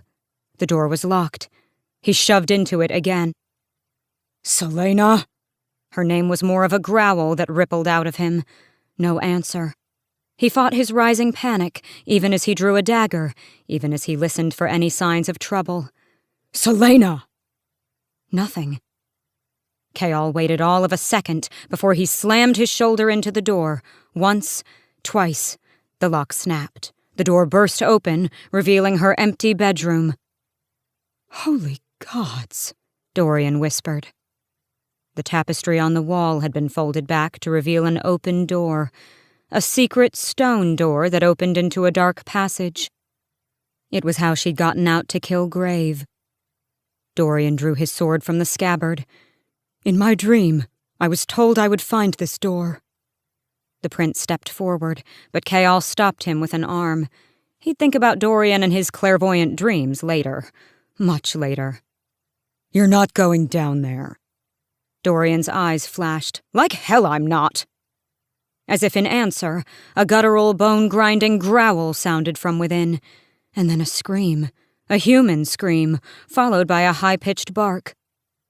Kayal was running for the passage before he could think. It was pitch black, and Kayal almost tumbled down the stairs, but Dorian, close behind, grabbed a candle. Stay upstairs, Kayal ordered, still charging down.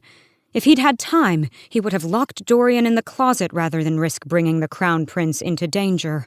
But what the hell had that growl been? The bark he knew. The bark was Fleetfoot. And if Fleetfoot was down there... Dorian kept following him. I was sent here, he said. Kayal took the stairs by twos and threes, hardly hearing the prince's words. Had that scream been hers? It had sounded male, but who else could be down here with her? Blue light flashed from the bottom of the stairs. What was that? A roar shook the ancient stones. That was not human, nor was it Fleetfoot. But what? They had never found the creature that had been killing the champions. The murders had just stopped.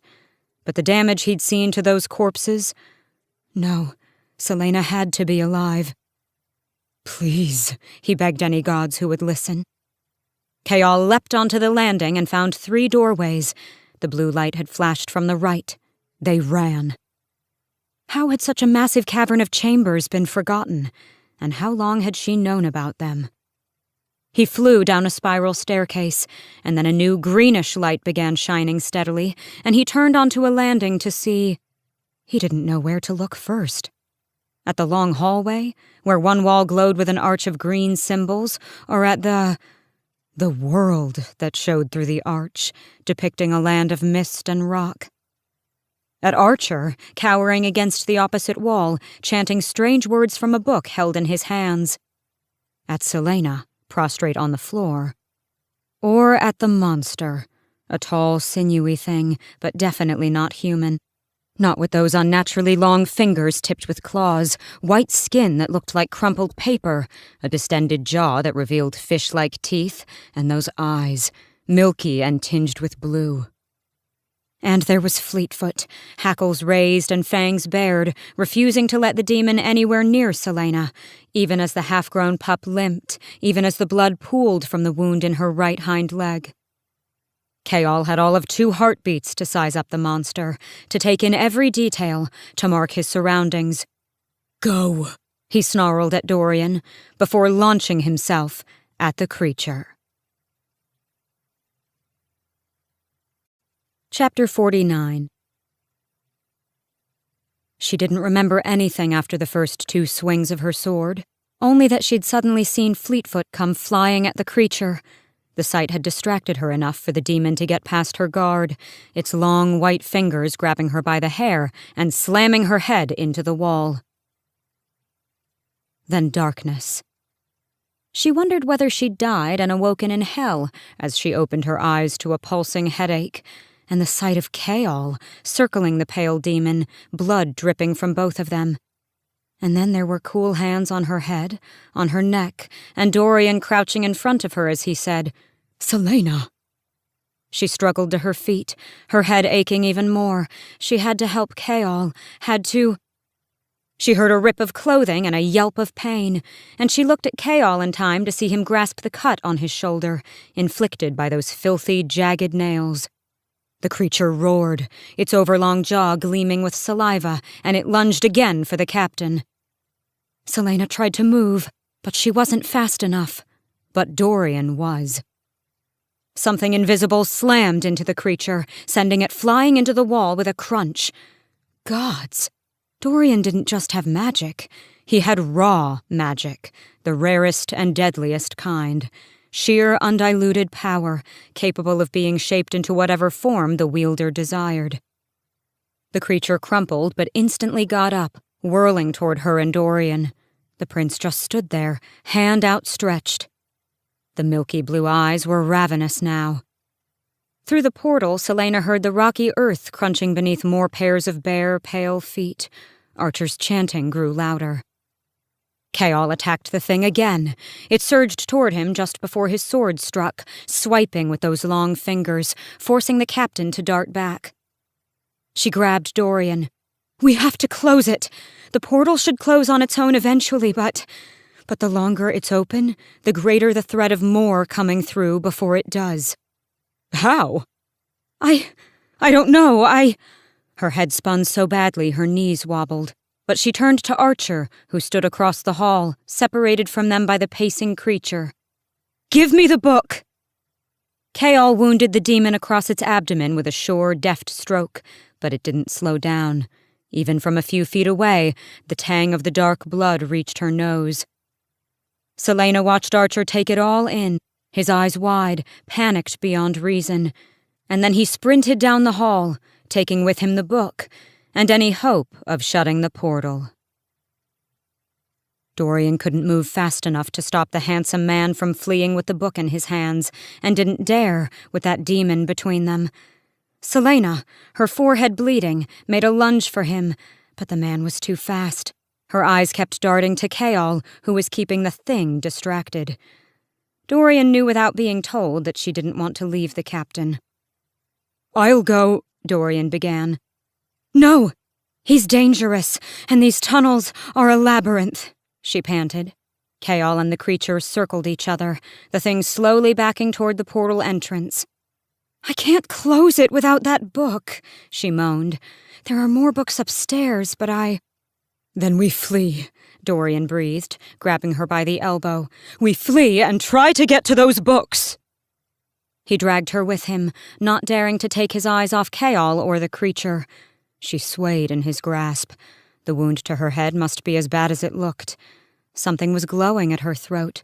The amulet she'd told him was just a cheap replica, shining like a tiny blue star.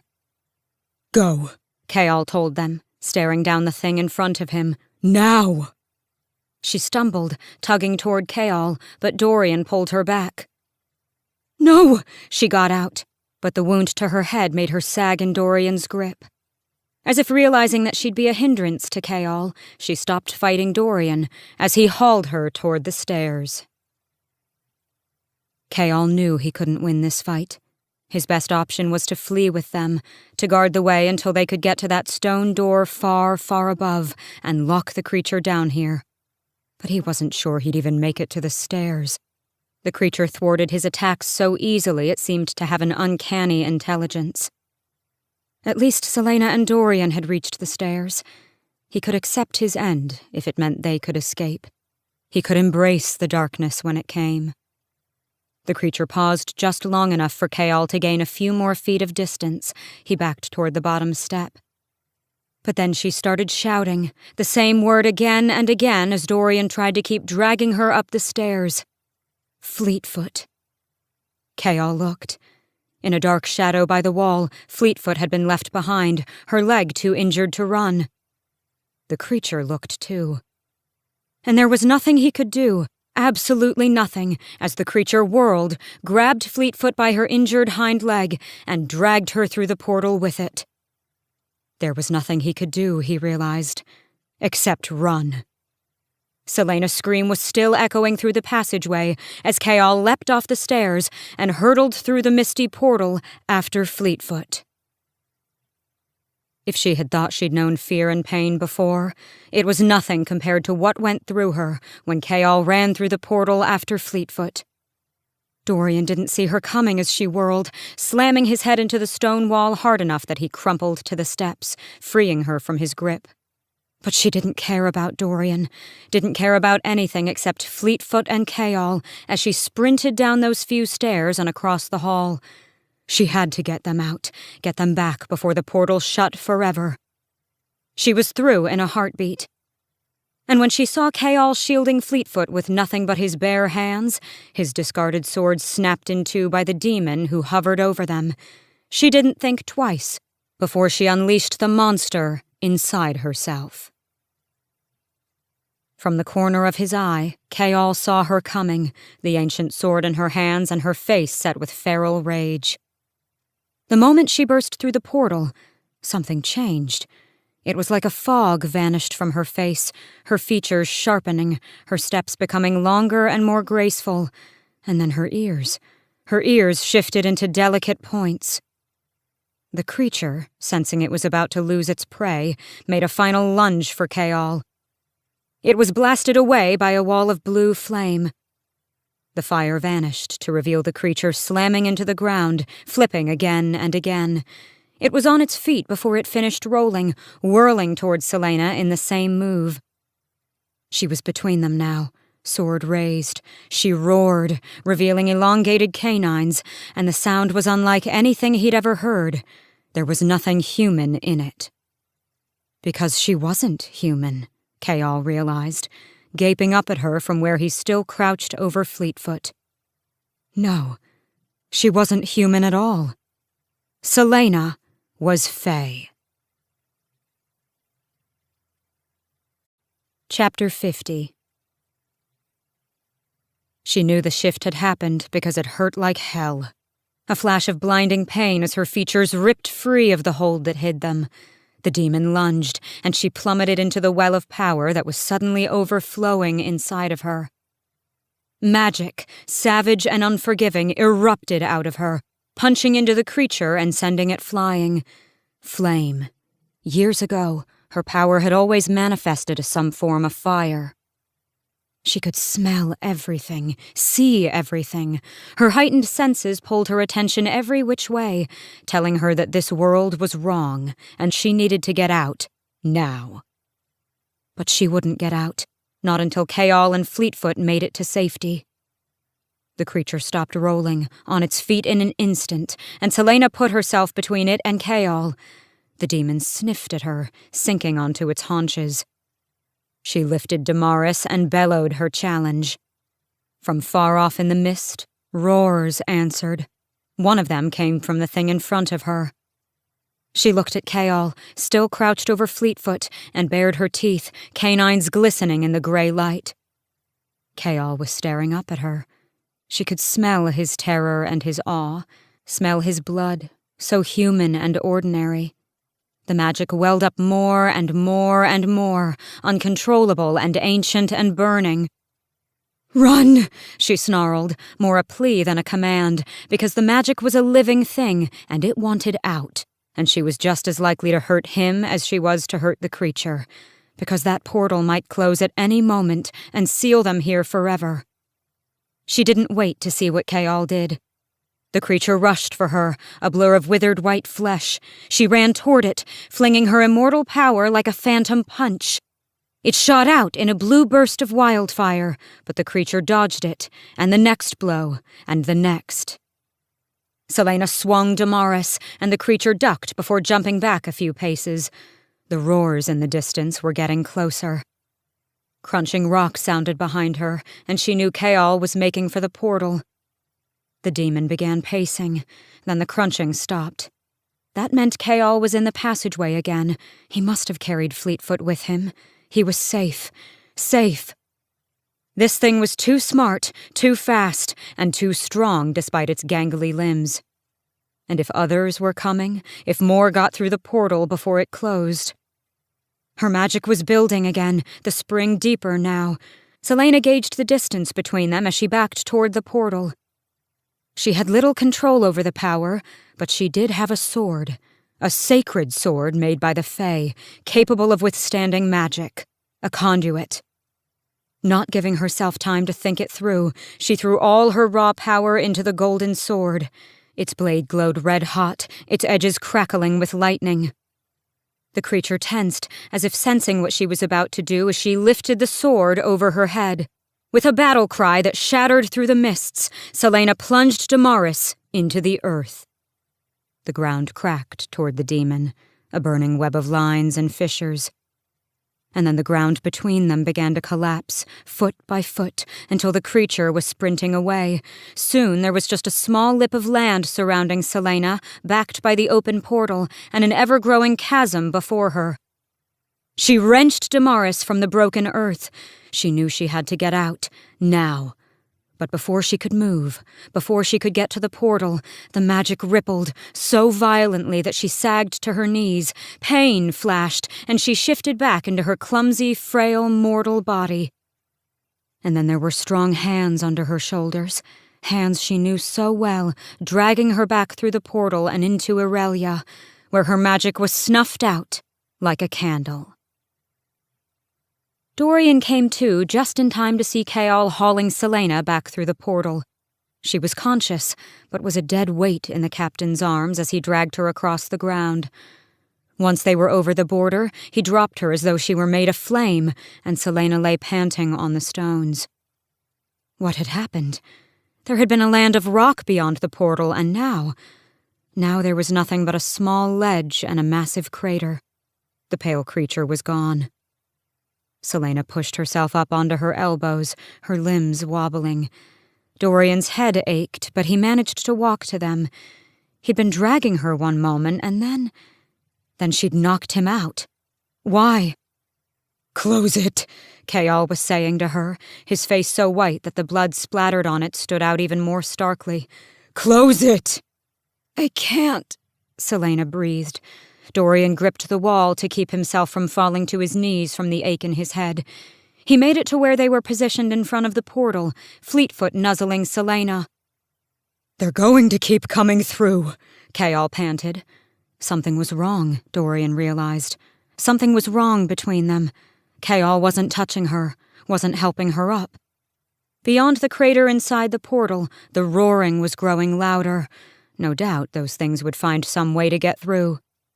I'm drained. I don't have anything left to close this gate. Celaena winced, then lifted her eyes to Dorian's. But you do. From the corner of her eye, Celaena saw Chaol whirl to face Dorian. She staggered to her feet. Fleetfoot had again put herself between Celaena and the portal, snarling softly. Help me, she whispered to the prince, some semblance of energy returning. Dorian didn't look at Chaol. He stepped forward. What must I do? I need your blood. The rest I can do. At least, I hope I can. Chaol started to object, and Celaena gave him a faint, bitter smile. Don't worry. Only a cut on the arm. Sheathing his sword, Dorian rolled up the sleeve of his shirt and drew a dagger. Blood welled from the cut, quick and bright. Chaol growled. How did you learn to open a portal? I found a book, she said. It was the truth. I wanted to speak to Nehemia. Silence fell.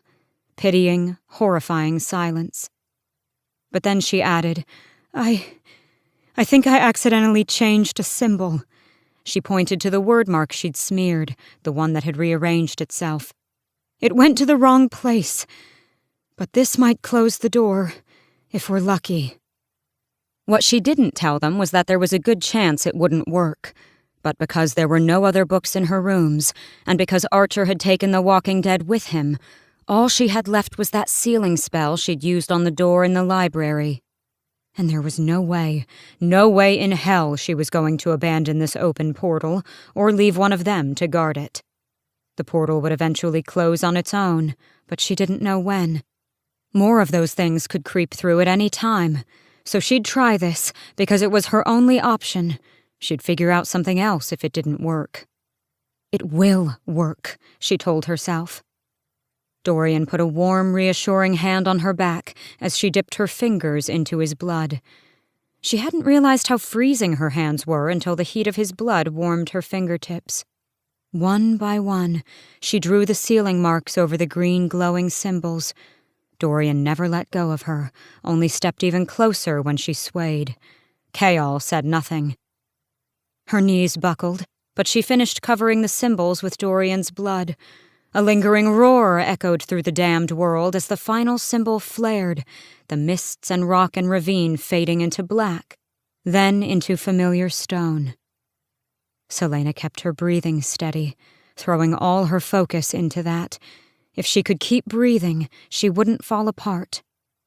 Dorian lowered his arm and loosed a sigh, finally letting go of her. Let's go, Chaol ordered, scooping up Fleetfoot, who whined in pain and gave him a warning growl. I think we all need a drink, Dorian said quietly. And an explanation. But Celaena looked down the hall, to the stairwell where Archer had fled. Had it only been minutes ago? It had felt like a lifetime. But if it had only been minutes... Her breathing stumbled. She had discovered only one way out of the castle, and she was certain that was where Archer had gone. After what he'd done to Nehemia, after taking the book and abandoning them to that creature. Exhaustion was replaced by familiar anger that burned through everything, just as Archer had destroyed what she loved. Chaol stepped into her path. Don't you even think? Panting, she sheathed Damaris. He's mine. Before Chaol could grab her, she hurtled down the stairs. Chapter 51. Though Celaena's fey senses were extinguished, she could swear she still smelled Archer's cologne. As she moved toward the sewer tunnel, still smelled the blood on him. He had destroyed everything. He'd had Nehemia assassinated, had manipulated them both, had used Nehemia's death to drive a wedge between her and Chaol, all in the name of power and revenge. She would take him apart, slowly. I know what you are, he'd said. She didn't know what Arobin had told him about her heritage, but Archer had no idea what sort of darkness lurked inside her, or what sort of monster she was willing to become in order to make things right. Ahead of her, she could hear muffled curses and banging against metal. By the time she reached the sewer tunnel, she knew what had happened. The grate had slid shut, and none of Archer's attempts to open it had worked. Perhaps the gods did listen sometimes. Celaena smiled, drawing both of her daggers. She walked through the archway, but the passage was empty on either side of the small river. She stepped farther onto the walkway, peering into the water, wondering if he'd tried to swim deep enough to go under the grate. She sensed him a heartbeat before he attacked from behind. She met his sword with both her daggers raised over her head, darting back to give herself enough time to assess. Archer had trained with the assassins, and from the way he wielded his blade, coming after her again and again, she knew he'd kept up those lessons. She was exhausted. Archer was at full strength, and his blows made her arms quake. He swiped for her throat, but she ducked, slicing for his side. Swift as lightning, he leapt to avoid her gutting him. "I killed her, for our sake," Archer panted, as she scanned for any weakness, any opening. "She would have ruined us, and now that you can open portals without the keys, think of what we could do. Think, Celaena. Her death was a worthy sacrifice to keep her from destroying the cause. We must rise up against the king." She lunged, feinting left, but he caught the attack. She growled, "I would rather live in his shadow than in a world where men like you rule. And when I'm done with you, I'm going to find all your friends and return the favor." "They don't know anything. They don't know what I know," he said, dancing past all her attacks with maddening ease. "Nehemia was hiding something else about you. She didn't want you involved, and I thought it was just because she didn't want to share you with us. But now I wonder why, exactly. What more did she know?" Celaena laughed softly. "You're a fool if you think I'll help you." "Oh, once my men start working on you, you'll soon change your mind. Rourke Farron was a client of mine, before he was killed, that is. You remember Farron, don't you? He had a special love for pain. He told me that torturing Sam Cortland was the most fun he ever had." She could hardly see through the bloodlust that seized her in that moment, hardly remember her own name. Archer feinted toward the river to get her to return to the wall, where she would impale herself on his blade. But Celaena knew that move too, knew it because she herself had taught it to him all those years ago. So as he struck, she ducked past his guard and rammed the pommel of her dagger up into his jaw. He dropped like a stone, sword clattering, and she was upon him before he'd finished falling, her dagger at his throat. "Please," he whispered hoarsely. She pushed the edge of the blade into his skin, wondering how she could make this last without killing him too quickly. "Please," he begged, chest heaving. "I'm doing it for our freedom. Our freedom! We're on the same side in the end." One flick of the wrist, and she could slit his throat. Or she could disable him the way she'd disabled Grave. She could give him the injuries Grave had given Nehemia. She smiled. "You're not a murderer," he whispered. "Oh, I am," she purred, torchlight dancing on the dagger as she considered what to do with him. "Nehemia wouldn't want this. She wouldn't want you to do this." And though she knew she shouldn't listen, the words struck home. "Don't let that light go out." The darkness that thrived in her soul had no light left. No light save for a kernel, a faint flicker that grew smaller by the day. Wherever she was now, Nehemia knew how small the flame had become. "Don't let that light go out." Celaena felt the tension go out of her body, but she kept her dagger on Archer's throat until she was on her feet. "You're leaving Rifthold tonight," she told him. "You and all of your friends." "Thank you," Archer breathed, standing. "If I find out you're still in the city at dawn," she said, putting her back to him as she stalked toward the tunnel stairs, "I'll kill you." Enough. It was enough. "Thank you," Archer said again. She kept walking, listening for any sign of him moving to attack her back. "I knew you were a good woman," he said. Celaena halted, turned. There was a hint of triumph in his eyes. He thought he'd won, manipulated her again. One foot after another, she walked back toward him with predatory calmness. She stopped, close enough to kiss him. He gave her a wary smile. "No, I'm not," she said. Then she moved, too fast for him to stand a chance. Archer's eyes went wide as she slid the dagger home, jamming it up into his heart. He sagged in her arms. She brought her mouth to his ear, holding him upright with one hand and twisting the dagger with the other, as she whispered, "But Nehemia was." Chapter 52.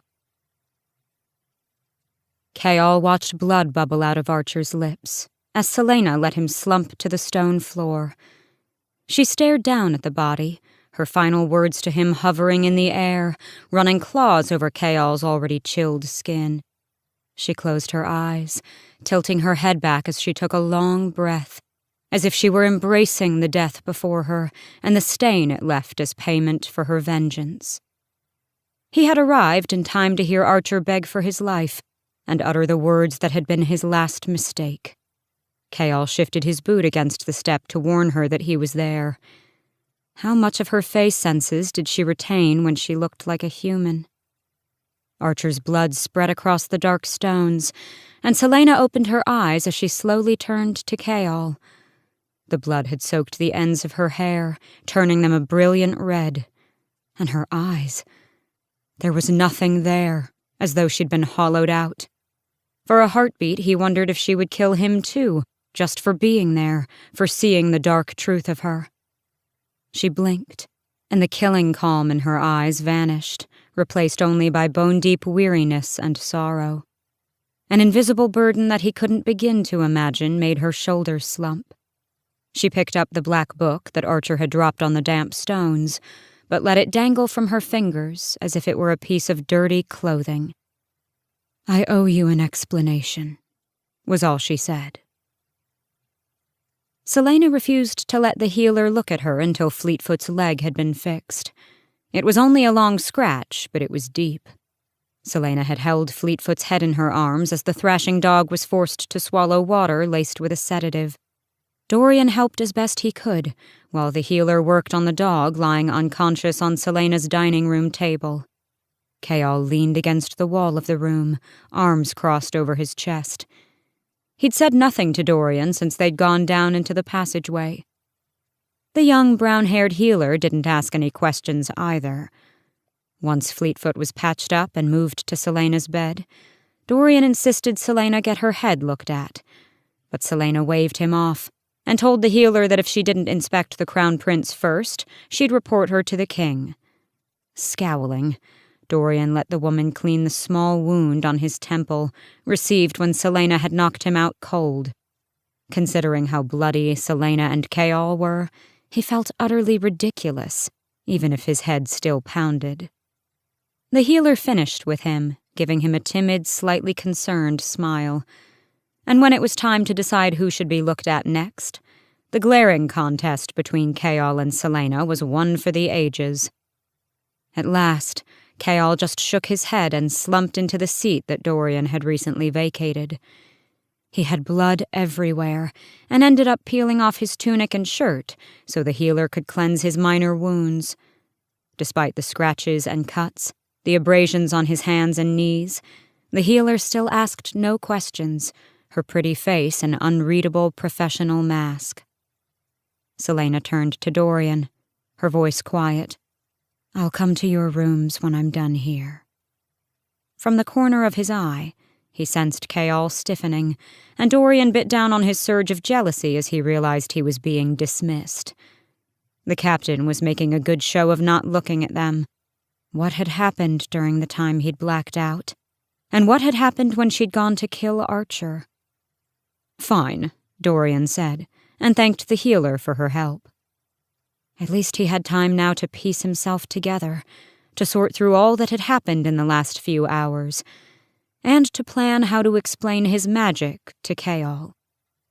But even as he walked out of the dining room, part of him realized that his magic, that he was the least of their concerns. Because even from that first day in Endovier, this had always been about them. Celaena didn't need a healer to look at her head. When the magic had taken her over, it had somehow healed everything. All that was left of her wounds now were bloodstains and torn clothing, and exhaustion, utter exhaustion. "I'm taking a bath," she told Chaol, who still sat shirtless under the healer's ministrations. She needed to wash Archer's blood off her. She shucked off her clothing and bathed, scrubbing herself until her skin hurt, washing her hair twice. When she emerged, she slipped into a clean tunic and pants, and just as she finished combing out her dripping hair, Chaol walked into her bedroom and sat at the chair before her desk. The healer gone, he'd put his shirt back on, and she could see the white bandages peeking through the rips in the dark cloth. Celaena checked on Fleetfoot, who was still unconscious on the bed, and then walked to the balcony doors. She studied the night sky for a long moment, seeking out a familiar constellation, the stag, the Lord of the North. She took a long breath. "My great-grandmother was Fae," she said, "and even though my mother couldn't switch into an animal form the way the Fae can, I somehow inherited the ability to shift between my Fae form and my human form." "And you can't shift anymore?" She looked over her shoulder at him. "When magic stopped 10 years ago, I lost my ability. It's what saved my life, I think. As a child, when I was scared or upset or had tantrums, I couldn't control the shift. I was learning to master it, but I would have given myself away at some point." "But in that other world, you could..." She turned to face him, seeing the haunted gleam in his eyes. "Yes. In that world, magic, or something like it, still exists. And it is just as awful and overwhelming as I remembered." She eased onto the edge of her bed, the distance between them feeling like leagues. "I had no control over it, over the shift, or the magic, or myself. I was as likely to hurt you as I was to hurt that creature." She closed her eyes, her hands shaking a bit. "So you did open a portal to another world. How?" "All those books I've been reading on the word marks, they had spells to open temporary portals." And then she explained about finding the passage on Sam Hewen, and the tomb, and Elena's command to become the champion, and what Cain had been doing, and how she had killed the Ritterak, and how tonight she had wanted to open a portal to see Nehemia. She left out the word keys, the king, and what she suspected he might be doing with Kaltain and Roland. When she finished, Chaol said, "I would say you're insane, except I have the blood of that creature on me, and went into that world myself." "If anyone knew, not just about the spells to open portals, but about what I am," she said wearily, "you understand that I would be executed." His eyes flashed. "I'm not going to tell anyone. I swear it." She bit her lip, nodding, and walked back to the window. "Archer told me that he was the one who had Nehemia assassinated, because she was a threat to his control over the group. He posed as Councilman Mullison and hired Grave. He kidnapped you to lure me away. He planted that anonymous threat against her life, too, because he wanted me to blame you for her death." Chaol swore, but she kept gazing out the window, kept looking at that constellation. "But even though I know you're not responsible," she said softly, "I still..." She found his face full of anguish. "You still can't trust me," he finished. She nodded. In this, she knew Archer had won, and hated him for it. "When I look at you," she whispered, "all I want to do is touch you. But what happened that night? I don't know if I can ever forget it. The deepest cut on his cheek had scabbed, and she knew it would scar. For my part, I am sorry for what I did to you. He stood, wincing at his wounds, and walked over to her. We both made mistakes, he said in that voice that made her heart stumble. She found the nerve to turn to him, gazing up into his face. How can you still look at me like that, when you know what I truly am? His fingers grazed her cheeks, warming her chilled skin. Fae, assassin, no matter what you are, Don't, she stepped back. Don't say it. She couldn't give him everything again. Not now.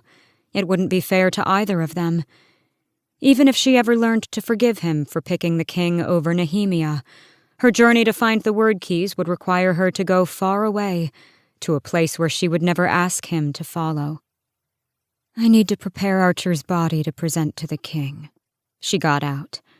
Before he could say anything else, she picked up Damaris from where she'd dropped it by the door and vanished into the passage.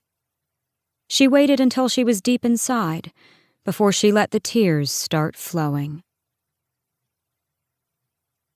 Chaol stared at where she had gone and wondered if he should follow her into that ancient darkness. But he thought of all that she'd told him, all the secrets she'd revealed, and knew he needed time to comprehend it all.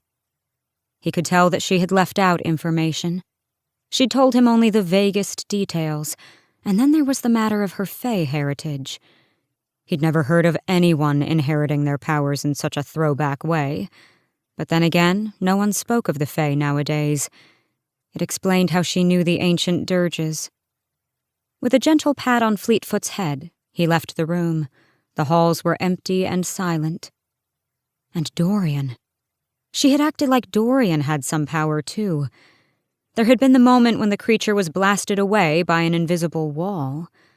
But it was impossible for Dorian to have power. How could he, when Celaena's own magic had disappeared as soon as she returned to this world? Celaena was Fae, and heir to a power she couldn't control. Even if she couldn't shift, if anyone ever discovered what she was. It explained why she was so terrified of the king, why she never said anything about where she'd come from or what she'd been through. And living here? This was the most dangerous place for her, or any Fae, to be. If someone found out what she was, they could use that information against her or have her killed, and there would be nothing he could do to save her. No lie he could tell, no strings he could pull. How long before someone else went digging into her past? How long before someone decided to go right to Arobin Hamel and torture him for the truth? Chaol's feet knew where he was going long before he'd made the choice, formed the plan. Minutes later, he found himself knocking on a wooden door. His father's eyes were bleary with sleep, and they narrowed as they saw him. Do you know what time it is? He didn't, and he didn't care. Chaol shouldered his way into the room and shut the door, scanning the dimness for any other people. I have a favor to ask you, but before I do, promise you won't ask any questions. His father gave him a slightly bemused look, then crossed his arms. No questions. Make your request. Beyond the window, the sky was beginning to lighten into a softer shade of black. I think that we should send the king's champion to Wendlin to dispatch the royal family. His father's brows rose. Chaol went on. We've been at war with them for 2 years, and have yet to break past their naval defenses. But if the king and his son are eliminated, we might stand a chance of getting through in the ensuing chaos, especially if the king's champion also gets her hands on their naval defense plans. He took a breath, keeping his voice disinterested. I want to present the idea to the king this morning, and I want you to support me. Because Dorian would never agree to it, not without knowing what Celaena was, and Chaol would never tell anyone, Dorian included. But with an idea this drastic, he'd need as much political muscle as he could get. An ambitious, ruthless plan. His father smiled. And if I support this idea and convince my allies on the council to support it too, then what can I expect in return? From the way his eyes gleamed, his father already knew the answer. Then I will go back to Aniel with you, Kaol said. I will leave my position as captain and return home. It wasn't his home. Not anymore. But if it meant getting Celaena out of the country, Wendlin was the last stronghold of the Fae, and the one place in Aurelia where she'd be truly safe. Whatever shred of hope he'd had for a future with her was gone. She still felt something for him, she'd admitted, but she would never trust him. She would always hate him for what he'd done. But he could do this for her. Even if he never saw her again, even if she abandoned her duties as King's champion and stayed with the Fae and Wendlin forever, as long as he knew that she was safe, that no one could hurt her, he'd sell his soul again and again for that. His father's eyes gleamed with triumph. Consider it done. Chapter 53. When Celaena finished telling Dorian the story she'd told Kaol, albeit a much more limited version, he let out a long sigh and fell back onto his bed. It sounds like something out of a book, he said, staring at the ceiling. She sat down on the other side of the bed. Believe me, I thought I was going mad for a while. So, you actually opened a portal to another world? Using these word marks? She nodded. You also knocked that creature aside like it was a leaf caught in a wind. Oh, she hadn't forgotten about that. Not for one moment had she forgotten what it meant for him to have such raw power. That was dumb luck. She watched him, this kind, clever prince of hers. I still can't control it. In the tomb, she said, there is someone who might offer you some advice on how to control it, who might have some information about the kind of power you've inherited. Right then, though, she didn't exactly know how to explain Mort to him, so she just said, Someday soon, you and I could go down there and meet him. Is he? You'll see when we get there. If he deigns to speak to you, it might take a while for him to decide he likes you. After a moment, Dorian reached over and took her hand, bringing it to his lips for a swift kiss. Nothing romantic, a gesture of thanks. Even though things are different between us now, I meant what I said after the duel with Cain.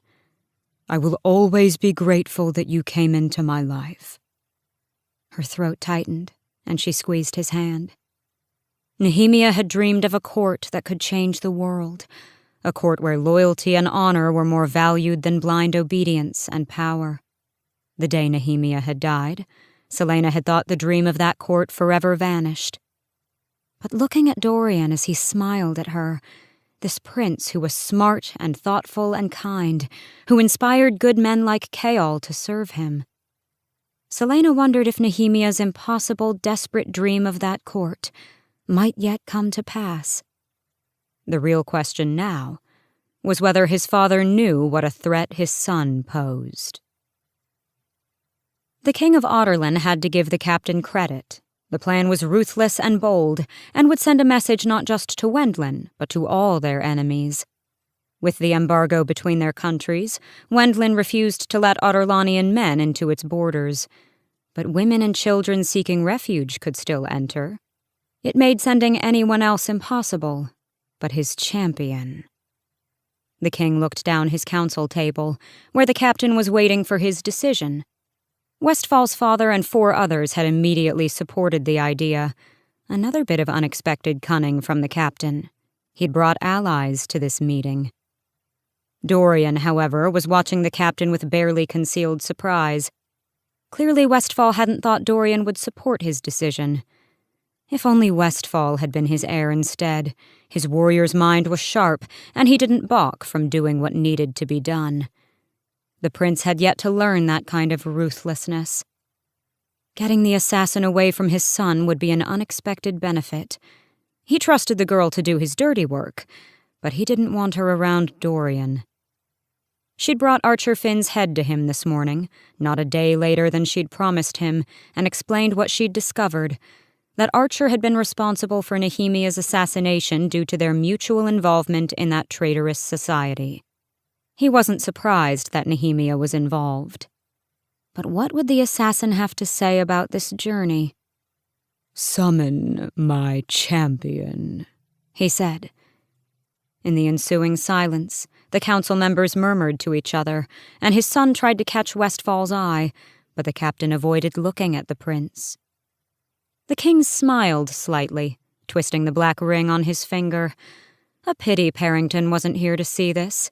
He was off dealing with the slave uprising in Calaculla, news of which had been kept so secret that even the messengers had forfeited their lives. The Duke would have been greatly amused by today's turn of events. But he wished Parrington here for more important reasons, too, to help him find out who had opened a portal last night. He'd sensed it in his sleep, a sudden shift in the world. It was open for only a few minutes before someone closed it again. Cain was gone. Who else in this castle possessed that kind of knowledge or that power in the blood? Was it the same person who had killed Baba Yellowlegs? He put a hand on Nothung, his sword. There had been no body, but he didn't think for one moment that Yellowlegs had just disappeared. The morning after she'd vanished, he'd gone to the carnival himself to look at the ruined wagon. He'd seen the flecks of dark blood staining the wooden floor. Yellowlegs had been a queen among her people, one of the 3 brutal factions that had destroyed the Kraken family 500 years ago. They'd relished erasing much of the wisdom of the Kraken women who had ruled justly for 1,000 years. He'd invited the carnival here to meet with her, to purchase a few of her mirrors, and learn what remained of the Iron Teeth alliance that had once been strong enough to rip apart the Witch Kingdom. But before she had yielded any decent information, she had died, and it frustrated him not to know why. Her blood had been spilled at his castle. Others might come to demand answers and retribution. If they came, he would be ready. Because in the shadows of the ferrying gap, he'd been breeding new mounts for his gathering armies, and his wyverns still needed riders. The doors to the council room opened. The assassin walked in, shoulders thrown back in that insufferable way of hers. She coolly took in the details of the room before stopping a few feet away from the table and bowing low. "Your Majesty summoned me?" She kept her eyes averted, as she usually did, except for that delightful day when she'd come in and practically flayed Mullison alive. Part of him wished he didn't now have to free the sniveling councilman from the dungeons. "Your companion, Captain Westfall, has come up with a rather unusual idea," the king said, and waved a hand at Chaol. "Why don't you explain, Captain?" The captain twisted in his chair, then rose to his feet to face her. "I have suggested that we send you to Wendland to dispatch the king and his heir. While you are there, you will also seize their naval and military defense plans, so that once the country is in chaos, we will be able to navigate their impenetrable barrier reefs and take the country for ourselves." The assassin looked at him for a long moment, and the king noticed that his son had gone very, very still. Then she smiled, a cruel, twisted thing. It would be an honor to serve the crown in such a way. He had never learned anything about the mark that had glowed on her head during the duel. The word mark was impossible to decipher. It either meant nameless or unnamed, or something akin to anonymous. But God's blessed or not, from the wicked grin on her face, the king knew she'd enjoy this task.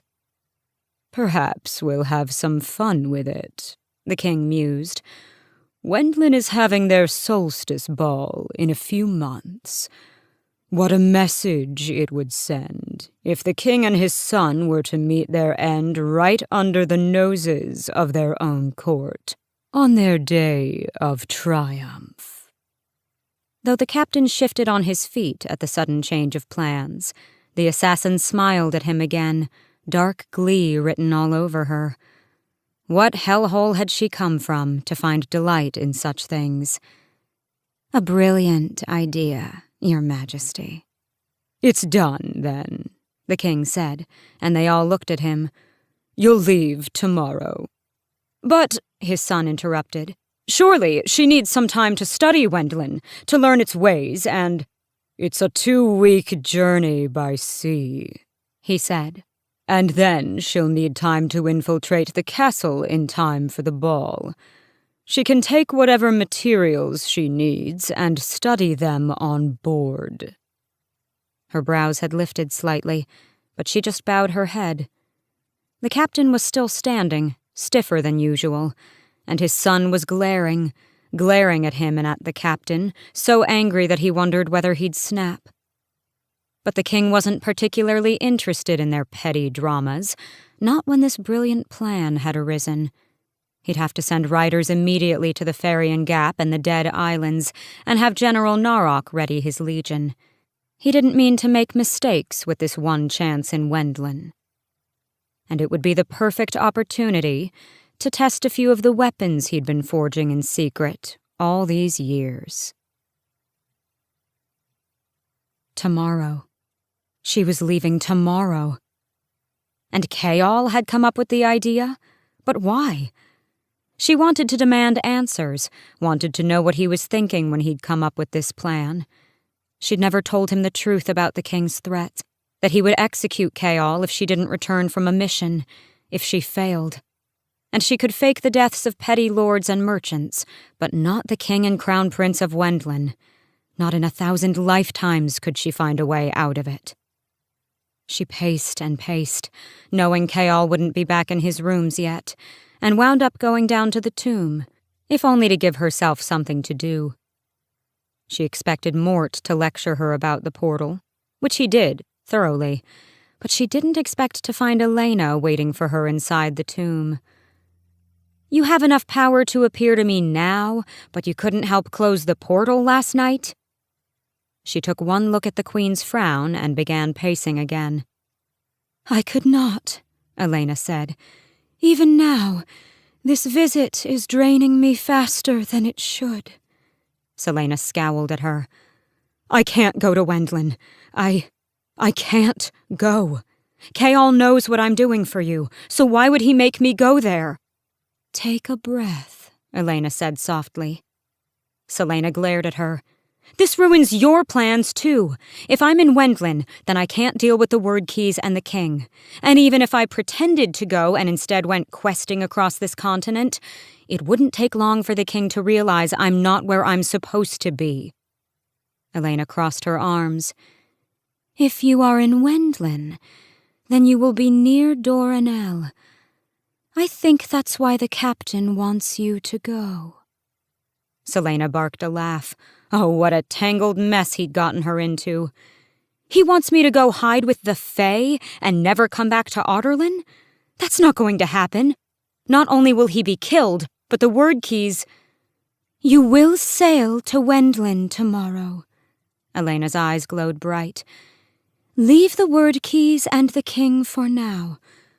Go to Wendlin and do what needs to be done. Did you plant this idea in his head somehow? No. The captain is trying to save you, the only way he knows how. Celaena shook her head, looking at the sunlight pouring into the tomb from the shaft above. Will you ever stop giving me commands? Elena let out a soft laugh. When you stop running from your past, I will. Celaena rolled her eyes, then let her shoulders droop. A shard of memory sliced through her. When I spoke to Nehemia, she mentioned that she knew her own fate, that she had embraced it, that it would set things in motion. Do you think she somehow manipulated Archer into— But she couldn't finish saying it, couldn't let herself voice what the horrible truth might be. That Nehemia had engineered her own death, knowing that she might change the world, change Celaena more through dying than living. A cold, slender hand grasped hers. Cast that thought out into the far reaches of your mind. Knowing the truth, whatever it may be, will not change what you must do tomorrow, where you must go. And even though Celaena knew the truth in that moment, knew it just from Elena's refusal to answer at all, she did as the Queen commanded. There would be other moments, other times to take out that truth to examine every dark and unforgiving facet. But right now, Celaena studied the light pouring into the tomb. Such a little light, holding the darkness at bay. Wendlyn, then. Elena smiled grimly and squeezed her hand. Wendlyn, then. Chapter 54. When the council meeting was over, Chaol did his best not to look at his father, who had been watching him so carefully while he'd announced his plans to the king, or at Dorian, whose sense of betrayal rippled off of him as the meeting went on. He tried to hurry back to the barracks, but he wasn't all that surprised when a hand clapped on his shoulder and turned him around. Wendlyn? Dorian snarled. Chaol kept his face blank. If she's capable of opening a portal like she did last night, then I think she needs to get out of the castle for a while. For all of our sakes. Dorian couldn't know the truth. She'll never forgive you for having her shipped off like that, to take down a whole country, and in such a public way, making a spectacle out of it. Are you mad? I don't need her forgiveness, and I don't want to worry about her letting in a horde of otherworldly creatures just because she's missing her friend. He hated each lie that came out of his mouth, but Dorian drank them up, his eyes seeming to glow with rage. This was the other sacrifice he'd have to make, because if Dorian didn't hate him, if he didn't want Chaol gone, then leaving for Aniel would be that much more difficult. If anything happens to her in Wendlyn, Dorian growled, refusing to back down, I'll make you regret the day you were born. If anything happened to her, Chaol was fairly certain he'd forever regret that day, too. But he just said, One of us has to start leading, Dorian, and stalked off. Dorian didn't follow him. Dawn was just breaking as Celaena arrived at Nehemia's grave. The last of the winter snows had melted, leaving the world barren and brown, waiting for spring. In a few hours, she'd set sail across the ocean. Celaena dropped to her knees on the damp ground and bowed her head before the grave. Then she said the words she'd wanted to say to Nehemia last night, the words that she should have said from the beginning, words that wouldn't change, no matter what she learned about Nehemia's death. I want you to know, she whispered to the wind, to the earth, to the body far beneath her, that you were right. You were right. I am a coward, and I have been running for so long that I've forgotten what it is to stand and fight. She bowed deeper, putting her forehead against the dirt. But I promise, she breathed into the soil, I promise that I will stop him. I promise that I will never forgive, never forget what they did to you. I promise that I will free Eelway. I promise that I will see your father's crown restored to his head. She raised herself, drawing a dagger from her pocket, and sliced a line across her left palm. Blood welled, ruby bright against the golden dawn, sliding down the side of her hand before she pressed her palm to the earth. I promise, she whispered again, on my name, on my life, even if it takes until my last breath, I promise I will see Eelway freed. She let her blood soak into the ground, willing it to carry the words of her oath to the other world, where Nehemia was safe at last. From now on, there would be no other oaths but this, no other contracts, no other obligations. Never forgive, never forget.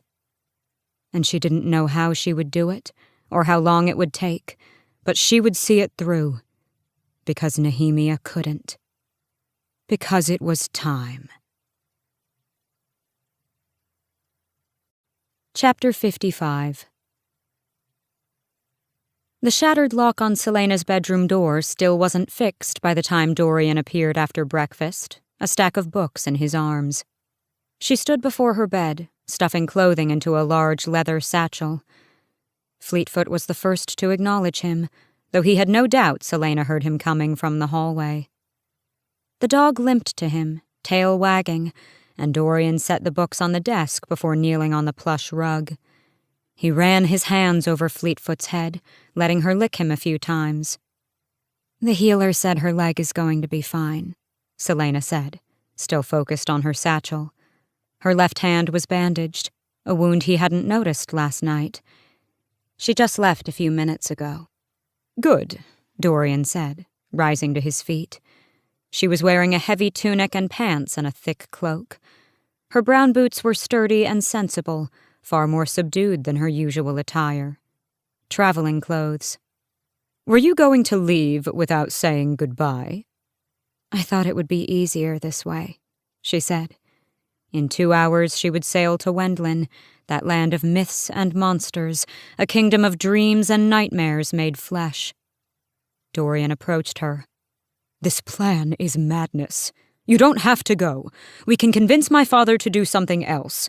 If they catch you in Wendlin..." "They won't catch me." "There will be no help for you," Dorian said, putting a hand on the satchel. "If you are captured, if you are hurt, you are beyond our reach. You will be entirely on your own." "I'll be fine." "But I won't be. Every day that you're there, I will wonder what has become of you. I won't forget you. Not for 1 hour." Her throat bobbed, the only sign of emotion she allowed to show, and she looked toward her dog, watching them from the rug. "Will you..." He watched her swallow again before meeting his gaze. The gold in her eyes glowed in the morning sun. "Will you look after her while I'm gone?" He took her hand, squeezing. "As if she's one of my own. I'll even let her sleep in the bed." She gave him a small smile, and he had a feeling that any greater sign of emotion would shatter her self-control. He waved a hand to the books he'd brought. "I hope you don't mind, but I need a place to store these, and your rooms might be safer than mine." She glanced at the desk, but to his relief, didn't go to it. The books he'd brought would only lead to more questions. Genealogies, royal chronicles, anything on how and why he might have magic. "Of course," was all she said. "I think the Walking Dead is still floating around in here anyway. Maybe it'll be glad to have company." He might have smiled had it not been eerily true. "I'll leave you to your packing.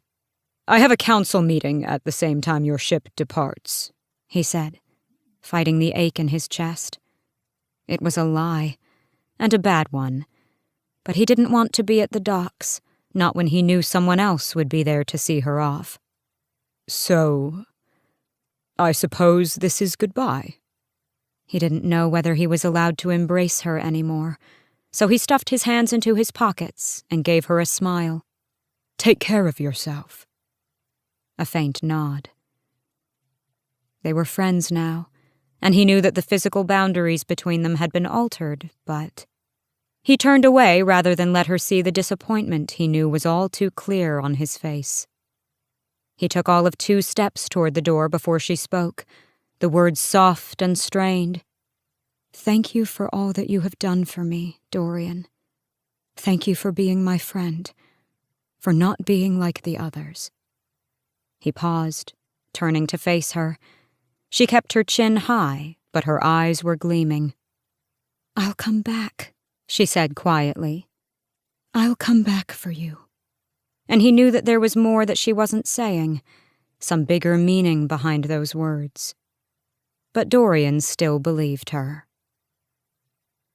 The docks were crowded with sailors and slaves and workers loading and unloading cargo. The day was warm and breezy, the first hint of spring in the air, and the sky was cloudless. A good day for sailing. Celaena stood before the ship that would carry her through the first leg of the journey. It would sail to a prearranged location where a ship from Wendlin would meet it, to take aboard refugees fleeing the shadow of Otterlin's empire. Most of the women traveling on her ship were already below decks. She shifted the fingers of her bandaged left hand, wincing at the dull pain radiating outward from her palm. She had hardly slept that night, holding Fleetfoot close to her instead. Saying goodbye an hour ago had been like ripping out a piece of her heart, but the dog's leg was still too injured for her to risk the journey to Wendlin. She hadn't wanted to see Chaol, hadn't bothered saying goodbye, because she had so many questions for him that it was easier not to ask at all. Hadn't he known what an impossible trap he was setting for her now? The ship captain bellowed a 5-minute departure warning.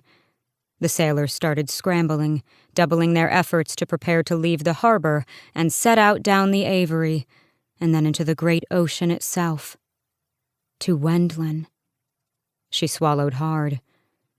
"Do what needs to be done," Elena had told her. Did that mean actually killing the royal family of Wendlin, or something else? A salty breeze ruffled her hair, and she stepped forward. But someone emerged from the shadows of the buildings lining the docks. "Wait," Chaol said. Celaena froze as he walked to her, and didn't move even when she found herself looking up into his face. "Do you understand why I did this?" he asked softly. She nodded but said, "I have to return here." "No," he said, his eyes flashing. "You... Listen." She had 5 minutes. She couldn't explain it to him now, couldn't explain that the king would kill him if she didn't return. That knowledge could be fatal to him. And even if he ran away, the king had threatened Nehemia's family too.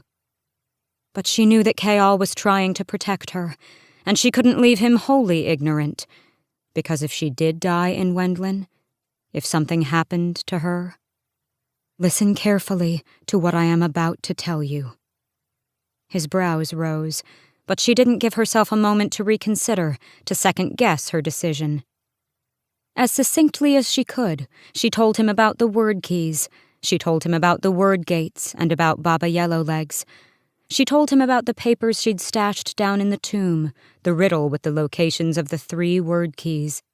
And then she told him that she knew the king had at least one, and that there was a dead creature sealed beneath the library, and that he should never open the door to the catacombs, never, and that Roland and Caltaine might be part of some bigger, deadlier plan. And when that horrible truth had been revealed, she unfastened the eye of Elena from her neck and folded it into his palm. "Never take it off. It will protect you from harm." He was shaking his head, his face deathly pale. "Celaena, I can't." "I don't care if you go looking for the keys, but someone has to know about them. Someone other than me. All the proof is in the tomb." Chaol grabbed her hand with his free one. "Celaena." "Listen," she repeated. "If you hadn't convinced the king to send me away, we could have figured them out together. But now..." 2 minutes, the sea captain shouted. Chaol was just staring at her, such grief and fear in his eyes that speech failed her. And then she did the most reckless thing she'd ever done in her life. She stood on her toes and whispered the words into his ear. The words that would make him understand why it was so important to her, and what it meant when she said she would return. And he would hate her forever for it, once he understood. "What does that mean?" he demanded. She smiled sadly. "You'll figure it out. And when you do..." She shook her head, knowing she shouldn't say it, but doing it anyway. "When you do, I want you to remember that it wouldn't have made any difference to me. It's never made any difference to me when it came to you. I'd still pick you. I'll always pick you. Please, please, just tell me what that means." But there was no time, so she shook her head and stepped back. Chaol took 1 step toward her, though, 1 step, then he said, "I love you." She strangled the sob that built in her throat. "I'm sorry," she said. hoping he would remember those words later when he knew everything. Her legs found the strength to move. She took a breath, and with a final look at Chaol, she strode up the gangplank. Taking no notice of those on board, she set down her sack and took up a place by the railing. She looked down at the dock to find Chaol still standing by the walkway as it was lifted. The ship's captain called for them to cast off. Sailors scurried, ropes were untied, tossed and tied again, and the ship lurched. Her hands clasped the railing so hard they hurt. The ship began moving, and Chaol, the man she hated and loved so much that she could hardly think around him, just stood there, watching her go. The current grabbed the ship, and the city began to diminish. The ocean breeze soon caressed her neck, but she never stopped staring at Chaol. She stared toward him until the glass castle was a sparkling speck in the distance. She stared toward him until there was only gleaming ocean around her. She stared toward him until the sun dropped beyond the horizon and a smattering of stars hung overhead. It was only when her eyelids drooped and she swayed on her feet that Celaena stopped staring toward Chaol. The smell of salt filled her nostrils, so different from the salt of Endovier, and a spirited wind whipped through her hair. With a hiss through her teeth, Celaena Sardothien turned her back on Otterlin and sailed toward Wendlin. Chapter 56. Chaol didn't understand what she'd told him, the words she'd whispered in his ear. It was a date, not even a year attached to it, a month and a date that had passed weeks and weeks ago. It was the day that Celaena had left the city, the day she had snapped at Endovier a year before, the day her parents had died. He stayed on the docks long after the ship was out of the harbor, watching its sails become smaller and smaller as he mulled over the date again and again. Why had she told him everything about those word keys, but made this hint so obscure? What could possibly be more important than the horrible truth about the king he served? The word keys, while they terrified him, made sense. They explained so much. The king's great power, his journeys that ended with the whole party mysteriously dying, how Cain had become so strong. Even that time Chaol had looked at Parrington and seen his eyes darken so strangely. But when she'd told him, had she known what kind of choice she'd left him? And what could he possibly do about it from Aniel? Unless he could find a way out of the vow he'd made. He'd never said when he would go to Aniel. He could think about that tomorrow. For now. When Chaol returned to the castle, he went to her rooms, sorting through the contents of her desk. But there was nothing about that date. He checked the will she'd written, but that had been signed several days after. The silence and emptiness of her chambers threatened to swallow him whole, and he was about to leave when he spotted the stack of books, half hidden in the shadows of her desk.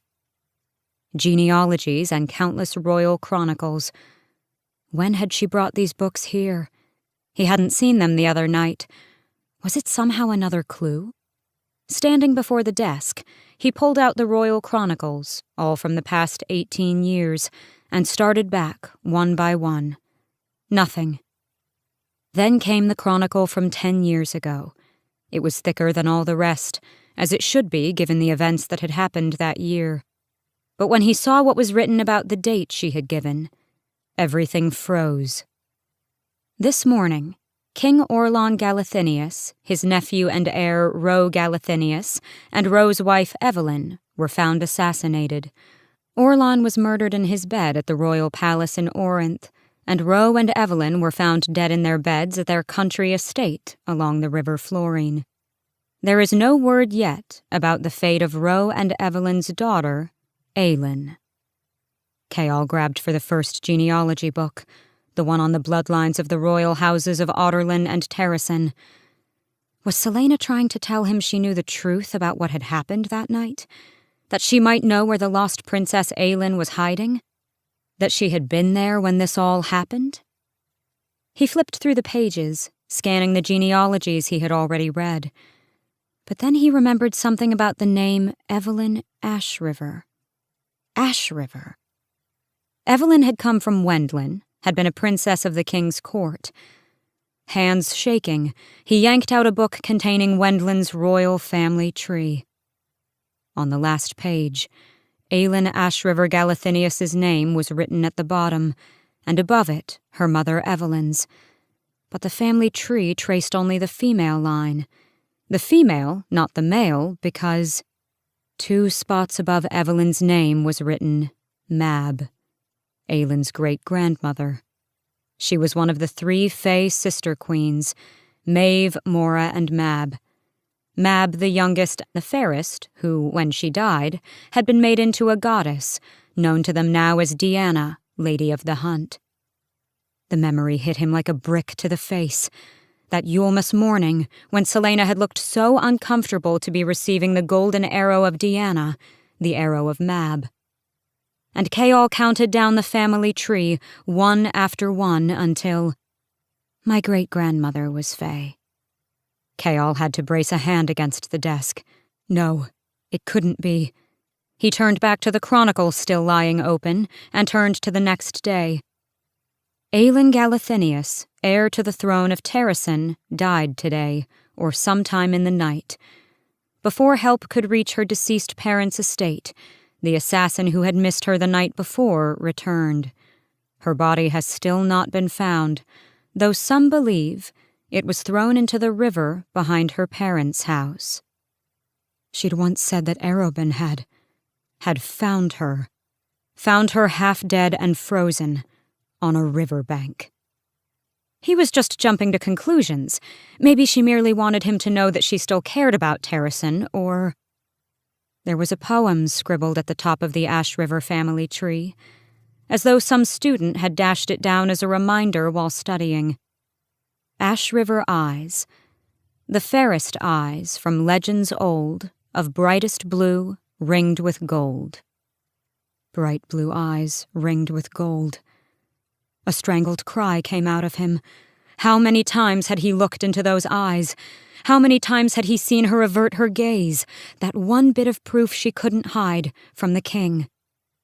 Celaena Sardothien wasn't in league with Aelin Ashriver Galathinius.